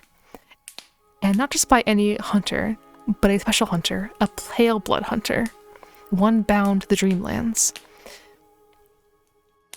This rune is what makes someone immortal, cursed to hunt and hunt and hunt until they are freed. We as players have this mark branded into our minds. No matter how many times we die, we wake up again. Even if we fall off a cliff, we're cut in half, we're burned to death, we're killed by frenzy, we're crushed by a monster, we die and die and die and die and die, even still we wake up once more. Even if we kill ourselves with the Shikage, or the wheel, or the whistle, or the butler, we wake up once more. There's only one way out for someone branded with the hunter's mark: to die by the hands of another branded hunter. As Gehrman settled into his new place in the hunter's dream, he found himself shackled and chained. There was no escape for Gehrman, the first hunter, trapped in a living hell, unable to die, unable to be granted mercy. Gehrman guided other pale blood hunters. When their hunts were over, Gehrman would end their life, freeing them from the wretched, tortuous existence of external life. He granted them mercy, but where is the hunter's mark coming from? As the player receives their first blood transfusion, they are attacked by a beast, but the beast turns to flames, and the messengers arrive, crawling over the player. At that point, something took notice of the player. Something peered over them and spoke a single word: hunter. With that uttering, they were reborn. Their life before transfusion was irrelevant. They were now a weapon. They awaken into a new world, a new nightmare. They awaken into a hunt. Chapter 10. The Pale Blood Hunt. Now, oh wait, there it is. I have this one. You. Now, let's begin the transfusion. Oh, don't you worry. Whatever happens, you may think it all a mere bad dream. Yeah. Normally, this is the part where I tell you I'm going to use nothing but facts and evidence and save all my speculation until the very end. We can't really do that in this part, can we? Instead, consider all my previous writing to be the evidence we've gathered. I'll try to be as factual as possible, and I will certainly try to leave as much of my speculation out as I can. But for the purpose of this essay, consider the chapter to be purely my interpretation of the impossibly complex ending to Bloodborne. Use it for whatever you will.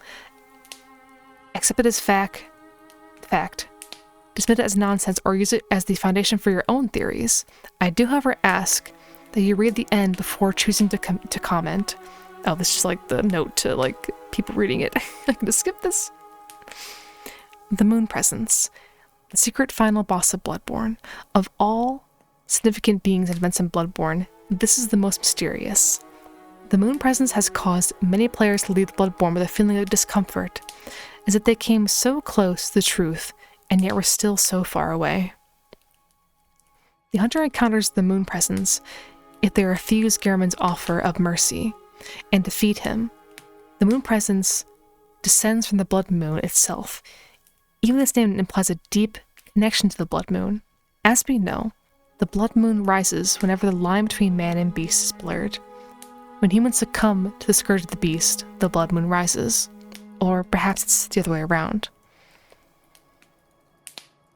Perhaps it's that the Blood Moon rises, causing those infected with the scourge to transform into beasts. At the beginning of the game, we find a note in the back of the hunter's dream, presumably left for the hunter. To escape this dreadful hunter's dream, halt the source of the spreading scourge of beasts, lest the night carry on forever. Now, recall Gehrman's words to the hunter after the defeat of Father Gascoigne. The moon is close. It'll be a long hunt tonight. The blood moon, or rather the moon presence, is the source of the scourge. The beast exists within humanity, as it always has. The Bergenworth scholar Carol was the first one to discover this during her commune with the Great Ones. According to the Clawmark rune, the Clawmark is an impulse to seek the warmth of blood, like a beast. It strengthens visceral attacks, one of the darker hunter techniques, although the difference is subtle. Runesmith Carol describes the beast as a horrific and unwelcome instinct deep within the hearts of men, while Clawmark is an alluring invitation to accept this very nature. But it wouldn't be until the work of the mysterious figure known as the Irreverent Izzy that Carol's theories will be put to practice. His weapon of choice, the Beast Claw, states, "As flesh is flayed and blood is sprayed, the beast within awakens, and in time, the wielder of this weapon surges with both strength and feverish reverie." But while Izzy's Claw is telling, it is the tool he designed known as the Beast Roar, which is the most haunting. Borrow the strength of the terrible undead dark beast, if only for a moment, to blast surrounding foes back with the force of a roaring beast. The indescribable sound is a broadcast with the caster's own vocal cords, which begs the question, what terrible things lurk deep within the frames of men? Water break.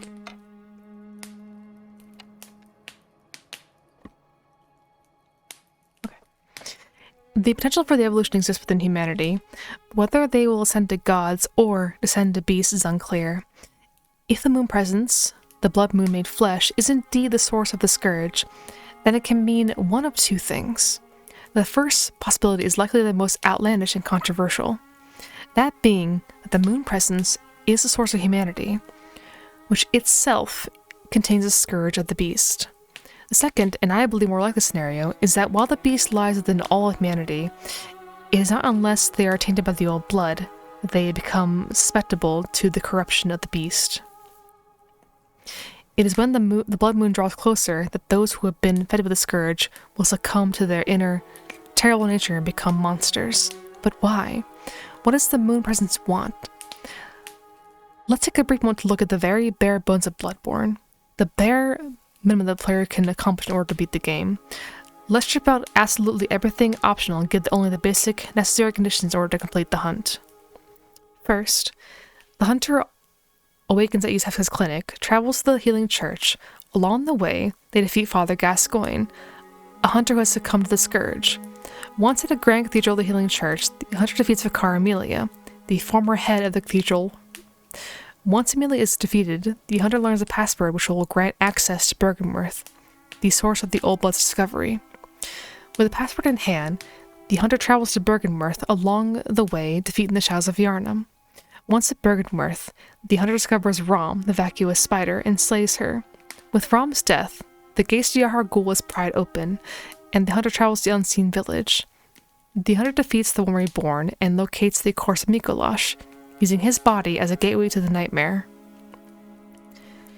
In the nightmare, the hunter ascends Murgo's loft, defeating Mikolash's consciousness along the way, before coming to the final boss of the game, Murgo's wet nurse, a fully formed Great One. The wet nurse is a vicious enemy who rules over the loft, and has claimed the section of the Dreamlands as their own. Upon the defeat of the wet nurse, and the silence of the nightmare newborn's harrowing cry, the haunting words, "Nightmare slain," blanket the screen. With the wet nurse's defeat, the hunter returns to the hunter's dream to find the workshop burned to the ground. The doll instructs the hunter to meet with Gehrman, who meets them underneath an ancient tree. There, Gehrman congratulates you, the hunter, on a job well done. Good hunter, you've done well.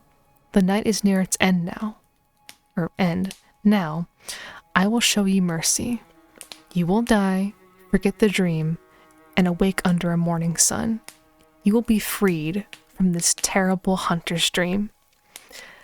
The hunter turns and kneels before Gehrman, who rises from his chair for the first time and executes the hunter. The hunter awakens from the terrible dream, weary and weakened, as the sun rises over Yharnam. The credits roll. When described in this way, Bloodborne seems to be a very linear, very simple game, doesn't it? Gehrman tasks the hunter with killing Murgo. In order to do this, they must go get the nightmare. Must get to the nightmare. In order to get to the nightmare, they need to get to Yahar Ghul. In order to get to Yahar Ghul, they need to get to Byrgenwerth. In order to get to Byrgenwerth, they need to get to the Healing Church.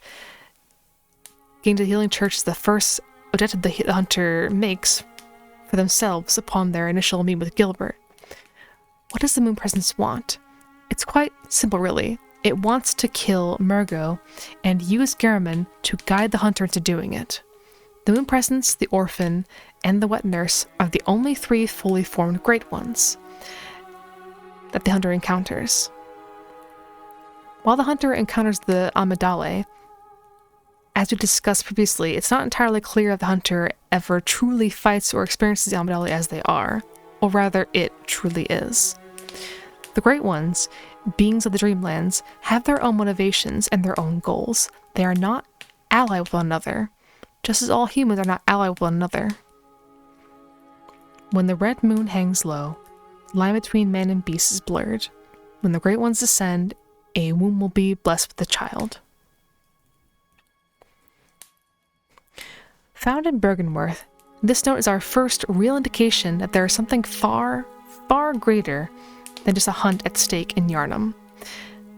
The phrasing of the note is interesting, however, as it describes a correlation. The red moon hangs low, and the line between man and beast is blurred.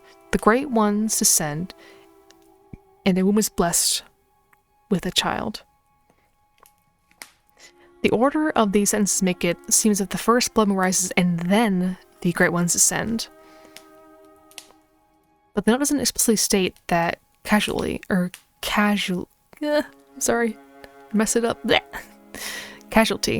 Instead, what if it's the other way around?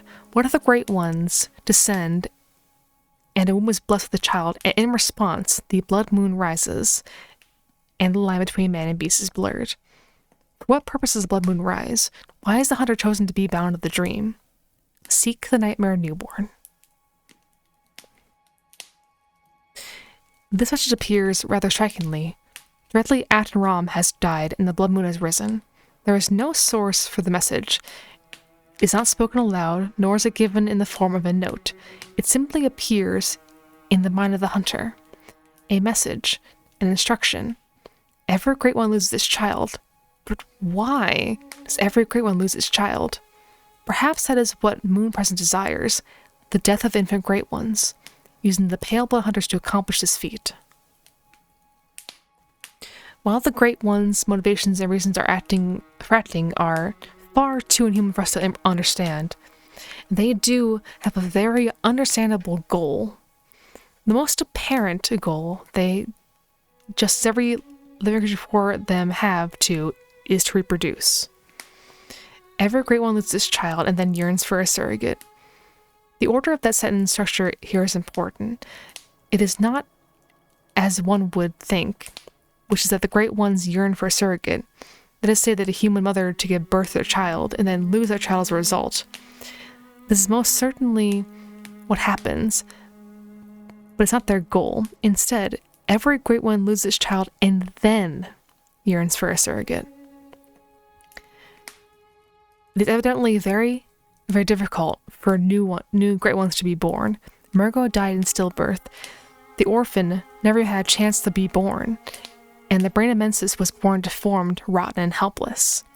Something always goes wrong with the birth of a Great One, and so the Great Ones find replacements for their lost children. We already know this is not the first hunt, that the hunter is not the first in the hunter's dream. There have been those before the hunter who have come, and the blood moon has risen in the past, and the moon presence has guided hunters into completing its objectives through the use of Gehrman, its surrogate child. The two hunters who we know went through the cycle were Dura the retired hunter and Eileen the crow. Dura seems to remember little of the dream, only recalling it faintly. I no longer dream. I was once a hunter too. Eileen, however, remembers much of it. If the hunter attacks and dies to Eileen the crow, she would chillingly ask the player, "You still have dreams? Tell the little doll I said hello." Think of how we experience dreams upon freshly waking up. We remember it vividly. As the day progresses, details become fuzzier, and eventually we can't remember the contents of the dream at all. Only that we had a dream indeed. Those who Garum execute in the dream awaken and slowly forget the details of their terrible, terrible nightmare, but they don't have to accept it. Sleepy time.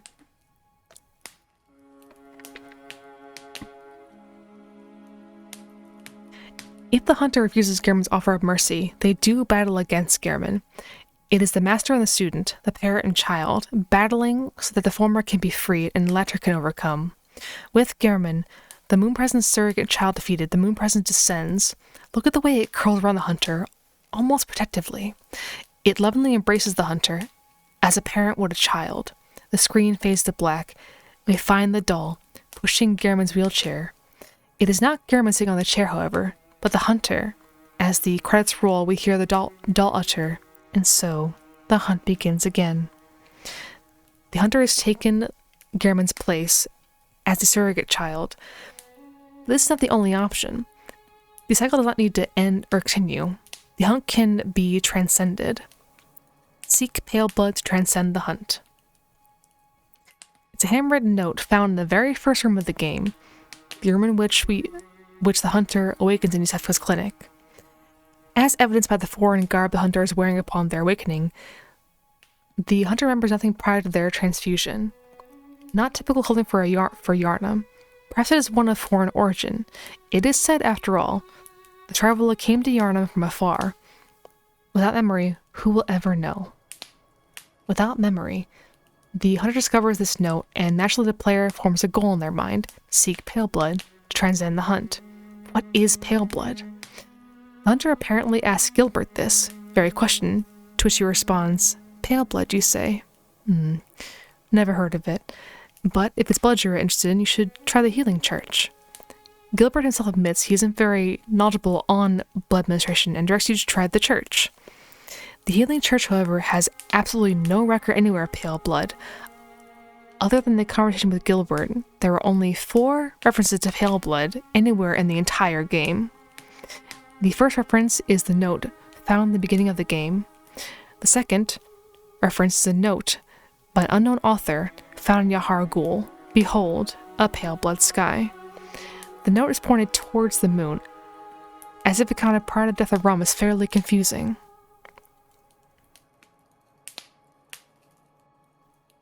After Ram's death, when the blood moon rises and the sky twists into a nightmare, the note makes much, much more sense. The color of the sky after you defeat that goose spider, and the Mensa's secret ritual is revealed. The sky there is a very pale blue, like a body drained in blood. This quote from Miyazaki discusses the sky that has been revealed once the veil between the waking world and dreamlands has been torn apart.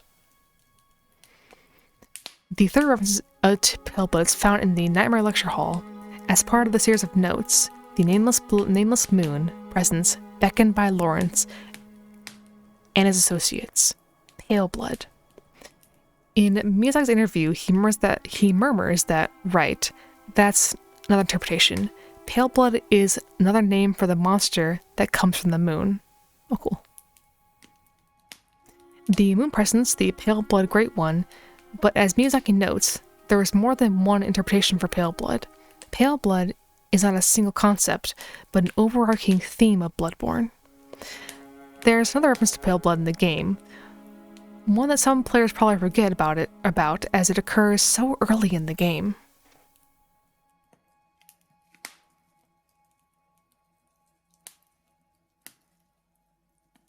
Such is the nature of man. Now, let's begin the transfusion. Oh, don't you worry. Yeah, Whatever they're happens, out of order. you may think it all a mere bad dream. You get the idea. Here it is.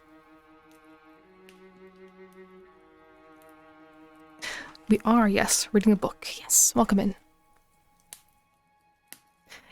It's the very first sentence uttered in the entire game by the doctor who administers the hunter's first blood transfusion. This doctor is credited simply as the Blood Minister. Let's take a moment to pause in our analysis of Bloodborne and instead go over something very, very simple. What is blood? Blood consists of 3 distinct ingredients. First are, oh god, big words, erythrocytes, typically referred to as red blood cells. Red blood cells travel through the body of a human being and distribute oxygen to the body's tissues. Red blood cells are the primary means of life support and nutrition for the body's tissues. Second is plasma. Approximately half of blood is plasma, a liquid that serves as the means of transportation for the blood cells which carry out their task in supporting the human body. When blood is centrifuged to separate the ingredients, we find something very interesting about plasma. Plasma that has been separated from clotting proteins in blood cells is actually an amber, light yellow color. This liquid is referred to as serum, or sometimes pure blood, as it is the liquid blood in itself without any other ingredients. The third ingredient of blood are the white blood cells. White blood cells exist as part of the human body's immune system. They attack infectious invaders, foreign substances, and clean after old and dead cell structures. Blood is such a central theme in Bloodborne. Everything revolves around blood, even the title, especially the title, Bloodborne. A bloodborne pathogen, a disease in the blood. This is what the Scourge of the Beast is. It's an infection, a disease that spreads from person to person through the transfusion of blood.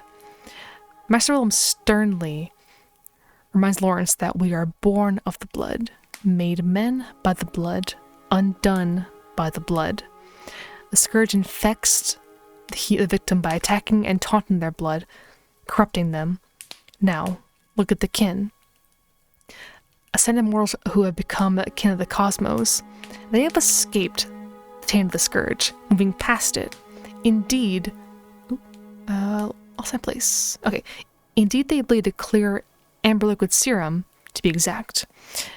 The kin of the cosmos have cleansed their blood of the tainted Scourge, separating it from other ingredients and becoming pure beings. And finally we have the white blood cells, pale blood cells. The white blood cells of the body's immune system, they seek out the infection and destroy it, but it's the way they destroy infections that fascinates me so. White blood cells grow and consume the infection, bringing it within themselves and isolating it in such a manner. The parallels to the PC Hunter are striking. Seek pale blood to transcend the hunt. Maybe this isn't a note for the player at all. Maybe it's a note for the Blood Minister. Jira likely suffered from a terrible, incurable disease. It's possible that Jira suffered from a type of terminal anemia, meaning they had a significant deficiency of iron in his bloodstream, and that he had much less hemoglobin in his red blood cells. Anemia was a rather serious problem in the Victorian era, typically affecting young women. It would become known as virgin disease and would be associated with the terrible paleness of the skin. The lack of hemoglobin mean that the blood cells carried much less nutrients throughout the bloodstream. The blood was a pale, sickly color, and the skin followed suit. Those who suffered from anemia would be sickly, tired, and weak, and so Jira's doctor discovered someone whose red blood was pale, who carried the antibodies and the potential to battle the Scourge of the Beasts. He discovered the pale blood. When the pale was treated with the old blood, they were reborn as a hunter, and not just any hunter, but a special one. The hunter's mark was branded in their mind of the pale blood hunter, connecting them to the hunter's dream and forcing them into servitude. But Jira would not become strong enough to overcome it, to overcome the moon presence.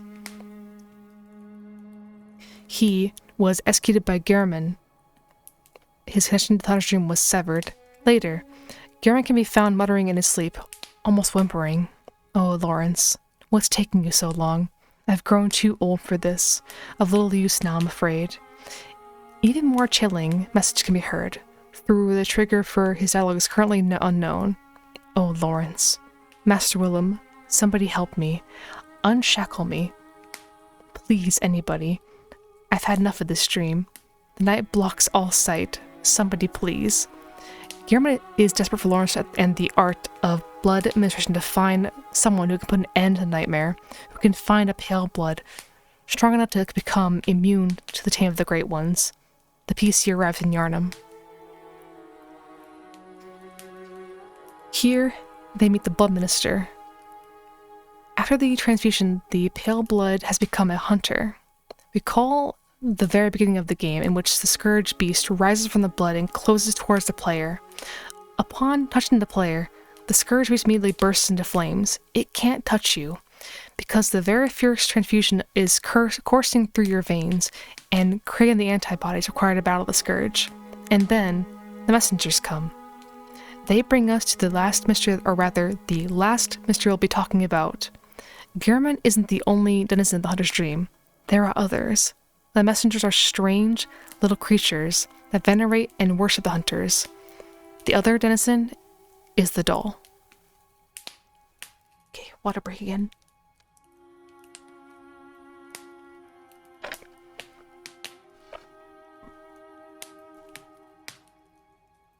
It's funny, really. When a player first starts playing Bloodborne, they have no idea what rules the world works by. They don't know what is possible or impossible. Upon speaking with the doll, it suddenly becomes something accepted. Oh, there's a talking doll. Of course there is. They don't question it, nor do they consider how it came to be. It's just accepted as an occurrence of the world. But sit down and think about the doll for a moment. And it becomes painfully clear she is so much more than a doll. Magic doesn't exist in Bloodborne. There are no wizards, no sorcerers. There are humans and there are great ones, godlike beings, capable of acts, which we only consider to be magic as they are too complex for us to understand the workings. Some humans have learned to use the power of the great ones in small and limited forms, but they are not wizards. They are scholars and madmen. To avoid being around the bush, Gehrman cannot animate a doll. So how did it come to life? We know that Gehrman had a deep love and care for the doll, based upon the obsession with his student Maria. The doll clothes tell us a deep love for the doll can be surmised by the fine craftsmanship of this article and the care with which it was kept. Let us again refer back to the tear blood gem. Created from a shining silver doll tear, this blood gem is a quiet but unfaltering friend that continues to restore HP, the life essence of a hunter. Perhaps the doll's creator had wished for just such a friend, albeit in vain.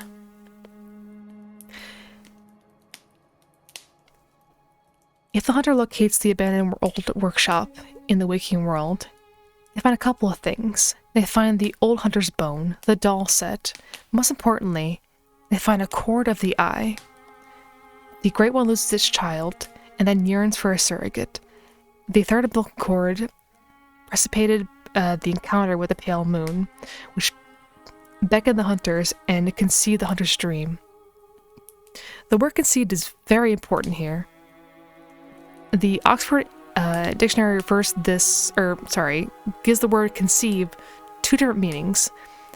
The first is as follows: form a mental representation of, imagine. This is the first definition of the player infers from the content of the sentence. However, the other definition is as follows: become pregnant with. Consider how much of Bloodborne is centered around birth, rebirth, pregnancy, and motherhood. I find it very hard to believe that the use of the word conceive in the cord of the eye is purely accidental.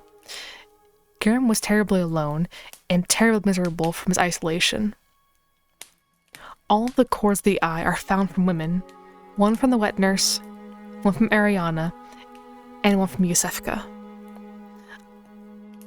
The exception of this rule is the one found in the workshop, until you consider that it is found directly next to a woman, not a human woman perhaps, but a doll of one. Perhaps in Gehrman's madness and his love of the doll that was his only companion, the Great One took notice. After all, the Great Ones that have a nightmare are sympathetic in spirit. In his desperation and longing for a beloved Maria, Gehrman was willing to give up anything in exchange to get her back. When a Great One promised to bring her to life, Gehrman signed away his life into servitude. But the doll was not Rhea. What is the doll? What is it really? What manner of being is it? A thinking and feeling creature having an artificial body? And why, sitting in the altar of the old abandoned workshop, the place where Gehrman signed away his life to servitude of the Great One, is there an umbilical cord of the Great One, a cord of the eye? Let's pause for a moment and take a look at what we know as the Winter Lanterns. The Winter Lanterns are, as any player who has braved them full well knows, one of, if not the, most absolute dangerous enemies to be found in Bloodborne. The Winter Lanterns are tall, lanky women singing out a tune, covered in bloody rags. They have no head. Instead, they have a large brain covered with eyes that blink and dart in full circle around them. Extending from their brains are tentacles which they use to grab the hunter and hold them still. On their own, the Winter Lanterns are not particularly hard to deal with. What makes them so dangerous is that making even the briefest eye contact with Winter Lanterns causes an uncontrollable rise of frenzy, which quickly does massive damage to the hunter. But what is frenzy? Frenzy is a status effect that occurs whenever the hunter comes into contact with the intense concept of the Great Ones. The Amidala cause frenzy by grasping the hunter and forcing them to look into their eyes. The celestial larvae abritus and the man-eater boars cause frenzy by vomiting on the hunter. The garden eyes cause frenzy by leaping up and grasping the hunter on by their head, clinging to them and filling their ears with mind-piercing, high-pitched ringing sounds. The Cathedral Ward Watchers can inflict frenzy by wielding a wooden cross, twisted with a symbol of the Great Ones, which glows a dark crimson. The Winter Lanterns cause frenzy simply by looking at the hunter.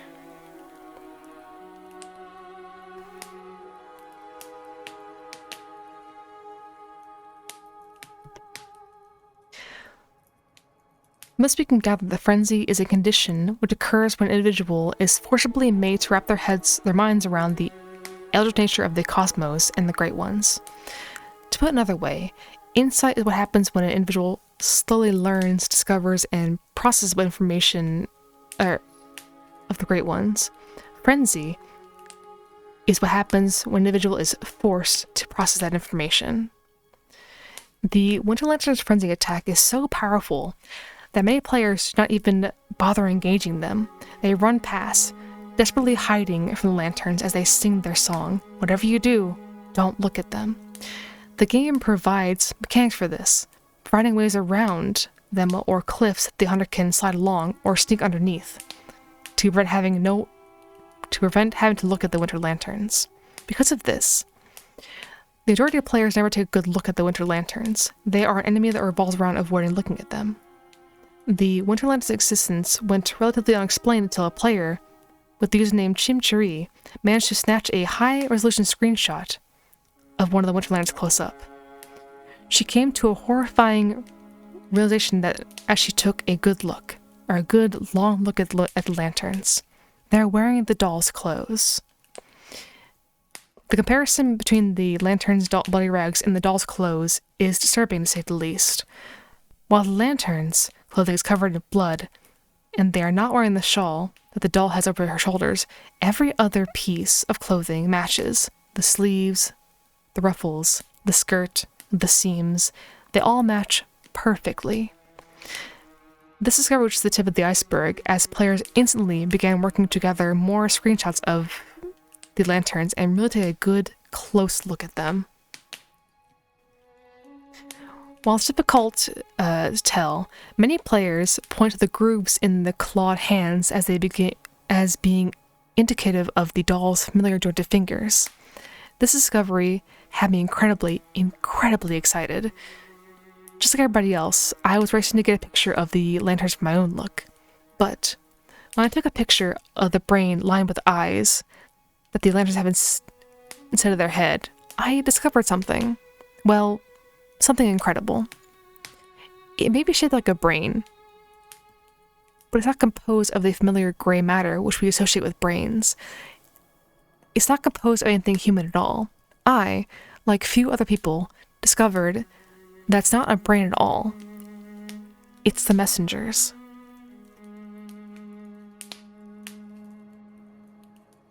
Sense of the dream. Unraveling. Sense of the dream. They find hunters like yourself, worship and serve them. Speak words they do not. But still, aren't they sweet?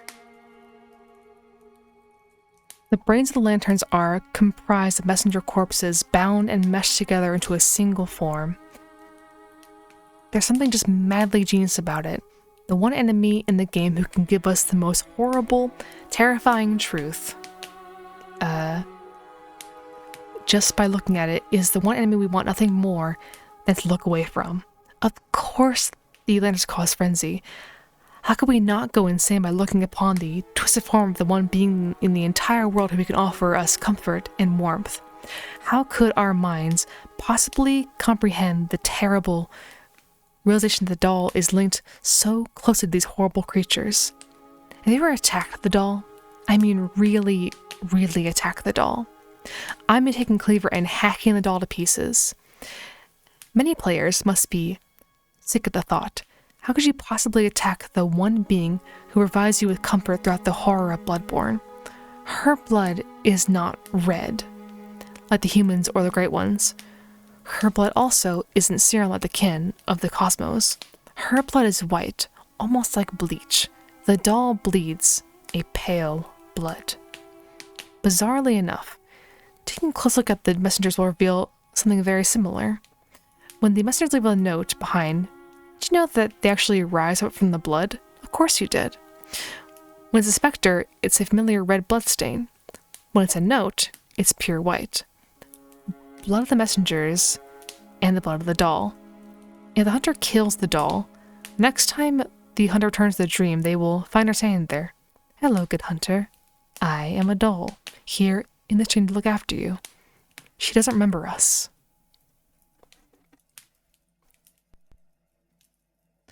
Over time, I have these, I think. Maybe. Over time, countless hunters have visited this dream. The graves here stand in their memory. Oh. Doesn't really make sense at all. So long ago. It wasn't really all that long ago. Guillermo had only been in prison for most possibly 100 years or so. As for the known Pale Bloods, I can count them on one hand: Jira, Eileen, and the player. We do know, however, that the blood moon has risen in the past. In ancient Lumeru, the people succumbed to the scourge of beasts. What if there haven't been only 4 blood moons? What if there have been hundreds? What if over the past thousands, tens of thousands, hundreds of thousands of years, the blood moon has risen and hunters have entered the dream, the hunter's mark branded on their minds before falling and succumbing to the moon presence?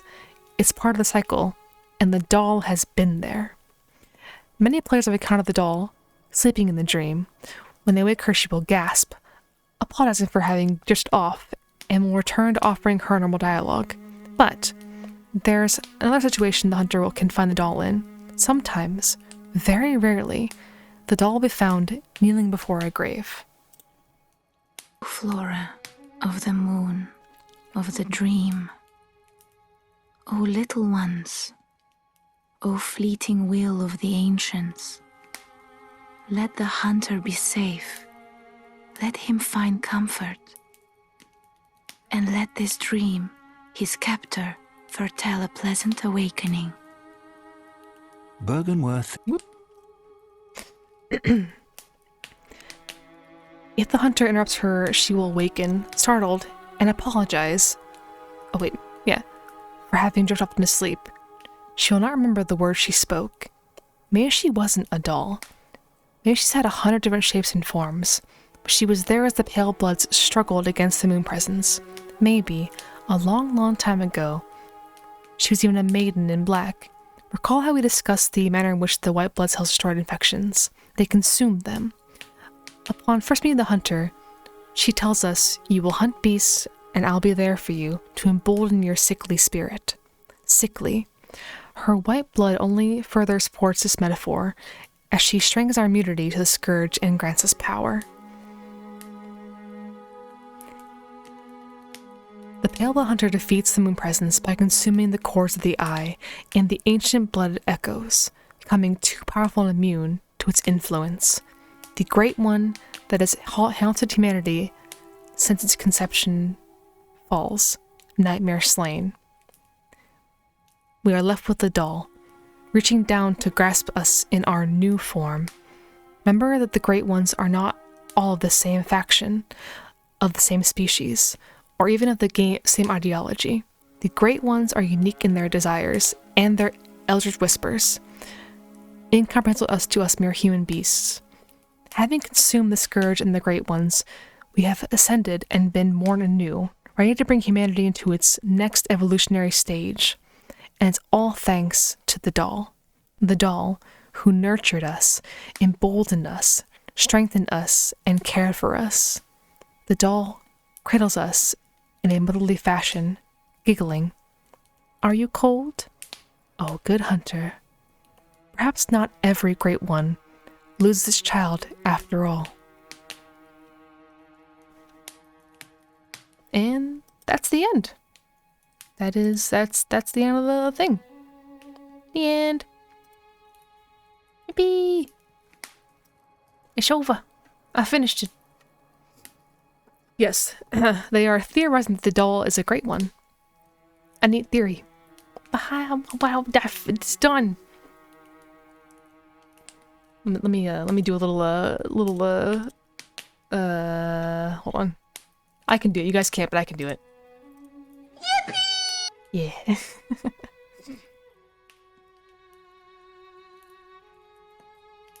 Fantastic. What? Start over? Yeah, I'll just start over right now. You got it. Awesome job reading. I try my best, thank you. It's hard. Reading is hard. I made a lot of mistakes, but I did my best with what my bad talking and speech can do. I'm glad you guys liked it though. Wah! Hydrate, please. I've been drinking so much goddamn water, making so much piss. That was so nice. Wee, thank you. I think my pet's broken on me, but not Chat Cat, so that's cool. Eat some food. Now, I actually ate before a stream, so, I'm good. I'm good. Very enjoyable. Ooh, I'm so happy you guys had fun and enjoyed this stream. That means so much. I literally was so nervous about this stream all week. And again, I know it wasn't perfect. I have, again, issues saying certain words and just like speech issues, but I really enjoyed it. I had a lot of fun. And again, the VOD will be up tomorrow on YouTube for your viewing pleasure. I'll have timestamps too for the breaks and stuff. But yeah, that was really fun to like read again. I listened to the audiobook of that, well, most of it. And I missed some things. So I'm excited to like go through and check out the game with some new insight, I guess. Coach Chair, yeah. I like my little PNG I made. I'm really proud of it. I think it's cute. Look at me. But yeah, I guess we're gonna wrap it up there, and I'll find someone to raid. I will unmute my alert box now too, just in case. It's very cute. Thank you.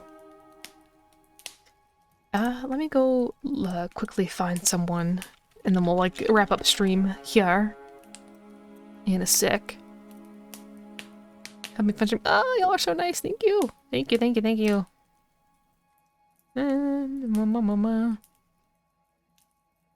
I bet I can try to. There are PNG like this in the future. Yeah, I would like to do like a simple PNG commission offer. That'd be a fun thing to have. Thank you for streaming. Thank you. I'm glad you guys liked it. I wasn't sure how a reading stream would go, but I'm so happy that it was enjoyable for everyone involved.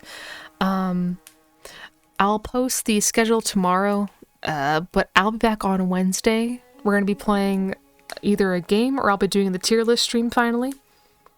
And we'll do like some fun, you know, tier list with the community.